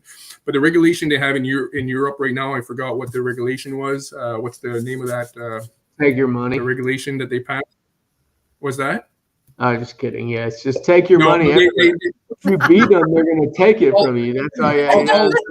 No, but all I want to say is that all I want people to know is that they're acting as if they don't know what the regulation is going to be. They're not sure. This is all bullshit, okay? This is all propaganda. It's all bullshit. They know exactly how they're going to regulate it. They're going to follow the same pattern that they're doing. I can't remember the name, but in Europe, the bill that they passed, the regulation for Europe around utility tokens, crypto, and all that stuff, all the countries are pretty much going to follow the same thing. And this is coming from the Financial Stability Board. Because I saw one of the big guys, the FSB, saying, like, we already know what the regulation is going to be. Like, they're all acting like there's uncertainty the same way they did with Bitcoin. Like, oh, what is this? You know, it's going to go to zero probably. They're acting as if they don't know where it's going and all this bullshit to keep the retailers out. but they know exactly where it's going. Like in 3 to 5 years from now, almost everybody's gonna get their crypto. You'll be able to get crypto at a bank. Yeah. Yeah. And I love the discussion, right? It's going to be absolutely so bullish in the future to see kind of where we go. And just to kind of piggyback on that, we're going to do kind of a round table final discussions before we get into the outro. Yeah, so if you want to start it off, Rain Man, yeah, just what do you think about this, last effort to kind of create real world utility, partnerships, whatever you think about that.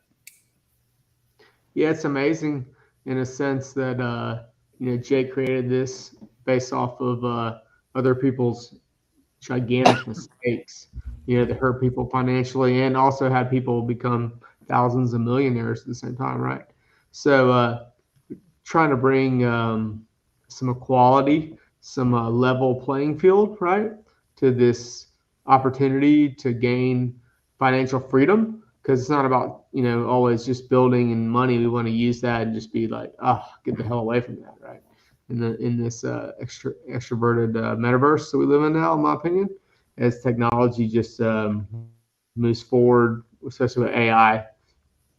So yeah, but what we're doing here is pioneering, and everybody's doing the best that they can, and I salute everybody for being, from the streamers to the mods to the builders, to Jake, and just the users, like community members showing up, and yeah. So let's just plow forward and just tread lightly, right? So we can be successful. Doesn't have to be aggressive. So I love it. Good. I love it.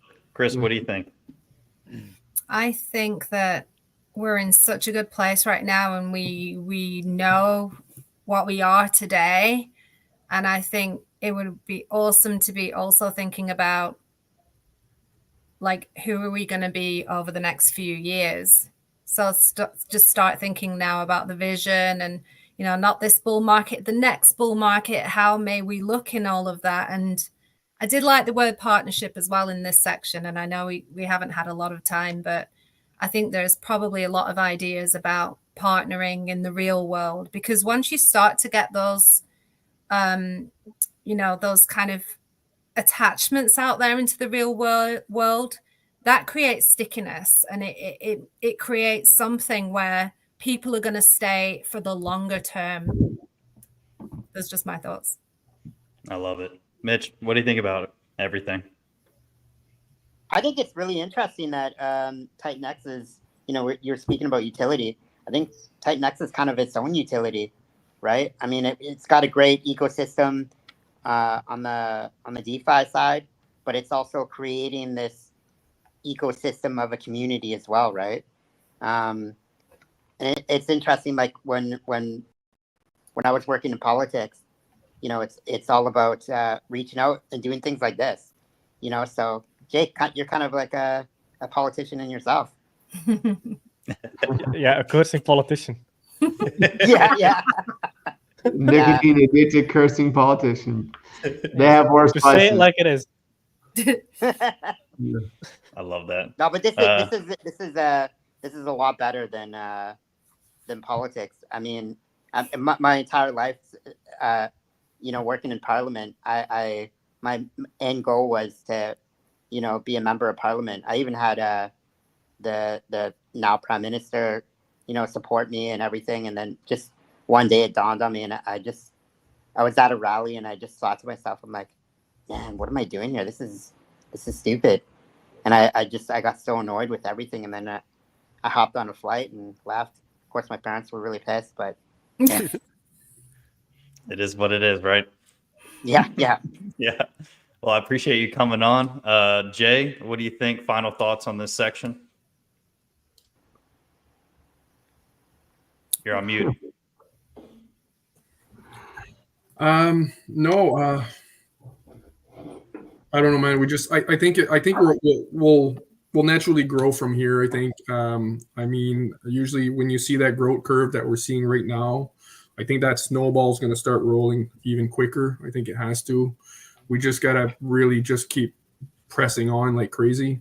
I I don't have a lot of thoughts of where we could be. I'm just thinking like I'm really happy that we're finally here. Like we're done the inflation period, man. Like we're like literally 10 days away. This is insane. Like this is a really, really good moment. Like this is like not that it was a bad thing, but like a woman having birth pain and then the child comes out, like it's that moment. Like right now the fun's gonna begin, like we paid the price and no, it's just it's the good times are coming now. I love and that. I'm just really happy about that. Like we should really, really be happy about the next 10 to 15, 45 days ish. Yeah. I love that. Ted, final thoughts. Final thoughts. In the world in which we're discussing and we're talking about, it moves very, very fast. I'm a firm believer that slow and steady is going to win the race. It's kind of a oxymoron in a way, but we move really fast to keep up with everything and new things coming out constantly. But just staying course, staying focused, sticking to the ethos, and time. Slow and steady is going to be our biggest victory in a sense. I mean, we're going to grow exponentially fast, I think, especially with Titanx becoming more and more rare. But hyperdeflationary. Yeah, use the word hyperdeflationary. I apologize. I apologize, but yeah. But my whole feel and the vibe about Titanx and just the whole ecosystem, it's strong, it's robust, it's remarkably talented with just amazing people from every aspect in every corner of the world.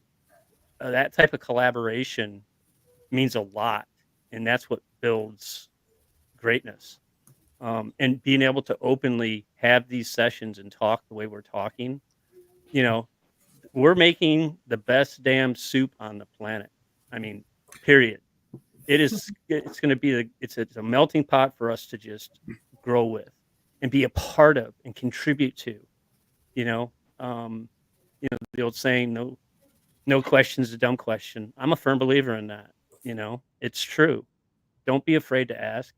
Don't be afraid to put your ideas out there. You never know what's going to click.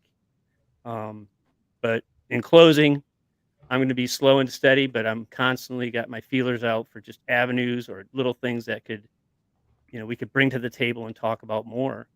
And actually, I do have one last thing is, should we consider maybe having like every 2 weeks or once a month, a group session just like this, to keep that flow, that momentum, those ideas churning, because when this is over, it may be over, boom, done. And we'll think about it and we'll think about it. But if we're really focused and we want to have a group that, refines itself and fine tunes our approach, maybe we should get a group together to where we can have these type of discussions openly like this. It's a great way to, bring exposure to what it is we're trying to achieve.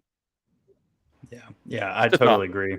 That's a really great idea, and it's something to build off. And it's not hard at this point to get a group of people that support this ecosystem together, and it's going to be something that we're going to continuously build and grow on that. And, whether it's every other week, every month, whatever that is, I think in the future, throughout this next week or two, I think we'll kind of dial it in because I think that's a great idea. Excellent. And thank you to everybody for everything. Really, it's been a pleasure. Bad Sports, you are truly a fucking rock star, man. I don't know where you got it from, but get some sleep, bro. And Allie and Mo, you guys have been awesome too, man. And Smooth, always a pleasure. Appreciate it, man. Yeah. Josh, Jake, on you, man. Chris.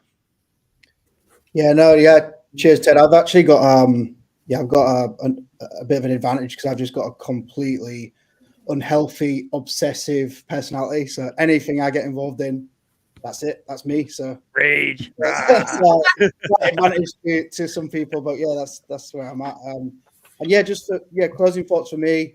I'm going to stay on a little bit longer, but it's just been amazing. Like, got everyone has turned up. Everyone we spoke to has come down and give it the all.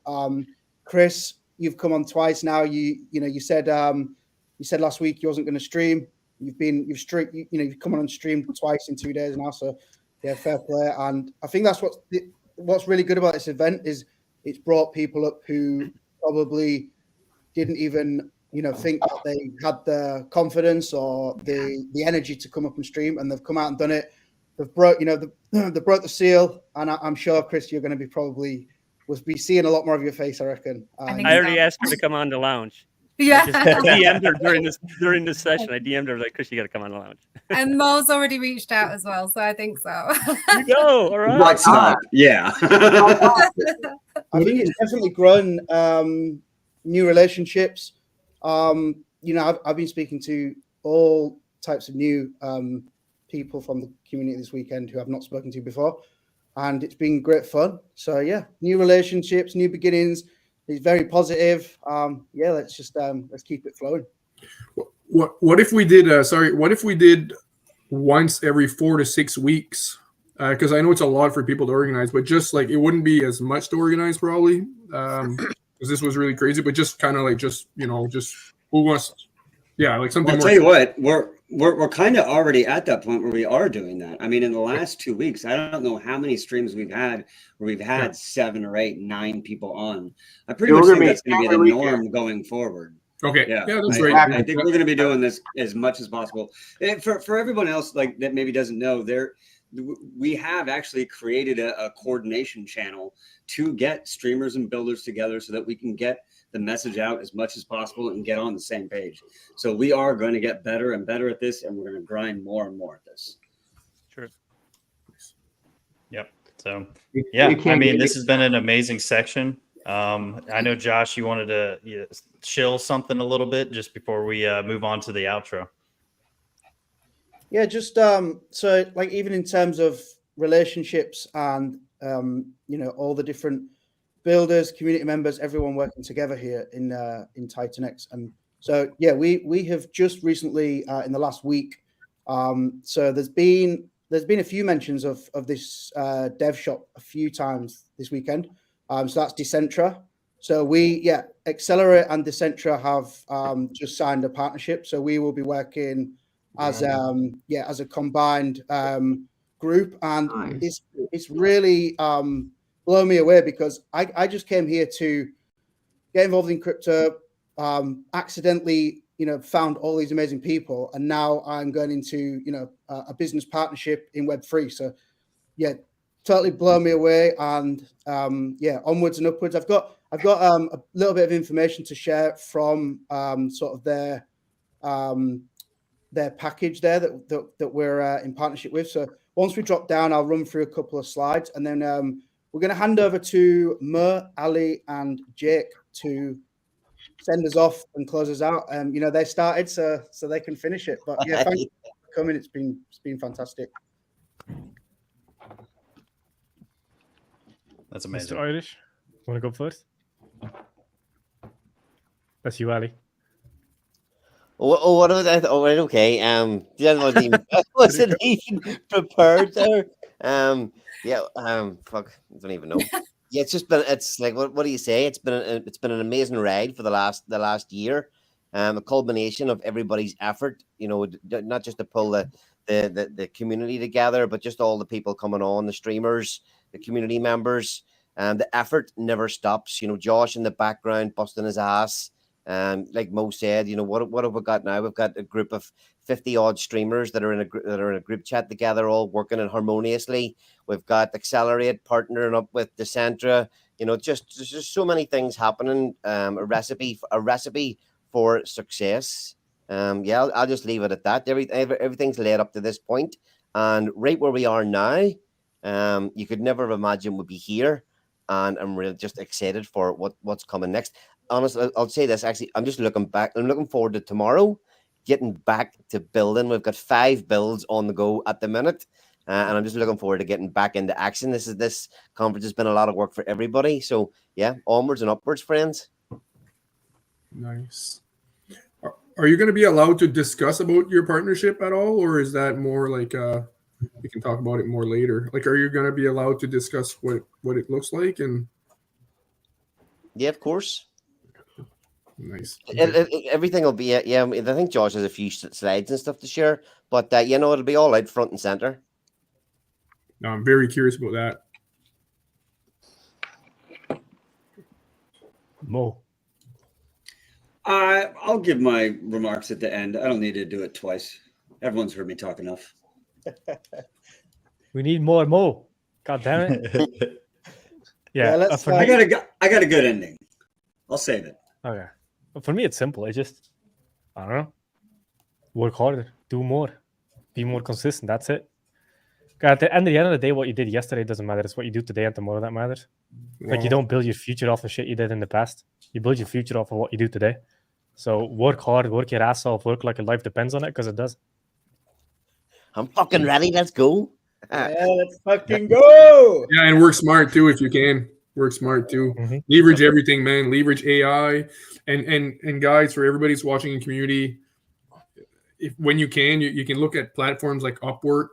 You can outsource your work, man, for nothing. These people are working in other countries, even at $4 or $5 an hour. For them, it's good money. It's not like you're underpaying them, and you can just offload tasks. Like, you can leverage that, and like combination of AI and platforms like Upwork, where you can hire freelancers for almost nothing. Those, like, always think about how you can leverage that, because that's like really, really crazy, man. Like, right now I can do in 2 weeks what it would have taken me like 15 years to do in the past. Yeah, this is important. This is important to mention. When I say work hard, it's literally just marketing. That's it. Because even if you build, the actual building is nothing. Like, that's not work. The work is, once it's out, is hitting the ground running and marketing. Because if nobody knows it exists, it might as well not exist. Because nobody can interact with it. You can have the cure for cancer, but if nobody knows it exists, it didn't cure fuck all. Yeah. Marketing is the work. So, like, getting it in people's hands, talking about it, onboarding people, like, be loud. Marketing is the work. Yeah, if you got 95% of the work. I'll actually jump in there and say that's exactly what the Decentra Accelerate partnership is all about. You know, we are out front and center, marketing, building relationships with people all the time, community members, streaming, you know, even creating memes, creating content. And that's where you've seen Bad Sports as well. That's where our strength is. It's just putting the work in consistently, day after day after day, turning up every day. It's easy to come in, build projects and launch them. But like you say, the real fucking work is after the project launches, and being able to stay consistent and being able to continue to market projects, talk about them, bring attention to them. So yeah, I mean, just hit the nail on the head. That's exactly what our partnership is all about. Nice. So they would be more the marketing kind of? No, we are. You guys that handle the marketing? Yep. They handle the building following your ethos? I think they're gonna go over it here in just a second. Okay. Smooth. What are your last thoughts, man?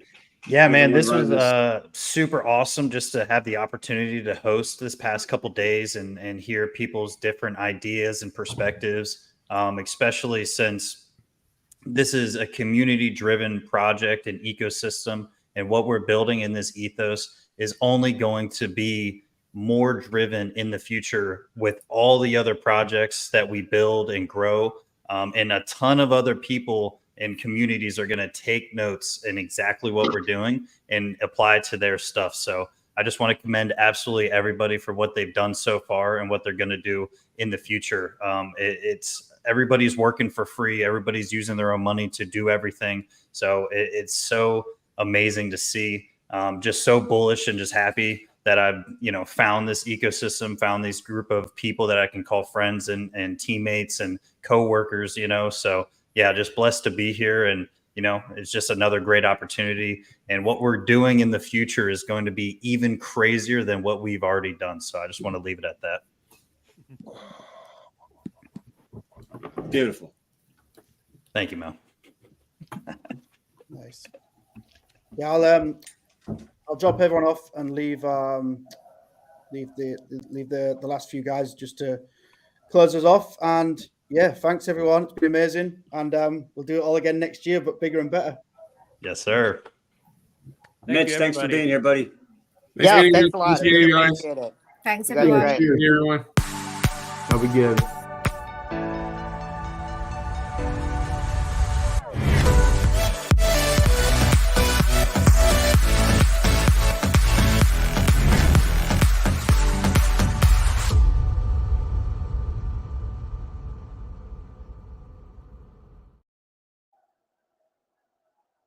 These are good videos. These are good videos.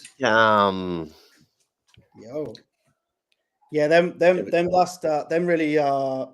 really fun and colourful with the logos and the conferences. They're all courtesy of Steve DeFi. So yeah, shout out to Steve, man. He's done really well with all that stuff. He's a bit of a marketing genius, actually. I don't know where it all came from. He's doing He secretly loves making memes as much as everybody else. Yeah, that was brilliant, guys. Mert, Ali, Jake, you absolutely killed it. Been great. Man, I don't know how you stay on for 12 hours. I really don't know. Well, it's pretty simple. You just stay on. It's not that hard. Yeah. Chew nicotine nonstop. Yeah, you eat, do everything on stream. Kill it, man. Hey, Josh, shout out for being the man behind the scenes on this whole thing, dude.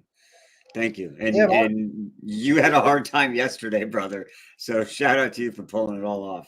It's been a lot easier with a decent internet connection. I'm not going to lie, but it's been great, man. I just loved it. And then we got an Inferno all-time high. Oh yeah. Hey. It was like the gift that kept on giving, you know. Yeah, it's done a 3x off the bottom in 2 weeks. Yeah, it just closed out for me. You know, all the effort that I've put in and getting everyone together, and all the effort everyone's putting in, and then just to get that little that little tip of the hat from the bull at the end was it's good fun. Yeah, so I wanted to maybe just have a few minutes. Ali, you and I have been discussing today just to let everyone know that obviously we're going into a business partnership with Decentra. So we're going to try and explode this ecosystem by allowing people to build as much as possible with two really strong teams. Obviously Accelerate, which is me, Ali and Scott, accelerate.build. Couple of the sections today and yesterday was titled Powered by Accelerate, which was essentially me and Ali. And yeah, we've decided to go into a partnership with Decentra, who are a dev shop and have some really, really good auditing teams. And yeah, we're gonna really help push this ecosystem, because the two teams together, working together instead of working in a separate format, is going to be absolutely killer. It's going to be insane. So yeah, I just wanted to make sure that we get that out there, because these guys are brilliant, and I want to make sure that everyone knows that we are here and open for business. Yeah, it's even since we started. No, it's been a wild ride being in Titanx, but even just I feel very lucky to have been able to build projects, and have relationships with the Blaze team, all the stuff that the Blaze teams come together to do when we all kind of went our little separate ways to continue to build all the things we wanted to build. It's been, I've just felt very, very lucky to have all those people, made all those relationships, had all those tough experiences, all the good experiences, and come out now and where we are now. We've already launched projects for a couple of clients, and we've got 5 builds currently on the go. And it's just all very exciting, and I'm very, very lucky to be here with all you guys as well. Yep. Hell yeah. Let's get it. But I'm grasping for energy here. My eyeballs are closing here.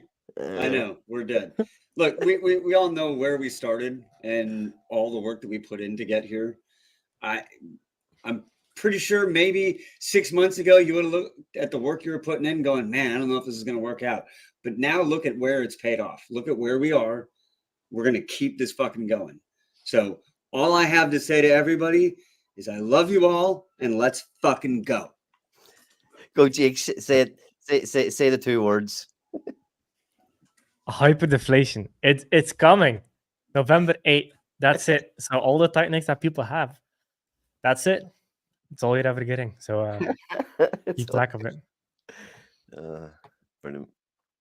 Cool. So yeah, let's close it out. We've done well over 12 hours today. So fair play, everyone. Thanks everyone for coming, showing up. We're gonna hopefully put all these streams into some sort of video format over the next couple of weeks. So that'll be epic to post out. And yeah, let's close it out. See you later. Hyper deflation is coming, baby. To the